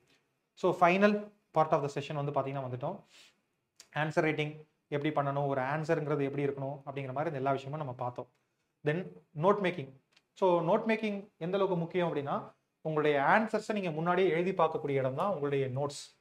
ஸோ இப்போ இதுக்கு ஒரு பெட்டர் மெத்தட் இருக்குது, Cornell method of note making அப்படிங்கிறது உலகம் முழுக்க இருக்கக்கூடிய நிறைய பேர் ஃபாலோ பண்ணுறாங்க. ரொம்ப சிம்பிள் தான். இது என்ன மெத்தட் அப்படின்னா, வழக்கமாக ஒரு பேஜ் ஃபுல்லாக எடுக்காமல் நீங்கள் எடுக்கக்கூடிய நோட்ஸ், உங்களுடைய மேக்ரோ நோட்ஸ் இங்கே இருக்கணும். அந்த நோட்ஸில் நீங்கள் என்னென்ன விஷயங்கள்லாம் எழுத நினைக்கிறீங்களோ அதெல்லாம் எழுதிடுறீங்க. இல்லை வந்து ஒரு டயக்ராமா ஆர் ஒரு பிக்சரா டேபிளேஷனாக அந்த மாதிரிலாம் போட்டுறீங்க. இதில் இருக்கக்கூடிய முக்கியமான ஹைலைட் பண்ணி காமிக்க வேண்டிய விஷயத்த நீங்கள் தனியாக ஹைலைட் பண்ணி ஒரு நபருடைய பேரோ இல்லை முக்கியமான ஒரு பாயிண்ட்டாக வரும்போது அதெல்லாம் நீங்கள் நோட் பண்ணி வச்சுக்கலாம். இதுதான் நார்மல் நீங்கள் எடுக்கக்கூடிய நோட்ஸ். அப்போ நீங்கள் உங்கள் பேஜில் எடுக்கிறீங்க இல்லையா, அதே இந்த ஒரு கார்னரில் தான் நீங்கள் எடுக்க போகிறீங்க. மிச்ச இடத்துக்கு கொஞ்சம் ஸ்பேஸ் விடுறீங்க. இந்த ஸ்பேஸ் எதுக்காக அப்படின்னா, நீங்கள் ஒரு முறை அதை எடுத்த உடனே எப்பவுமே நம்ம பேஜ் நார்மல் இதான் ஒரு பேஜ்னா நீங்கள் இமேஜின் பண்ணிக்கோங்க. இந்த பேஜில் வேற எங்கேயும் ஸ்பேஸ் இருக்காது. அகைன் நீங்கள் வேல்யூ ஆட் பண்ண முடியாது. ரிவிஷன் எப்படி பண்ணுவீங்க? மறுபடியும் முதலே தான் படிப்பீங்க. அப்போ அது டைம் கன்சப்ஷன் அதிகமாக பண்ணும். அப்போ சிம்பிளாக என்ன பண்ணணும் அப்படின்னா, இதில் உங்களால் எதெல்லாம் ஞாபகம் வச்சுக்க முடியலையோ, இம்பார்ட்டன்ட் ஃபேக்ட்ஸ், இம்பார்ட்டன்ட் கான்செப்ட்ஸ், எதெல்லாம் நீங்கள் ரிவிஷன் பண்ணணும்னு நினைக்கிறீங்களோ அதெல்லாம் ரிவிஷன் பண்ணும்போது அடுத்த முறை பார்க்கும்போது எதெல்லாம் உங்களுக்கு ஞாபகம் இல்லையோ அதை இங்கே எழுதிக்கோங்க. நிறைய பேர் பண்ணுற தப்பு என்னன்னா, நம்ம ஆன்சர் நம்முடைய நோட் மேக்கிங்கிறது பெட்டராக இருக்கணும், யார் எடுத்து படித்தாலும் புரியணும் அப்படின்னு. அது அவசியமே இல்லை. இருக்கக்கூடிய கம்மி டைமில் நீங்கள் எடுக்க போகிறீங்க. ஸோ உங்களால் உட்காந்து அந்த மாதிரி ரொம்ப அழகாலாம் வந்து பார்த்தீங்கன்னா எழுத முடியாது. பிரேம் விகாரி நரேன் ரேஸ்டா கான்ஸ்டியூஷன் உட்காந்து அழகாக காலிகிராஃப் பண்ணியிருப்பார் பார்த்தீங்களா, அந்த மாதிரி நமக்கு வருஷக்கணக்கில் டைம் இல்லை, அந்த அளவுக்குலாம் நம்மளால் நீட்டாக எழுத முடியாது. அப்போ உங்களுடைய நோட்ஸ் உங்களுக்கு புரிஞ்சால் போதும், அதை மட்டும் நீங்கள் பண்ணால் போதும். அப்போ இந்த இடத்துல வந்து இந்த மாதிரி முக்கியமான சில விஷயங்களை எழுதி வச்சுக்கிறீங்க. உங்களால் எது மெமரைஸ் பண்ண முடியல, எது நீங்கள் ரீகால் பண்ணணும்னு நினைக்கிறீங்களோ ரிவிஷன் டைமில் எடுத்து நீங்கள் எழுதிக்கலாம். ஃபைனலாக இதை சம்மரைஸ் பண்ணி மைக்ரோ நோட்ஸாக நீங்கள் என்ன பண்ணணும், இங்கே எழுதிடுறீங்க. இந்த சம்மரியில் வந்து பார்த்தீங்கன்னா ரிவிஷன் பண்ணும்போது இதை பார்க்கணும். இப்போ இதை பார்க்கும்போது இந்த ஒவ்வொரு வேர்டுமே உங்களுக்கு புரியுது அப்படின்னா நீங்கள் இங்கே போக தேவையில்லை. இன்கேஸ் எனக்கு இந்த எல்லாம் தெரியும், இந்த பாயிண்ட் மட்டும் தெரியலையா, அப்போ இதை மட்டும் போய் இங்கே பார்த்துக்கலாம், டைம் சேவ் ஆகும். இன்னொன்று, நீங்கள் பார்த்தே திரும்ப திரும்ப ரிவிஷன் பண்ணிட்டு இருக்கும்போது உங்களுடைய பிரெயின் அந்த அளவுக்கு ஒர்க் பண்ணாது. பட் பிரெயினை இந்த இடத்துல நீங்கள் வேலை வாங்குறீங்க, இந்த பாயிண்ட்டை பார்க்கும்போது உங்களுக்கு இந்த பாயிண்ட்லாம் ரீகால் பண்ணணும். ஏன்னா இங்கே பார்த்துட்டோம்னா ஆட்டோமேட்டிக்காக நம்ம கண்ணு போய் அந்த எக்ஸாக்ட் சென்டென்ஸை படிச்சிடும். அதனால இங்கே அந்த வேர்டை பார்க்கும்போது உங்களுக்கு அங்கே இருக்கக்கூடிய கண்டென்ட் ஞாபகம் வரணும். அப்படி வரலன்னா நீங்கள் திரும்ப போய் அங்கே ரிவிஷன் பண்ணணும். அப்போ நமக்கு இந்த இடத்துல எப்படின்னா, நமக்கு எப்படி என்ன தேவையோ அந்த இடத்துல நம்ம என்ன பண்ணுறோம், ரிவிஷன் பண்ணுறோம். இப்போ எக்ஸாம்பிள் உடம்புல உங்களுக்கு கையில் வலி இருக்குது அப்படின்னா உடம்பு முழுக்க நம்ம மருந்து அப்ளை பண்ணோம்னா அதுக்கு பயன் இல்லைல்ல, அந்த கையில் மட்டும் அப்ளை பண்ணால் அது யூஸாக இருக்கும். அதே தான் ரிவிஷனுக்கும் எல்லாருமே பண்ணுறது, திரும்ப திரும்ப முதலேருந்து கடைசி வரைக்கும் படிச்சுட்டு இருப்பாங்க, அரைச்சமாவே அரைக்கிற மாதிரி. இந்த இடத்துல நம்ம என்ன பண்ணணும் அப்படின்னா, எது உங்களுக்கு ஞாபகம் இல்லையோ அதை மட்டும் படிக்கணும். அப்போ நீங்கள் நார்மலாக நோட்ஸ் எடுத்தீங்கன்னா உங்களால் கடைசி வரைக்கும் என்ன பண்ண முடியாது, எது உங்களுக்கு தெரியாதுன்னே தெரியாது. அப்போ ஃபஸ்ட் டைம் நீங்கள் நோட்ஸ் எடுத்து வச்சிடுறீங்க, ரெண்டாவது டைம் ரிவிஷன் பண்ணும்போது அங்கே என்னென்ன கண்டென்ட்லாம் உங்களால் ஞாபகம் வச்சுக்க முடியலையோ, இல்லை எதெல்லாம் கஷ்டமாக ஃபீல் பண்ணுறீங்களோ அதெல்லாம் இங்கே எழுதுறீங்க. ஒட்டு மொத்தமாக இதோடைய அவுட்லைன் நீங்கள் போட்டு வச்சுக்கிறீங்க. அப்போ இந்த இடத்த பார்க்கும்போதே உங்களுக்கு வந்து பார்த்தீங்கன்னா இங்கே என்ன இருக்குது அப்படிங்கிறது தெரிஞ்சிடும். ரிவிஷன் பண்ணும்போது ஈஸியாக பிரட்டிட்டு போயிடலாம். இந்த ஒரு பேஜை படிக்கிறதுக்குள்ள இந்த சம்மரி பேஜை ஒரு 4 பேஜ் படிச்சுட்டு போயிடலாம், 4 பேஜ் ரிவிஷன் பண்ணிட்டு போயிடலாம். ஃபைனலாக இந்த இடத்துல கரண்ட் அஃபேர்ஸ் அப்டேட் நீங்கள் முடிச்சுட்டு போயிருப்பீங்க அந்த டாபிக், திடீர்னு அதில் ஏதாவது ஒரு அப்டேட் வந்திருக்கும், புதுசாக ஏதாவது ஒரு ஜட்மெண்ட் வந்திருக்கும், ஒரு புதுசாக ஒரு இண்டெக்ஸ் வந்திருக்கும். அப்போ அந்த மாதிரியான விஷயம் இருக்கிறனால இந்த கொஸ்டின் கேட்கலாம். அப்போ அந்த மாதிரி கரண்ட் அஃபேர்ஸ் ஓரியன்டான முக்கியமான விஷயம், இல்லை ஜென்ரல் இன்ஃபர்மேஷன், அந்த மாதிரி விஷயம்லாம் இந்த சைடில் நீங்கள் நோட் பண்ணிக்கலாம். இது ஆக்சுவல் கார்னல் மெத்தட், இதே மாதிரி தான் கொடுத்துருப்பாங்க. அதை நம்ம டிஎன்பிஎஸ்சி மெயின்ஸ்க்கு ஏற்ற மாதிரி நான் மாடிஃபை பண்ணி உங்களுக்கு இந்த நோட் மேக்கிங் மெத்தட் கொடுத்துருக்கேன். இதை ஃபாலோ பண்ணுங்க, கண்டிப்பாக உங்களுக்கு இதுவாக இருக்கும். நெக்ஸ்ட் இதே 10 மார்க்னு வச்சுக்கோங்களேன், நீங்கள் டேரெக்டாக என்ன பண்ணிக்கலாம், இதை மட்டும் ஃபாலோ பண்ணிட்டீங்கன்னா 10 மார்க். ஒரு 10 மார்க்கில் இதை மட்டும் நீங்கள் மேக்ஸிமம் கொடுத்துக்கலாம். மேக்ஸிமம் 15 மார்க் இருக்குது அப்படின்னா இந்த ஏரியாவில் இருக்கக்கூடிய கண்டென்ட்டை மட்டும் நீங்கள் சம்மரைஸ் பண்ணி எழுதினீங்கன்னா 15 மார்க் வந்துடும். ஸோ கீவேர்ட்ஸ் இங்கே இருக்குது, கரண்ட் அஃபேர்ஸ் அப்ளை பண்ணுறது இங்கே இருக்குது, இங்கே இருக்கக்கூடிய நோட்ஸே சுருக்கி இங்கே இருக்குது. அப்போது நீங்கள் 10 மார்க் 15 மார்க்ஸ் அதுக்கான ப்ராக்டிஸையும் சேர்த்து நோட் மேக்கிங் பண்ணும்போதே பண்ணுறீங்க. இது ஒரு பெட்டர் மெத்தடாக இருக்கும். Final revision is the key, ரொம்ப ரொம்ப முக்கியம். எந்த அளவுக்கு டெஸ்ட் எழுதுறோமோ அதை நம்ம என்ன பண்ணணும் அப்படின்னா டெஸ்ட் எழுதிட்டு ப்ராப்பராக வந்து ரிவிஷன் பண்ணணும். ரிவிஷன் பண்ணும்போது வழக்கம் போல் நான் இப்போ சொன்ன மாதிரி புக் எடுத்து தான் ரிவிஷன் பண்ணணும்னு இல்லை, ஒவ்வொரு தனி மனிதனுக்கும் ஒவ்வொரு விதமான சிந்தனை செயல்பாடு எல்லாத்துலையும் மாற்றம்ங்கிறது இருக்கும். சில பேருக்கு டீச் பண்ணால் புரியும், மற்றவங்களுக்கு யார்கிட்டயாவது எக்ஸ்பிளைன் பண்ணுங்க, அவங்களுக்கு இது புரிஞ்சிருச்சுன்னு வச்சுக்கோங்களேன், நீங்கள் ரிவிஷன் பண்ணதான் அர்த்தம். ஆல்பர்ட் ஐன்ஸ்டீன் சொல்றாரு, 6 வயது குழந்தைக்கு உங்களால் ஒரு அறிவியல் கருத்தை புரிய வைக்க முடியும் அப்படின்னா அப்பதான் உங்களுக்கு அது உண்மையிலேயே அந்த கான்செப்ட் புரிஞ்சிருக்குன்னு அர்த்தம். அப்போ அதே தான் உங்களுக்கு, நீங்கள் ஒரு மெயின்ஸ் ஆஸ்பிரண்டா இருக்கீங்க, நீங்கள் ஒரு வேற ஏதாவது ஒரு நபருக்கு, அதுக்கு நீங்கள் போய் சின்ன குழந்தைகளை போய் தொந்தரவு பண்ண தேவையில்லை. ஒரு காமன் ஆஸ்பிரண்ட், உங்களுடைய junior aspirant or prelims clear பண்ணவங்க இல்லை பண்ணாதவங்க அந்த மாதிரி யாரும் நாள் இருக்கலாம், அவங்கள்ட்ட நீங்கள் டீச் பண்ணி சிம்பிளாக புரிய வைக்கிறீங்க அப்படின்னா நீங்கள் அதில் ரொம்ப ஸ்ட்ராங்காக இருக்கீங்கன்னு அர்த்தம். ரிவிஷன் பண்ண தேவையில்லை. நீங்கள் டீச் பண்ணுறது நாலேஜை டபுள் பண்ணுறது சமம். But don't waste your time, ரொம்ப இதில் வேஸ்ட் பண்ணிடக்கூடாது, லிமிட்டடாக பண்ணிக்கணும். அதே மாதிரி வேற மாதிரி எழுதி பார்க்கலாம், ஆர் திரும்ப திரும்ப விஷுவலாக கலர் கலராக நீங்கள் கோடு போட்டு வச்சு பார்க்கலாம்.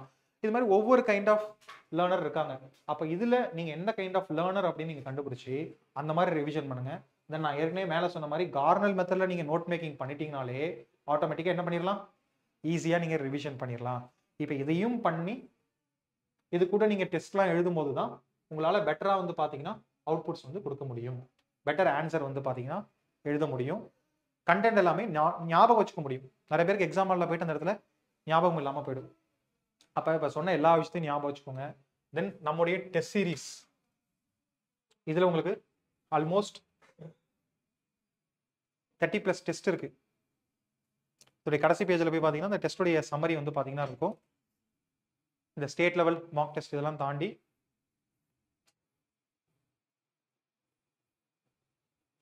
செக்ஷனல் வைஸ் டெஸ்ட், யூனிட்டை பிரித்து வந்து பார்த்தீங்கன்னா 12 டெஸ்ட், யூனிட் வைஸ் டெஸ்ட் ஒரு 10 இருக்கும், இன்க்ளூடிங் கரண்ட் அஃபேர்ஸ் தனியாக ஒரு டெஸ்ட் இருக்கும். 9 யூனிட் இருக்கு இல்லையா, 3 பேப்பரில், அது இல்லாமல் கரண்ட் அஃபேர்ஸ் ஒன்று தனியாக, அதனால தான் 10. ஜிஎஸ் பேப்பர் வைஸ் டெஸ்ட் 3த்துக்கும் தனித்தனியாக இருக்குது. தமிழ் எலிஜிபிலிட்டி டெஸ்ட் இருக்குது. இந்த எல்லா டெஸ்ட்டுமே ரொம்ப சின்சியராக நீங்கள் ரியல் எக்ஸாமில் எழுதுற மாதிரி எழுதணும். So practice makes man perfect. அதனால இங்கே நீங்கள் எழுதக்கூடிய ஒவ்வொரு ஆன்சரும் நீங்கள் ரியல் எக்ஸாமில் எழுதுற மாதிரி எழுதி ப்ராக்டிஸ் பண்ணுங்க. அடுத்து மார்க் டெஸ்ட் முடிஞ்ச அளவுக்கு நீங்கள் ஆன்லைன் ஸ்டூடெண்டாக இருந்தாலும் ஆஃப்லைனில் நம்ம சென்னை ஜிஆர் காம்ப்ளெக்ஸில் வந்து எழுதுறதுக்கு ட்ரை பண்ணுங்க. ஓகேவா? ஸோ ரெகுலராக நான் சொன்ன மாதிரி அந்த கரண்ட் அஃபேர்ஸ் கோர்ஸில் இவ்வளவு சோர்சஸ் வந்து பார்த்தீங்கன்னா நம்ம கவர் பண்ண போகிறோம். அதனால முடிஞ்ச அளவுக்கு எந்த கிளாஸுமே நீங்கள் ரெக்கார்டரில் பார்த்துக்கலான்னு விட்டுறாமல் லைவ்லேயே வந்து பார்த்தீங்கன்னா அட்டன் பண்ணுங்க.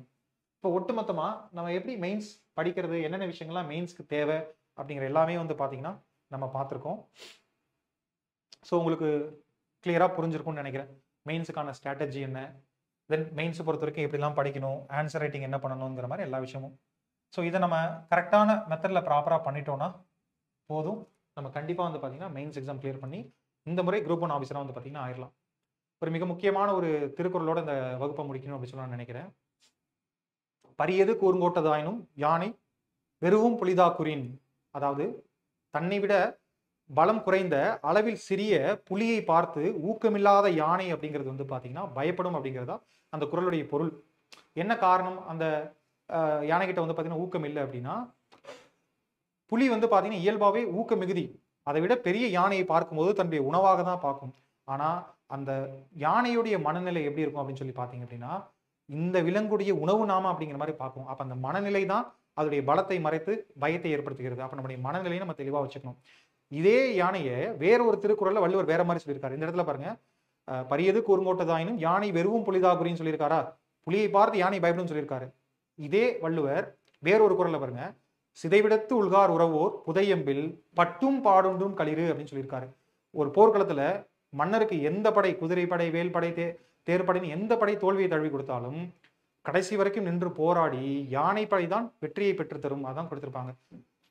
சிதைவிடத்து உள்கார் உறவோர் புதையம்பில் பட்டும் பாடொன்றும் களிறு. அப்ப யோசிச்சு பாருங்க, நார்மல் யானை, காட்டுல இருக்கக்கூடிய யானையோட மணல் எப்படி இருக்கும், ஆனா போர்க்களத்தில் இருக்கக்கூடிய யானை எப்படி பிராக்டிஸ் பண்ணியிருப்பாங்க அப்படின்னா, அந்த யானை எதை பார்த்தும் பயப்படாது. எவ்வளவு பெரிய படை வந்தாலும் அதை எதிர்த்து துவம்சம் பண்ணும். அப்ப யோசிச்சு பாருங்க, ஒரு புலியை பார்த்து பயப்பட்ட யானையை ஒரு திருக்குறளையும், ஒரு போர்க்களத்தையே வந்து பாத்தீங்கன்னா சிதற விடக்கூடிய யானை இன்னொரு திருக்குறளையும் சொல்லியிருக்காரு. ரெண்டுத்துக்கு என்ன டிஃபரன்ஸ்? இந்த திருக்குறளை சொல்லியிருக்கக்கூடிய யானையுடைய மனநிலை எப்படி இருக்கு, அந்த திருக்குறளை சொல்லியிருக்கக்கூடிய யானை வெல் ட்ரைன்டு, அதோடைய மனநிலை மாத்திட்டாங்க. அப்ப அந்த மைண்ட் செட் அப்படிங்கிறதா ரொம்ப ரொம்ப முக்கியம்.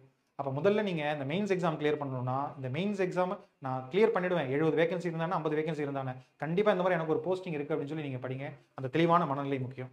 ரெண்டாவது, எக்ஸாம் கிளியர் பண்ணா கரெக்டான என்விரான்மெண்ட் ரொம்ப முக்கியம். நீங்க ஒர்க்கிங் ஆஸ்பிரண்டா இருந்தாலும் சரி, இல்லை ஃபுல் டைம் ஆஸ்பிரண்டா இருந்தாலும் சரி, உங்களுக்கான கரெக்டான என்விரான்மெண்ட்டை கிரியேட் பண்ணிட்டு இந்த டைம்ல பீப்பிளை லிமிட் பண்ணிக்கோங்க, மற்ற எல்லா விஷயத்தையும் லைஃப்ல இருக்கிற விஷயத்தையும் லிமிட் பண்ணிக்கோங்க. ஏன்னா இந்த எக்ஸாமினேஷனுங்கிறது உங்களுக்கு லைஃபே மாற்ற போகுது. ஸோ ப்ராப்பரான என்விரான்மெண்ட்டை செட் பண்ணிக்கோங்க. மூணாவது, சரியான மைண்ட் செட்டு என்விரான்மெண்ட்டுக்குலாம் அப்புறம் சரியான கைடன்ஸ். ஸோ நம்முடைய வரண்டா ஐஏஎஸ்லேருந்து இந்த முறை ரிசல்ட் ஓரியன்டாக மட்டுமே தான் வந்து பார்த்தீங்கன்னா இந்த பேட்ச் வந்து நம்ம ப்ரொவைட் பண்ணுறோம். உங்களுக்கே தெரிஞ்சிருக்கும், ரொம்பவே கம்மி ப்ரைஸில், தமிழ்நாட்டிலே ரொம்ப லோவஸ்ட் ப்ரைஸில் ஜஸ்ட் 5000 rupees வந்து பார்த்தீங்கன்னா இந்த கோர்ஸ் வந்து நம்ம ப்ரொவைட் பண்ணுறோம். நம்முடைய மெயின் எய்ம் என்ன அப்படின்னு சொல்லி பார்த்தீங்கன்னா, இந்த முறை நம்முடைய வரண்டா ஐஏஎஸ்ல படிக்கக்கூடிய இந்த ஒவ்வொரு மெயின்ஸ் ஆஸ்பிரண்ட்டுமே பாஸ் பண்ணணும். இங்கே 100ல் ஒருத்தவங்க 2 பேர் பாஸ் பண்ணணுங்கிறது எங்களுடைய இலக்கு இல்லை. நாங்கள் வச்சிருக்கக்கூடியது இப்போ அந்த பேட்சில் இருக்கக்கூடிய ஒவ்வொரு மாணவருமே வந்து பார்த்தீங்கன்னா பாஸ் பண்ணணும் அப்படிங்கிறதா இந்த பேட்சுடைய இலக்கு. அப்போ உங்களுக்கான சரியான வழிகாட்டுதல்களை முடிஞ்ச வரைக்கும் நம்முடைய வரண்டா ஐஏஎஸ் மூலமா நிச்சயமாக நம்ம கொடுப்போம். அதில் எந்தவித மாற்றமும் இல்லை. அப்போ சரியான மனநிலை, சரியான சூழல், சரியான வழிகாட்டுதல், இந்த 3 இருந்துச்சுன்னா கண்டிப்பாக நீங்கள் கிளியர் பண்ணிட முடியும். உங்களுக்கு அந்த 3மே கிடைச்சிருக்கு. ஸோ தயவு செஞ்சு உங்களுடைய டைம் வேஸ்ட் பண்ணாமல் படிங்க. வேறு எந்த சந்தேகம் இருந்தாலும் நம்முடைய டெலிகிராம் சேனலில் ஃபாலோ பண்ணுங்க. டெய்லி லைவ் கிளாஸை ஃபாலோ பண்ணுங்க. டெஸ்ட்டை ப்ராப்பராக எழுதுங்க. டெஸ்ட் சம்மந்தப்பட்ட எந்த விஷயம் இருந்தாலும் சரி டெலிகிராமில் மெசேஜ் பண்ணுங்க. உங்களுக்கு ரெகுலராக நம்ம 1-to-1 மென்டார்ஷிப் செஷனும் நம்ம பண்ண போகிறோம், இண்டிவிஜுவல் கேருக்காக எவ்ரி வீக். இல்லை நீங்கள் விருப்பப்பட்டீங்கன்னா டெலிகிராம் குரூப்பில் மெசேஜ் பண்ணுங்கள், டேரெக்டாகவே நம்முடைய மென்டார்ஸ் உங்களை கான்டாக்ட் பண்ணுவாங்க. ஸோ நன்றி, அடுத்த வகுப்பில் சந்திப்போம். Thank you all. Veranda IAS, where your dream becomes reality.